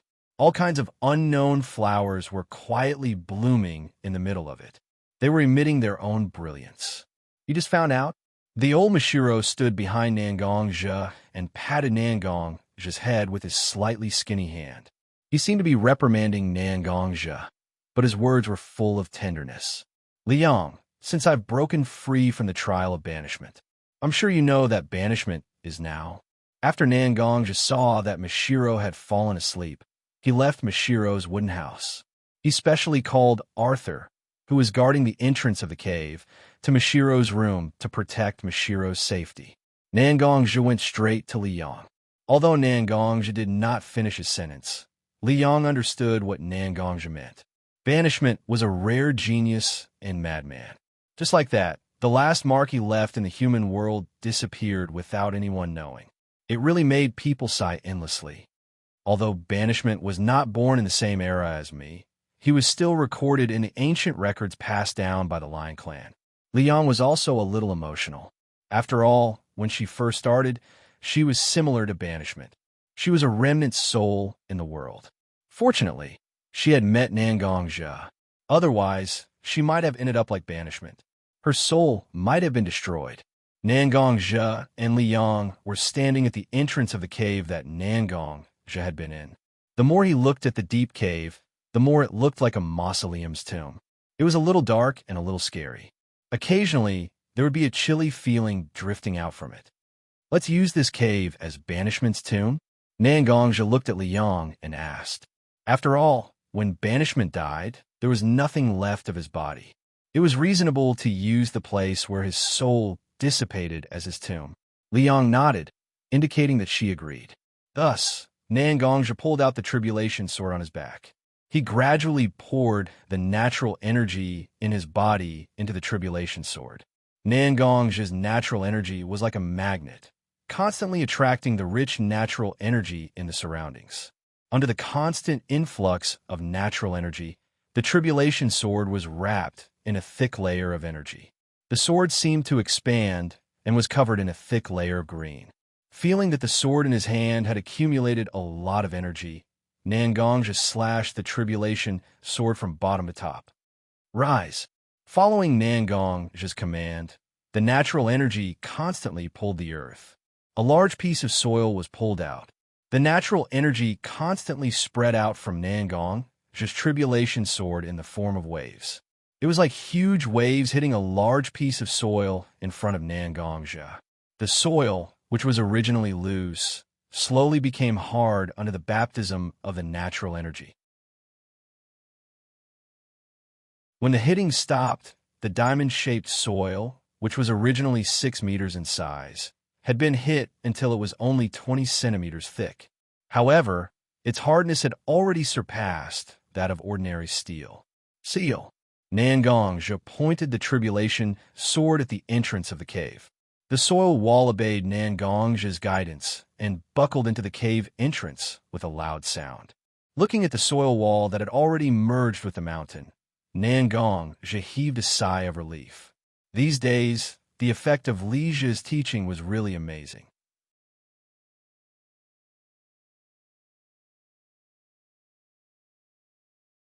Chapter 94. Nangongzhi let out a long sigh of relief as he looked at the dirt wall in front of him that had already merged with the mountain wall. After all, he had gathered the dust hidden in the air and condensed it into such a large piece of dirt. At the same time, he had also used the power of nature to temper it. This was indeed a very taxing task. However, this was also the first time Nangongzhi had used the power of nature after a long period of seclusion.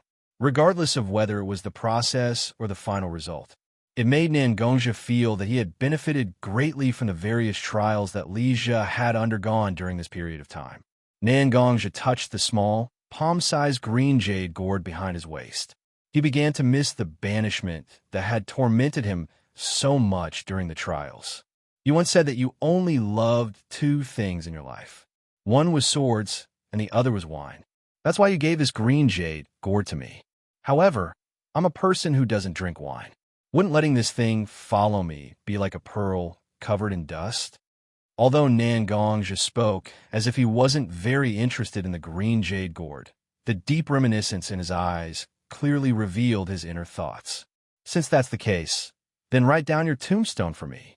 Nangongzhi shook the tribulation sword in his hand, scattering the power of nature that had coiled around the sword.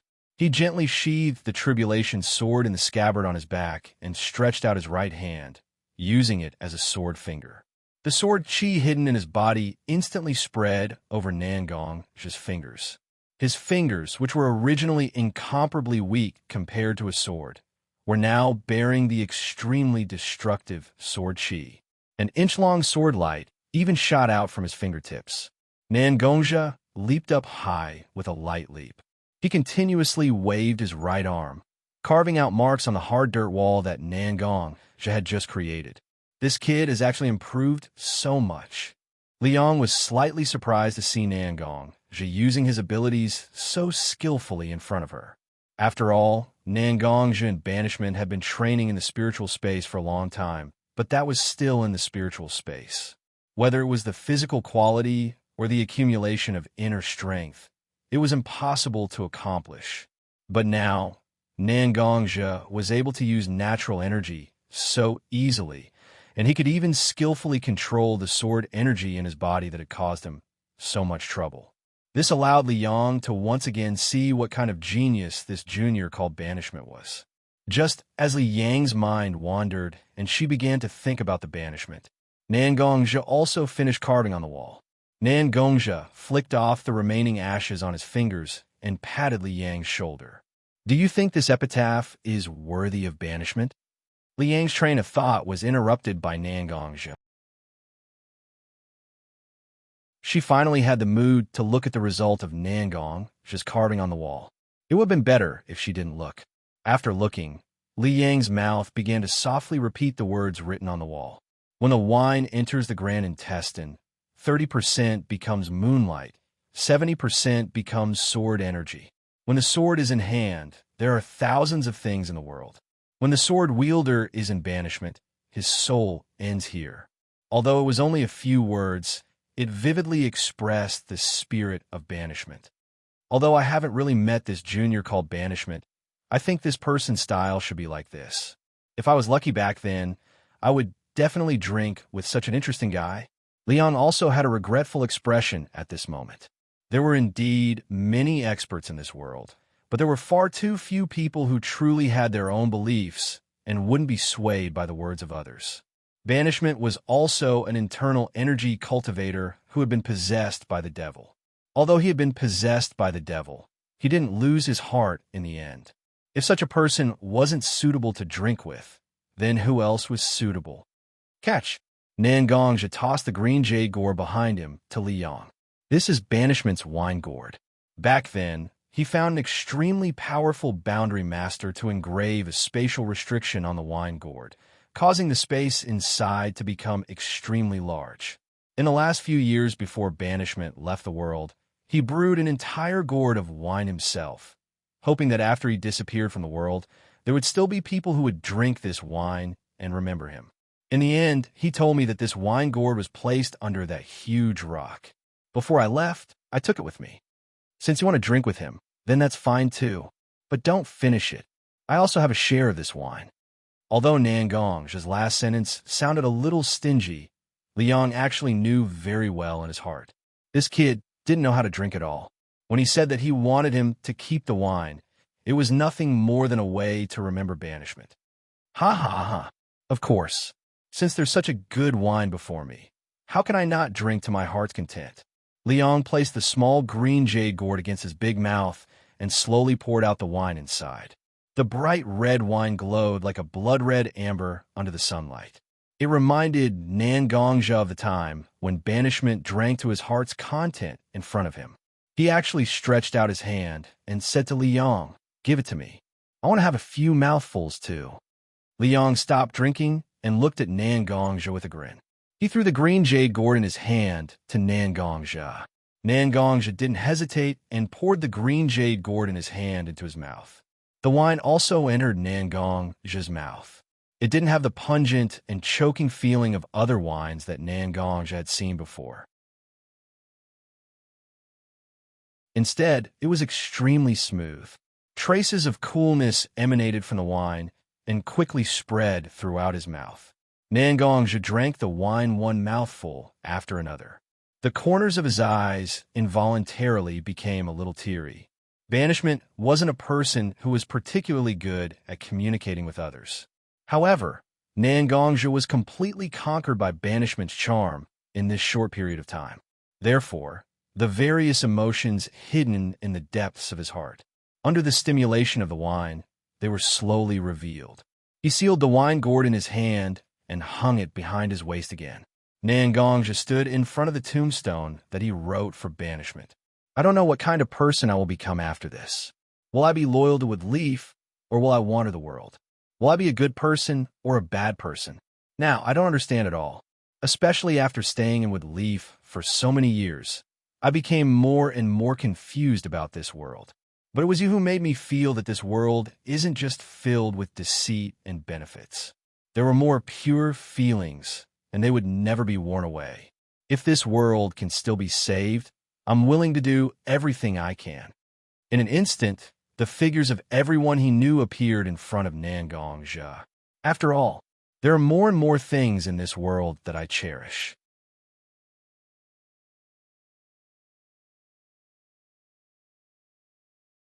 Chapter 95.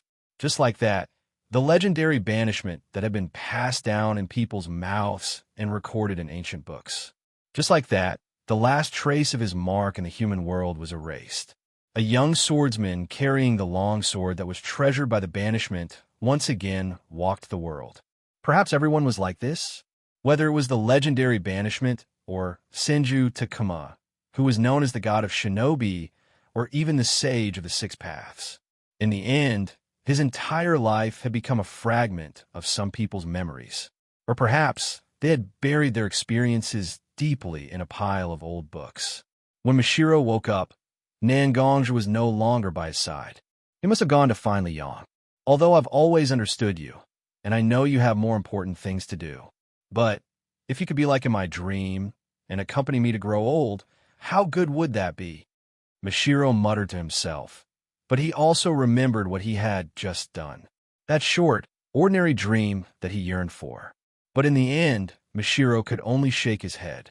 These are things I shouldn't have thought about. As for why he shouldn't have, Mashiro was very clear. He never truly belonged to himself. So how could these beautiful things happen to him? Knock, knock. The door of the hut was knocked a few times. Before Mashiro could speak, Xianxia's voice came from outside the door. Mashiro, are you awake? I saw that you lit up the light in the room. If you're well rested, let's prepare and go back to the Woodleaf. Hearing Xianxia's words, Mashiro hurriedly patted his face with his hands to wake himself up. He immediately said, I'm awake. I'm already awake. Let's go. You don't have to pack anything. Rower has been waiting for you for a long time. It's better if we go back quickly. As she spoke, Mashiro also walked to the door of her room. She opened the door and saw Xianxia standing at the door. Are you okay? Xianxia suddenly asked. Your eyes look red. Haven't you rested enough? If you still want to sleep for a while, that's fine too. We don't lack the time. After hearing Xianxia's question, Mashiro was a little confused. Did his eyes turn red? She quickly walked into the room and looked at her face in the mirror. It was indeed a little red and swollen. Looking at the pillow on the bed in the room, it was also wet. Could it be that when he was dreaming, he actually cried out? Mashiro asked himself, but he couldn't come up with an answer for a long time. He could only turn his head and look at Xianxia. I'm fine. Maybe something went in my eye just now, but you were in the room. How could there be? Before Xianxia could finish his sentence, he was pushed out of the room by Mashiro. Don't just stand there like a fool. I still have to pack. We can set off very soon. Just like that, Xianxia was pushed out of the room by Mashiro. After being stunned for a long time, Xianxia said in a daze. Didn't you just say that there's nothing to pack? Sigh. Women. After a short while, Mashiro also came out of the room with a small bag in her hand. She looked at Xianxia, who was still standing where she pushed Xianxia. She tiptoed and knocked on Xianxia's head. Let's go. Fool. How much longer do you want to wait for Rower Mimi? Touching the place where he was hit, Xianxia was still puzzled as to why this lass had hit him so hard. He could only go along with Mashiro's words. Okay, let's go. Xianxia rolled up his left sleeve, revealing the lion head seal inside. Rio, let's go. He muttered in his heart, and a ball of light rose from his east. It rushed towards Xianxia's place. The lion cub, Arthur, who was guarding the entrance of Nangong's cave, was also wrapped in the brilliance. Most of the lions here have already seen through the world. They don't want to wade in the muddy waters of the ninja world.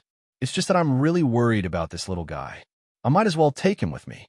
Listening to Rio's words, Nangongja couldn't help but remember the habits of some of the ordinary lions he saw in the ninja world. He secretly complained in his heart, lions are really a lazy species.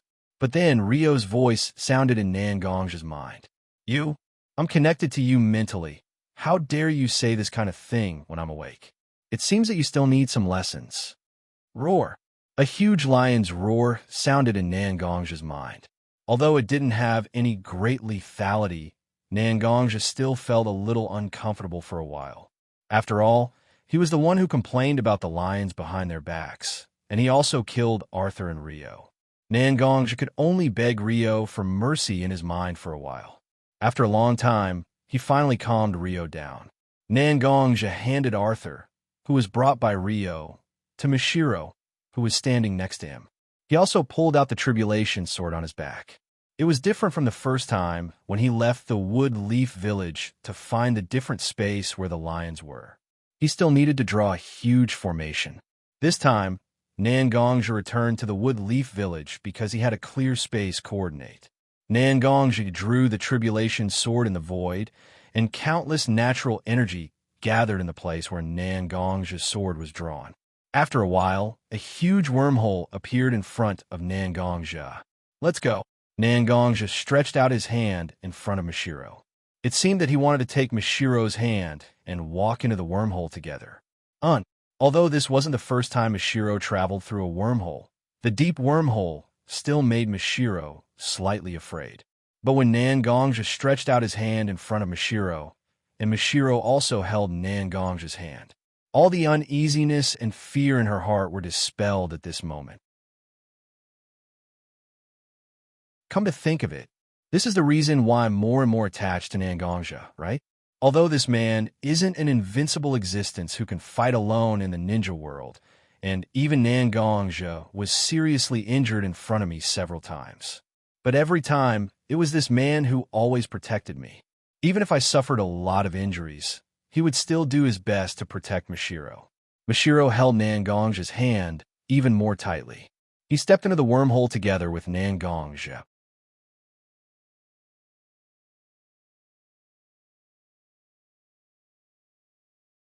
Chapter 96. In the wormhole, after a short period of darkness, the colorful world once again appeared in front of Nangongja. It was so beautiful that it reminded Nangongja of the fear he felt when he was drifting in the crevice of space. He didn't have the heart to look at the beautiful scenery around him. He only activated the internal force in his body and attracted the surrounding natural energy to gather and condense on Mishiro's body. A thin layer of green light covered Mishiro's body. Mishiro also noticed Nangongja's actions. Small dimples appeared on Mishiro's cheeks.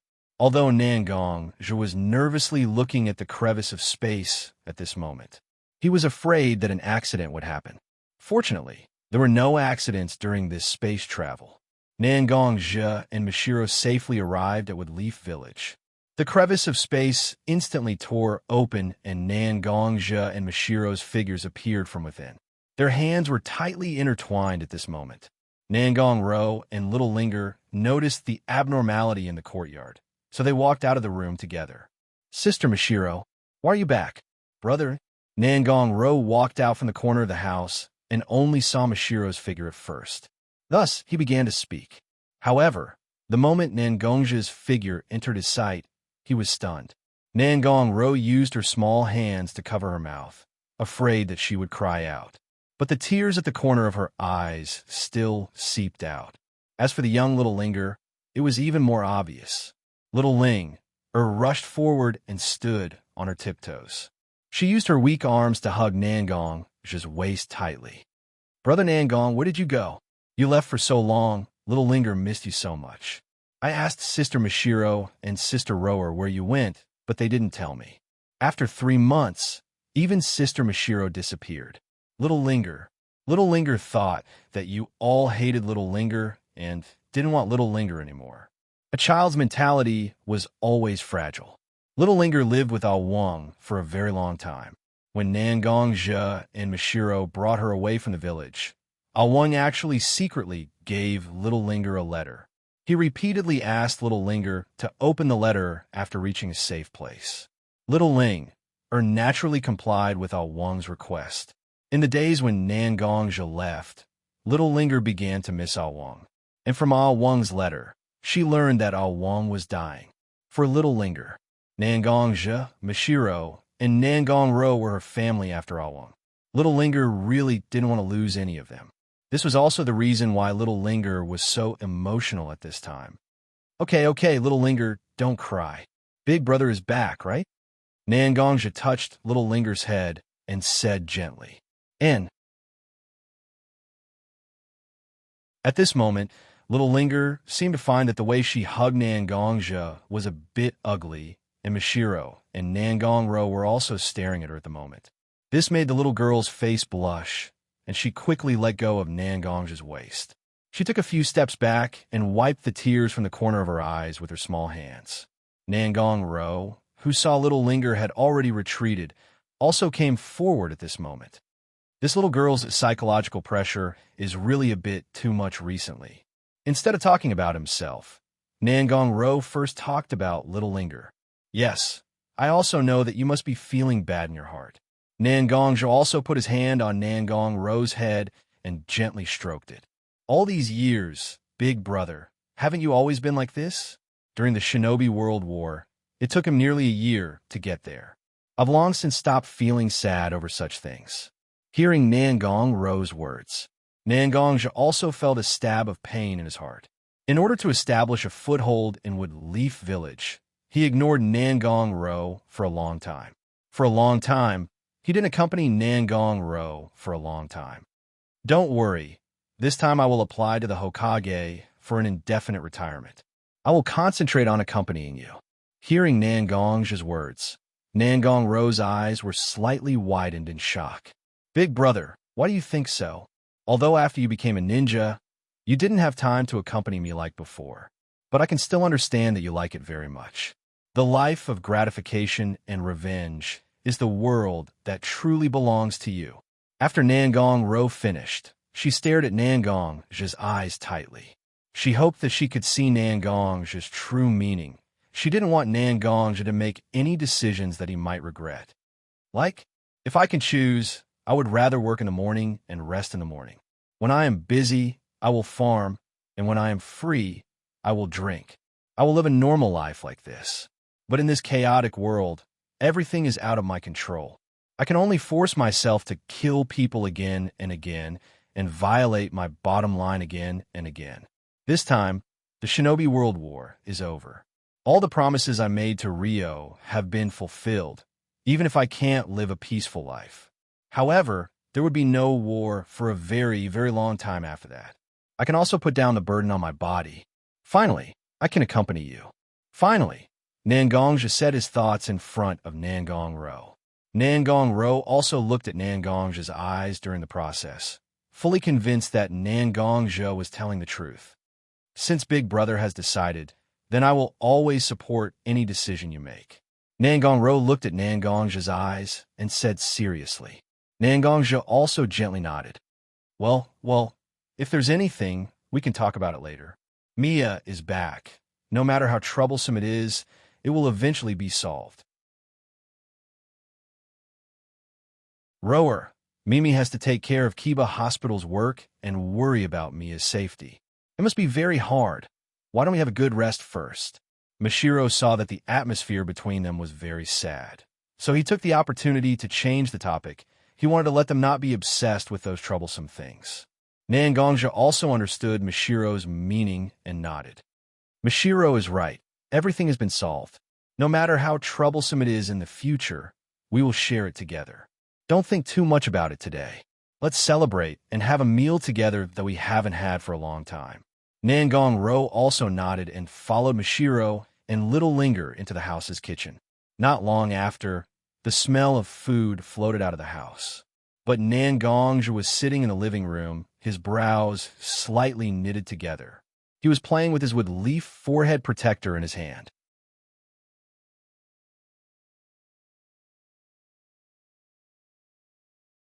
Chapter 97. In fact, Nangongja wasn't very sure that he could reach an agreement with the three generations Hokage, who was now in charge of temporarily managing the village, and temporarily give up his identity as a ninja. After all, after the battle between Yondaime and Ninetales, there was no news about Watergate. And the one who replaced Watergate in Woodleaf was the three generations Hokage, Yuan-Fei Sasuke. As an outsider who didn't really enter the decision-making level of Woodleaf Village, Nangongja didn't know a lot of things. Although his relationship with Kakashi wasn't bad, a ninja wouldn't reveal some secrets to you just because of a good relationship, right? Early the next morning, Nangongja left home alone and went to the Hokage office building under the Shadow Rock. Compared to the other buildings in Woodleaf Village, the office building wasn't very grand. But perhaps because of the people inside, the more powerful the person, the more inexplicable pressure he would feel when he came to the front of the office building. Nangongja's heavy mood at the moment also became heavier with the pressure of the office building. Knock, knock. Nangongja walked to the door of the office building, hesitated for a long time, then stretched out his hand and gently knocked on the ordinary wooden door. It turned out to be Nangong Jounin. The three generations Hokage had been lowering his head to deal with a thick pile of documents on the table and didn't look up to see who came in. But after a long time, no one reported anything to him, so the three generations could only look up to see who came. When he looked up, he found that it was Nangongja, so he greeted him. Jiraiya told me before that you went to the gap in space, and it seemed that there was something important to deal with. Now, it seems that you have dealt with the things you have to deal with? As the Sandaime spoke, an amiable smile appeared on his slightly aged face. Thank you for your concern. Three generations Sama, I have dealt with the trivial matters. Nangongja bowed slightly and said to the three generations, there are a lot of things that can't be said. In fact, the Woodleaf Village has been studying space ninjutsu for a long time, and the most famous research result is naturally the Flying Thunder God Jutsu, which was invented by the second Hokage and carried forward by Watergate. The two Hokages were so keen on such space ninjutsu, coupled with the fact that space ninjutsu has extremely great adaptability and great power. It really made one have to think of ways to remove the mysterious veil covering the truth on the face of the mighty power of space. Nangongja can tear space cracks and enter the gap between space. For a ninja village, this is really a sweet and delicious cake. If he could get a share of it, that would be the best. Nangongja straightened his slightly bowed body and took a few steps forward, looking at the three generations Hokage sitting on the chair. The three generations also realized that Nangongja seemed to have something to say, so they looked at the Nangongja standing in front of them with a slightly serious expression. So, I don't know what is Nangong Jounin's plan to come to this old man's office this time. Nangongja didn't say anything. He just took out his ninja headband from his back and put it on the desk of the three generations. Oh, I don't understand what you mean. Although the three generations said that they didn't understand the meaning of Nangongja, the three generations Hokage's body already rose a huge momentum. In a few hidden corners, a faint murderous aura began to exude. Needless to say, it was the aura of the members of the Hokage guards who were responsible for protecting the Hokage. They wanted to warn Nangongja. They can kill Nangongja here at any time. I hope to temporarily give up my identity as a ninja. Nangongja didn't pay attention to the murderous aura exerted on him. He still said lightly, over the years, I have been running around outside. I killed a lot of people for the benefit of the Woodleaf. I did a lot of things against my conscience. I'm not the only one who knows this. Sandaime, you should also know this. Every organization, it can be said that this is a common problem for everyone. Whenever something is too dangerous, as long as there is a choice, people will choose to die for those who are more estranged from them. Nangongja is such an estranged person for the Woodleaf. Over the years, at least 70% of the missions done by Nangongja were dangerous assassinations. He was injured again and again, and he was in danger again and again. Nangong's impression of the Woodleaf village has dropped again and again. The three generations also know this. But the three generations didn't expect Nangongja to be so straightforward. Since ancient times, when the birds are gone, the hound is cooked. The war between the Woodleaf village and other ninja villages is over, so there will be no huge turmoil. The next thing is naturally to settle the situation. Although I didn't participate in the Battle of the Nine Tails. But occasionally, I found a little clue. Nangongja said his feet began to slowly pace. Obviously, he was slowly relaxing, as long as the three generations want to continue to listen to him. Then his goal is likely to be achieved. Even an outsider like me knows that the Woodleaf Umbu department is divided into two departments. One is the Umbu department directly under the Hokage, and the other is the Root department under the Elders' Council. Where did the Root department go during the Battle of the Nine Tails? The three generations listened to Nangongja's words, and their aura rose again. These things have been forcefully suppressed by the third generation in the first place. But Nangongja said it directly. Obviously, he wanted to rely on this to achieve his goal. But Nangongja didn't continue. Instead, he began to talk about another thing. Speaking of the Battle of the Nine Tails, where did the savior of the Woodleaf, the fourth Hokage, go? The news that spread only proved that you and the fourth Hokage worked together with the sealing class to seal the Nine Tails. After that, the three generations took up the responsibility of the Hokage again.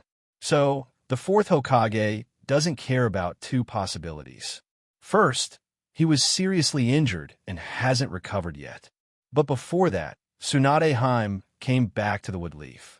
If even Tsunade Heim can't cure him, the crisis of the fourth Hokage can be imagined. But after saying this, Nangongja shook his head. He overturned his decision again. If the fourth Hokage is seriously injured and dying, then the other ninja villages won't have no news. There have been spies between the 5 major ninja villages. Some things can't be hidden. Since the fourth Hokage is not seriously injured and dying, it can only prove that the fourth Hokage is not in the Woodleaf at the moment. He went out of the village to perform some mission.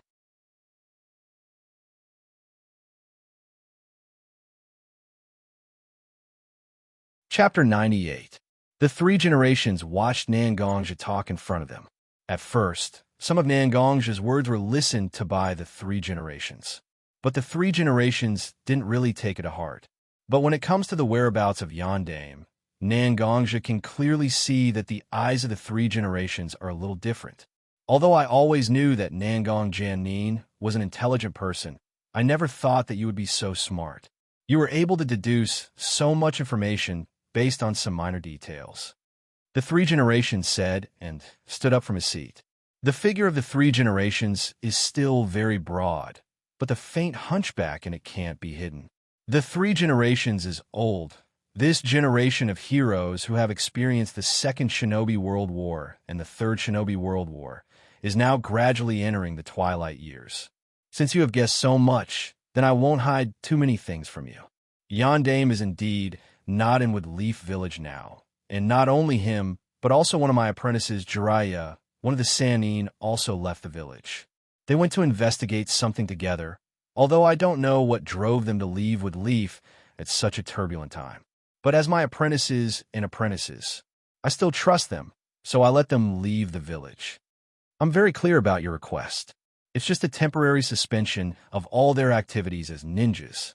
It's just a small matter. After all, even if the Woodleaf village is short of manpower, with or without you, you won't be able to solve any substantial problems. Moreover, the third King Yinluo paused for a moment. Turning around, through the window of the Hokage's office, he looked at the scenery of Woodleaf outside the window. At this moment, the Woodleaf is still early in the morning, and a slight mist covered the Woodleaf, making everything a little hazy. I have something for you to do. The three generations didn't continue and instead changed the topic. Since you want to suspend the ninjas' activities, then you can do something for me that should be done. Although the fourth generation head has left the Woodleaf, there are still some people in the Woodleaf. Although the three generations did not say who it was, Xianxia already had some guesses. The four-generation head's wife and children are still in Woodleaf. There are some people and forces that I don't trust. So, I hope that during your suspension, you can assist my direct dark group to protect the safety of these two people. You are in the light, while the dark group is in the dark. He wanted to make sure that nothing would happen to the two of them. Do you understand? Xianxia looked at the three generations. Originally, Xianxia did not intend to agree to the three generations' conditions. But looking at the face of the three generations, he also remembered how Watergate took care of him in the past. Xianxia also nodded slightly.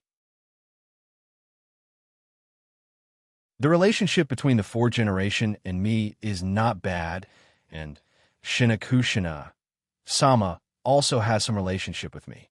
Since you want me to protect the two of them, then I will naturally not shirk my responsibility. The three generations supported Xianxia's words, and his heart was also relieved.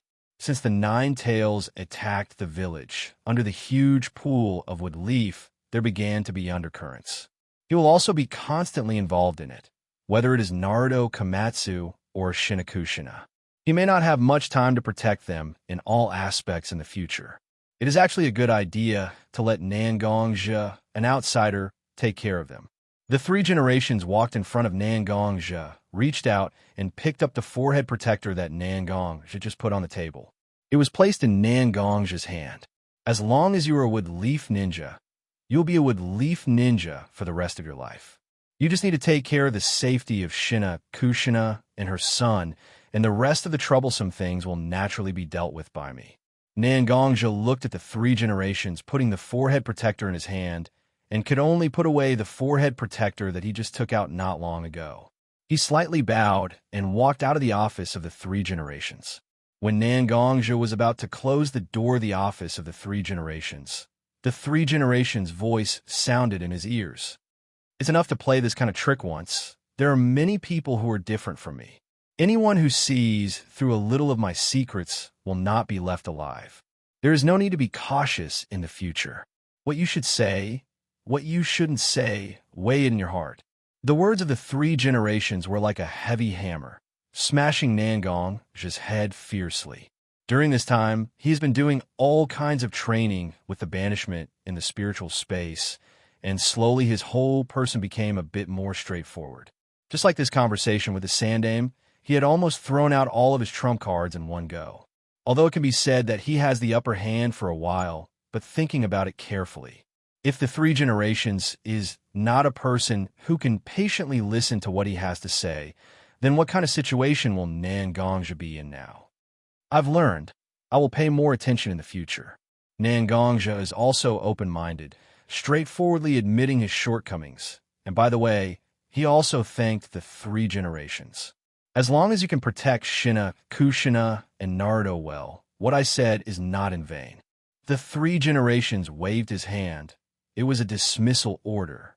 Xianxia also walked out of the Hokage's office building. The three generations looked at the figure of Xianxia leaving downstairs, and couldn't help but mutter to himself. Danzo, Uchiha, and that mysterious organization. I don't know how much chaos will happen in the future. I'm old. I can only try my best to ensure that the Woodleaf won't be destroyed in these waves when I'm still alive. But if I'm not here anymore, I can only rely on Watergate, Jiraiya, and other juniors. This chaotic world, when will it truly end? The question of the three generations. He didn't know whether it was for himself, for the Woodleaf, for the next generation of ninjas, or for this world. The complex mood of the three generations, Xianxia can't understand. Xianxia's mood at the moment is really good. Before coming to the three generations, he had already planned to hand over some information about the realm and more, but he didn't expect it to be so smooth. Although it didn't achieve the greatest effect he had expected, it was still not bad. Xianxia felt very satisfied at the moment, and even his steps were a little cheerful. He only felt the wind under his feet, and he wanted to go home and tell Xianxia the good news. But the undercurrent of the Woodleaf is aimed at everyone who lives in the Woodleaf. Xianxia wants to get out. Can he really do it?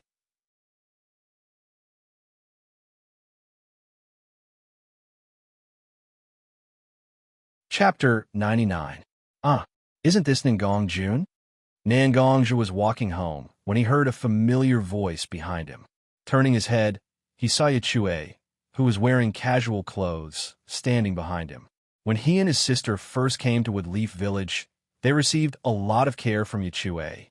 But since Yichui got married, Nangongja didn't see Yichui much. In addition, all kinds of things have been bothering him during this period of time. Nangongja didn't have much time to visit those friends of the past. Speaking of which, Nangongja finally got such a chance to be relatively free. It's also a good choice to visit those who helped him in the past, isn't it? Yabuki, are you out to buy groceries? Nangongja looked at Yichui and greeted her. Then he saw the small basket in Yichui's hand, so he asked casually, "Yes, after I asked my husband to take care of Xiaoying. I came out to get some fresh air and buy groceries." After all these years, fine lines appeared on Yichui's face. But the fine lines couldn't hide the bright color of happiness on her face. "Speaking of which, I often see Rower recently. As for you, I don't know where you went," Yichui said with a look of disdain on her face. "You ninjas always don't go home. You don't know my husband." Then, Yichui and Nangongja scolded Haruno Chunin for almost 10 minutes. "But are you sure this isn't a flash bomb?" Nangongja felt that his eyes were about to be blinded by the flash. "I still have something to find, Ro. How about?" Nangongja finally found an opportunity to take advantage of Yu's tiredness. He casually made up a reason to not be blinded by Yichui's flash bomb. Okay, then we'll talk at night." Yichui smiled and agreed. But Nangongja felt that something was wrong. After all, when did the two of us really meet at night? As if seeing the doubt in Nangongja's eyes, Yichui immediately said, "Didn't little sister Rower tell you?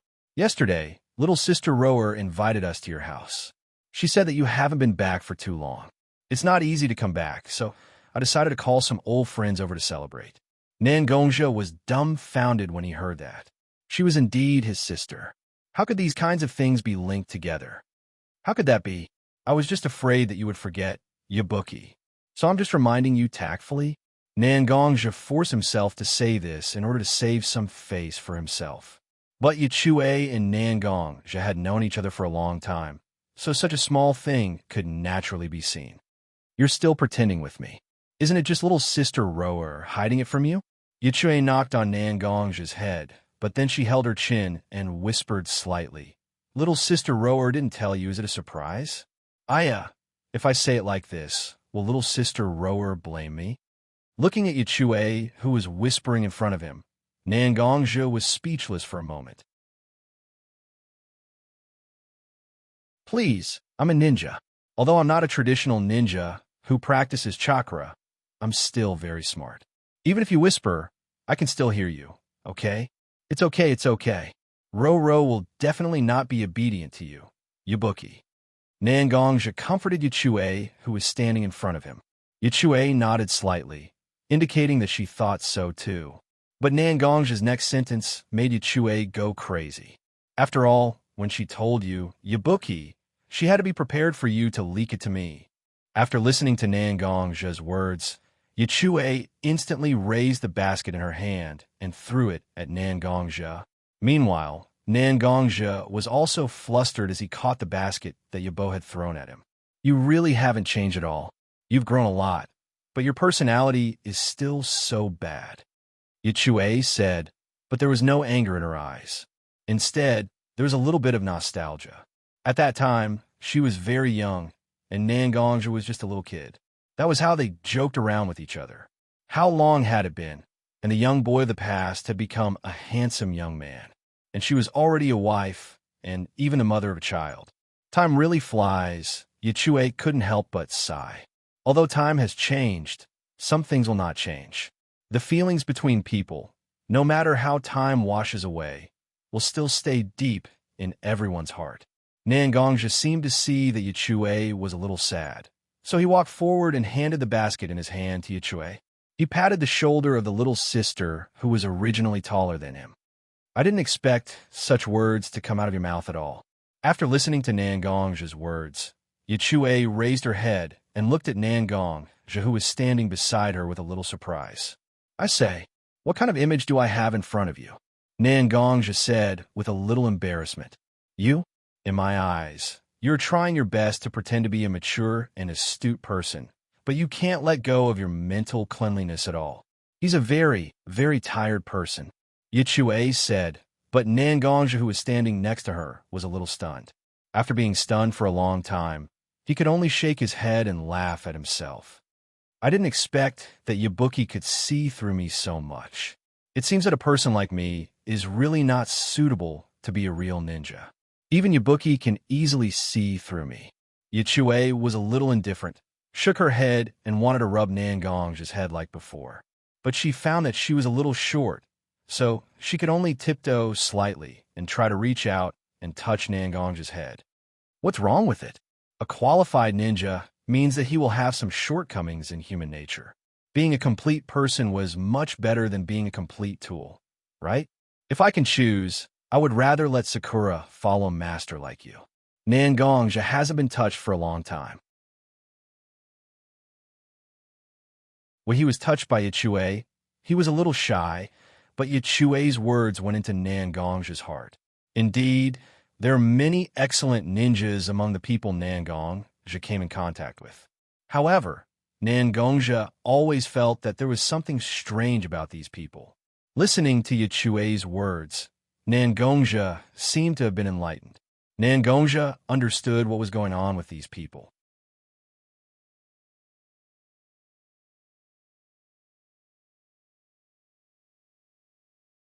Chapter 100. After bidding farewell to Yichue, Nangongja was still thinking. It's not only about himself, but also about all ninjas in the world. In the written history of the ninja world, most of the time there were large and small wars. Countless ninjas were trained, but they were also killed by the meat grinder of war one after another. After so many years, ninjutsu, about the art of attack, can be said to be flourishing in the ninja world. But what about the people? It's still in a relatively low-level state. It's still a single family farming a few acres of thin land. Nangongja once lived in a village underwood leaf for a long time. The farmers there were still facing the yellow soil with their backs to the sky.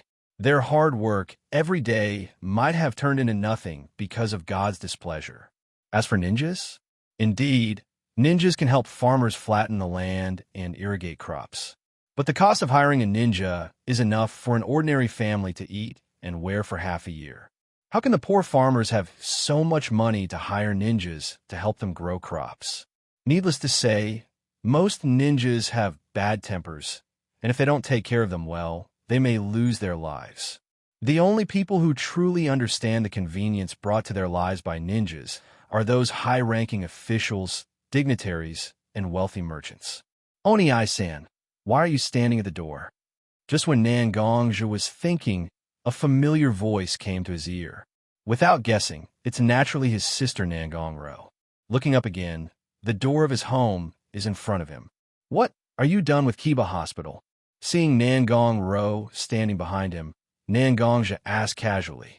I'm recently in charge of the inpatient department, and I just changed shifts. I came back first. By the way, I have something to tell you. Nangongro slightly explained the reason why she came home so early and, somewhat excitedly, said to Nangongja, You called our old friend to come home, right? Nangongja looked at the little girl's appearance and knew what she wanted to say. The little girl was also a bit confused. She obviously didn't say these things to her brother. How did her brother know? Nangongja looked at Nangongro, standing in front of him with a slightly dazed look, stretched out his hand and knocked Nangongro's head, and then said, I just saw Yabuki on the way back, and chatted for a while. She told me everything. After listening to Nangongja's words, Nangongro's face was not surprised, only regret. I knew that I couldn't tell Yabuki so early. If something is known by Yabuki, it won't be hidden for long. If he was here, who knows what she would say about these two siblings? The words she said were actually the same. Well, don't say that about Yabuki. Why are you still standing here? Hurry up and come in. Nangongja didn't wait for his sister's reaction and took her hand and walked into his house. Huh, you two came back together. Seeing Nangongja and Nangongro come back together, Mashiro looked at the two siblings with some surprise. After all, Nangong Ro is going to work in Kiba Hospital, and Nangong just said this morning that he had to go to Hokage's office to do something. The two of them coming home together is indeed a relatively small thing. I just saw brother in a daze at the door, so I came in together, Nangong Ro said, but then seemed to think of something. Brother, how's the thing you're going to do? Nangongja looked at his sister helplessly. After all, this matter is quite troublesome. His sister knows what's going on, but she doesn't care about it, which makes Nangongja feel very helpless. Thing? Mashiro actually saw Nangongja get up early in the morning and knew that Nangongja must have something important to do. But looking at Nangongja's slightly frowned brows, he didn't ask in detail.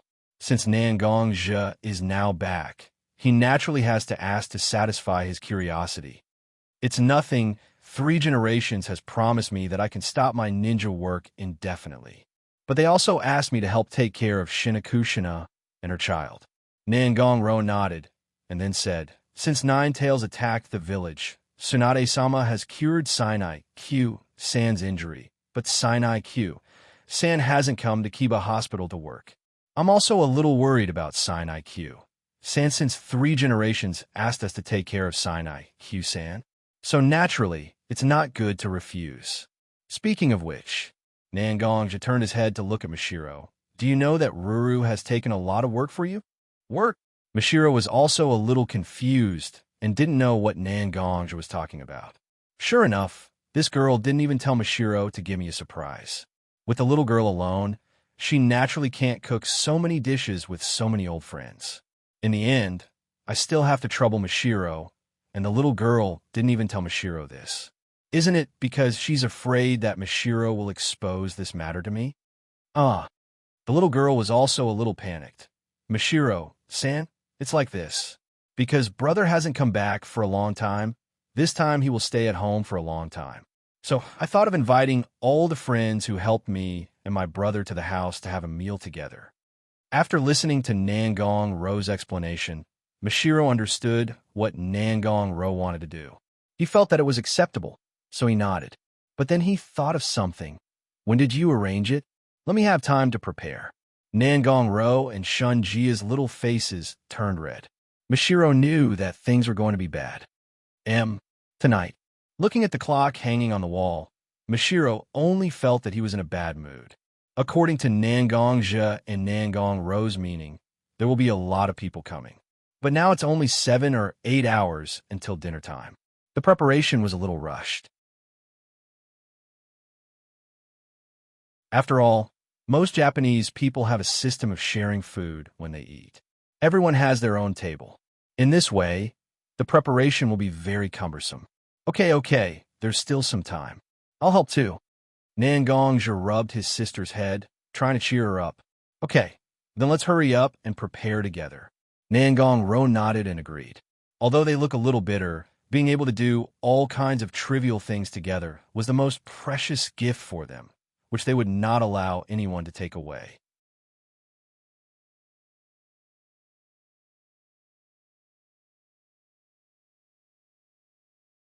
Chapter 101.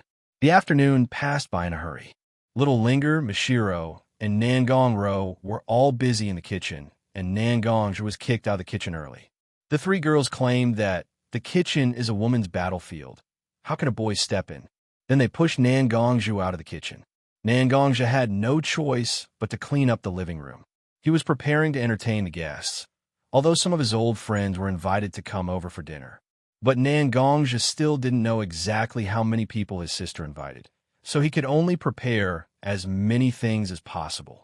There were too many people coming, and it was too late to prepare. Coincidentally, Nangongja had just finished cleaning up the living room when his doorbell rang. Left with no choice, Nangongja walked to the door and opened it. He wanted to see who had arrived so early. Nangongjun. A slightly short figure stood in front of Nangongja's door. The silver-gray hair made Nangongja recognize him instantly. So Ruru also invited you? I was still wondering who was the first one to come here. Nangongja scratched his head and let Kakashi enter the house first. Sorry to bother you. Kakashi entered the room and saw the three girls busy in the kitchen. He greeted them by the way. What? It turned out to be you little pervert. Little Linger looked back at the person who came in and found that it was Kakashi. His expression became a little impatient, and he even started to curse. Pervert. Nangongja looked at the two of them with some doubts. Although Nangongja knew that Jiraiya had given some of his indescribable novels to Kakashi, he didn't know what the specific situation was. After all, in Nangongja's impression, Kakashi was generally a very cold person. He really couldn't relate to the word pervert. Oni-san, you don't know, this guy once slept in a tree near our house.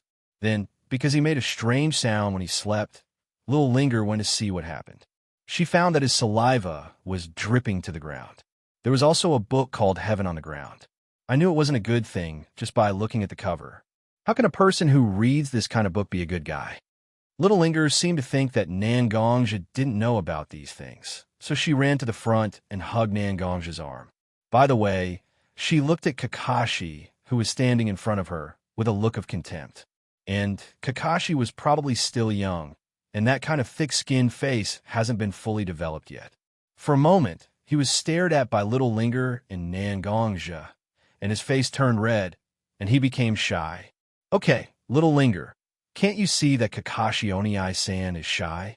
A good child can't always hold on to other people's bad points and tell others as a joke. Although Nangongja also felt that Kakashi was so young, and it was a bit inappropriate for him to read that kind of indescribable book, but after all, Kakashi still had his master, advisor, and even ancestor. It wasn't his turn to educate the people of the Hokage clan. He touched Little Linger's head. He stopped Little Linger from continuing. Well, Little Linger will listen to Oni-san. Since Oni-san doesn't want Little Linger to say anything, Little Linger will go to the kitchen to help Oni-san. Little Linger also knew that what she said was a bit too much, so she pouted and ran to the kitchen. Seeing that Little Linger has gone to the kitchen, Nangongja also sat together with Kakashi in the living room. Casually, he poured a cup of tea for Kakashi. Wisps of smoke floated from the tea, and the fragrance of the tea spread in the living room. Try it. This is the tea I brought back from the land of hot water. I heard that it is very famous in the ninja world. After drinking it for so long, there is not much left. Nangongja pushed the teacup and put it in front of Kakashi. Out of politeness, Kakashi wanted to take the teacup with both hands. But he suddenly found that the teacup connected to Nangongja's hand was very hot at the moment. It was as if he put his hand into the fire. Kakashi already understood that Nangongja wanted to deliberately test him, so he mobilized chakra. It was used to resist the internal force that Nangongja integrated into the teacup. However, after a strand of chakra was injected, it was like a mud dragon entering the sea, disappearing without a trace in an instant, without any effect at all. Kakashi also didn't believe it, and poured more and more chakra into the cup. The amount of chakra was mobilized, and even the slightly dissipated chakra formed a thin layer of blue mist that shrouded Kakashi's body. As more and more chakra was injected, the hot tea in the cup began to boil again. Slowly, Kakashi seemed to feel that he couldn't do it. He withdrew his chakra, lowered his head, and looked at Nangongja, who was sitting opposite him with a depressed mood. When you first entered the village, you and I were evenly matched, but I didn't expect that in just a few years, you have left me so far behind. Let's say, I lost. Looking at Kakashi, who bowed his head and admitted defeat, Nangongja's face didn't have the slightest trace of joy. Instead, there was a kind of heavy feeling. I heard that you gave up Kenjutsu and went to practice ninjutsu instead. Nangongja didn't discuss the contest with Kakashi. Instead, he talked to Kakashi about some rumors in Woodleaf. Yes, I have a reason to specialize in ninjutsu. Kakashi stretched out his hand and touched his forehead-covered eye. The other eye was filled with sadness. Naive, Nangongja listened to Kakashi's words, and in an instant, the anger in his heart was aroused. I know how good your relationship with Obito was, and I also know how Obito felt when he gave his eye to you. I thought that after such a long time, you should have thought it through. But the result? You're still sinking deeper and deeper. Indeed, the Sharingan has many, many conveniences. But is the Kenjutsu passed down by White Fang not powerful? You missed a friend who died in front of you then. What about White Fan-san? Nangongjia said louder and louder, and in the end, he even stood up. His voice even alarmed the 3 girls who were cooking in the kitchen. But the 3 girls just hid behind the kitchen door and quietly looked at Nangongjia, who was scolding Kakashi. Such an angry and emotional Nangongjia. They haven't seen Nangongjia for a long time. Even little Linger's body trembled a little when she looked at him.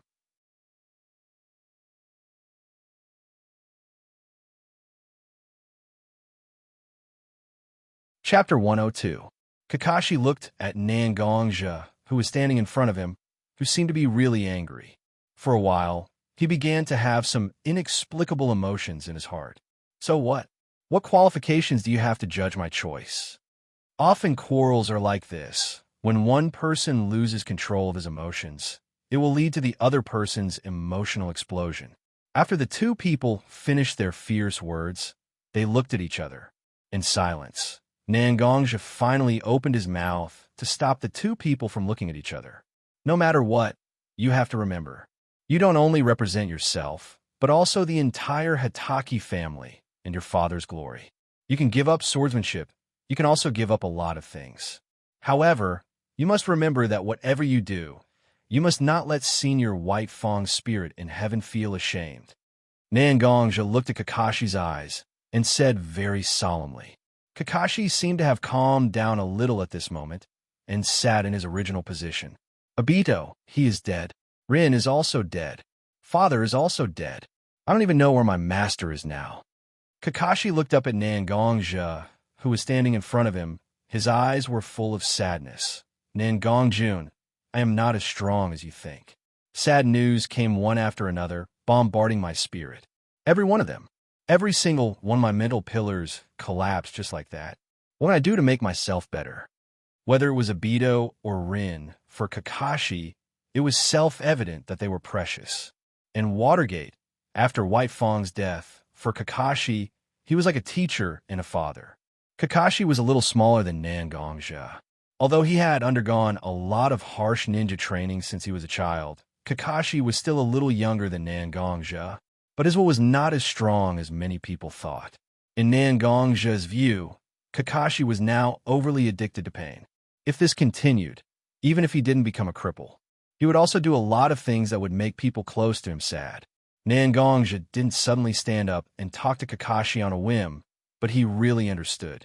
Kakashi at this moment needed someone to help him vent these negative emotions, so Nangongjia decided to stand up and help Kakashi vent his emotions.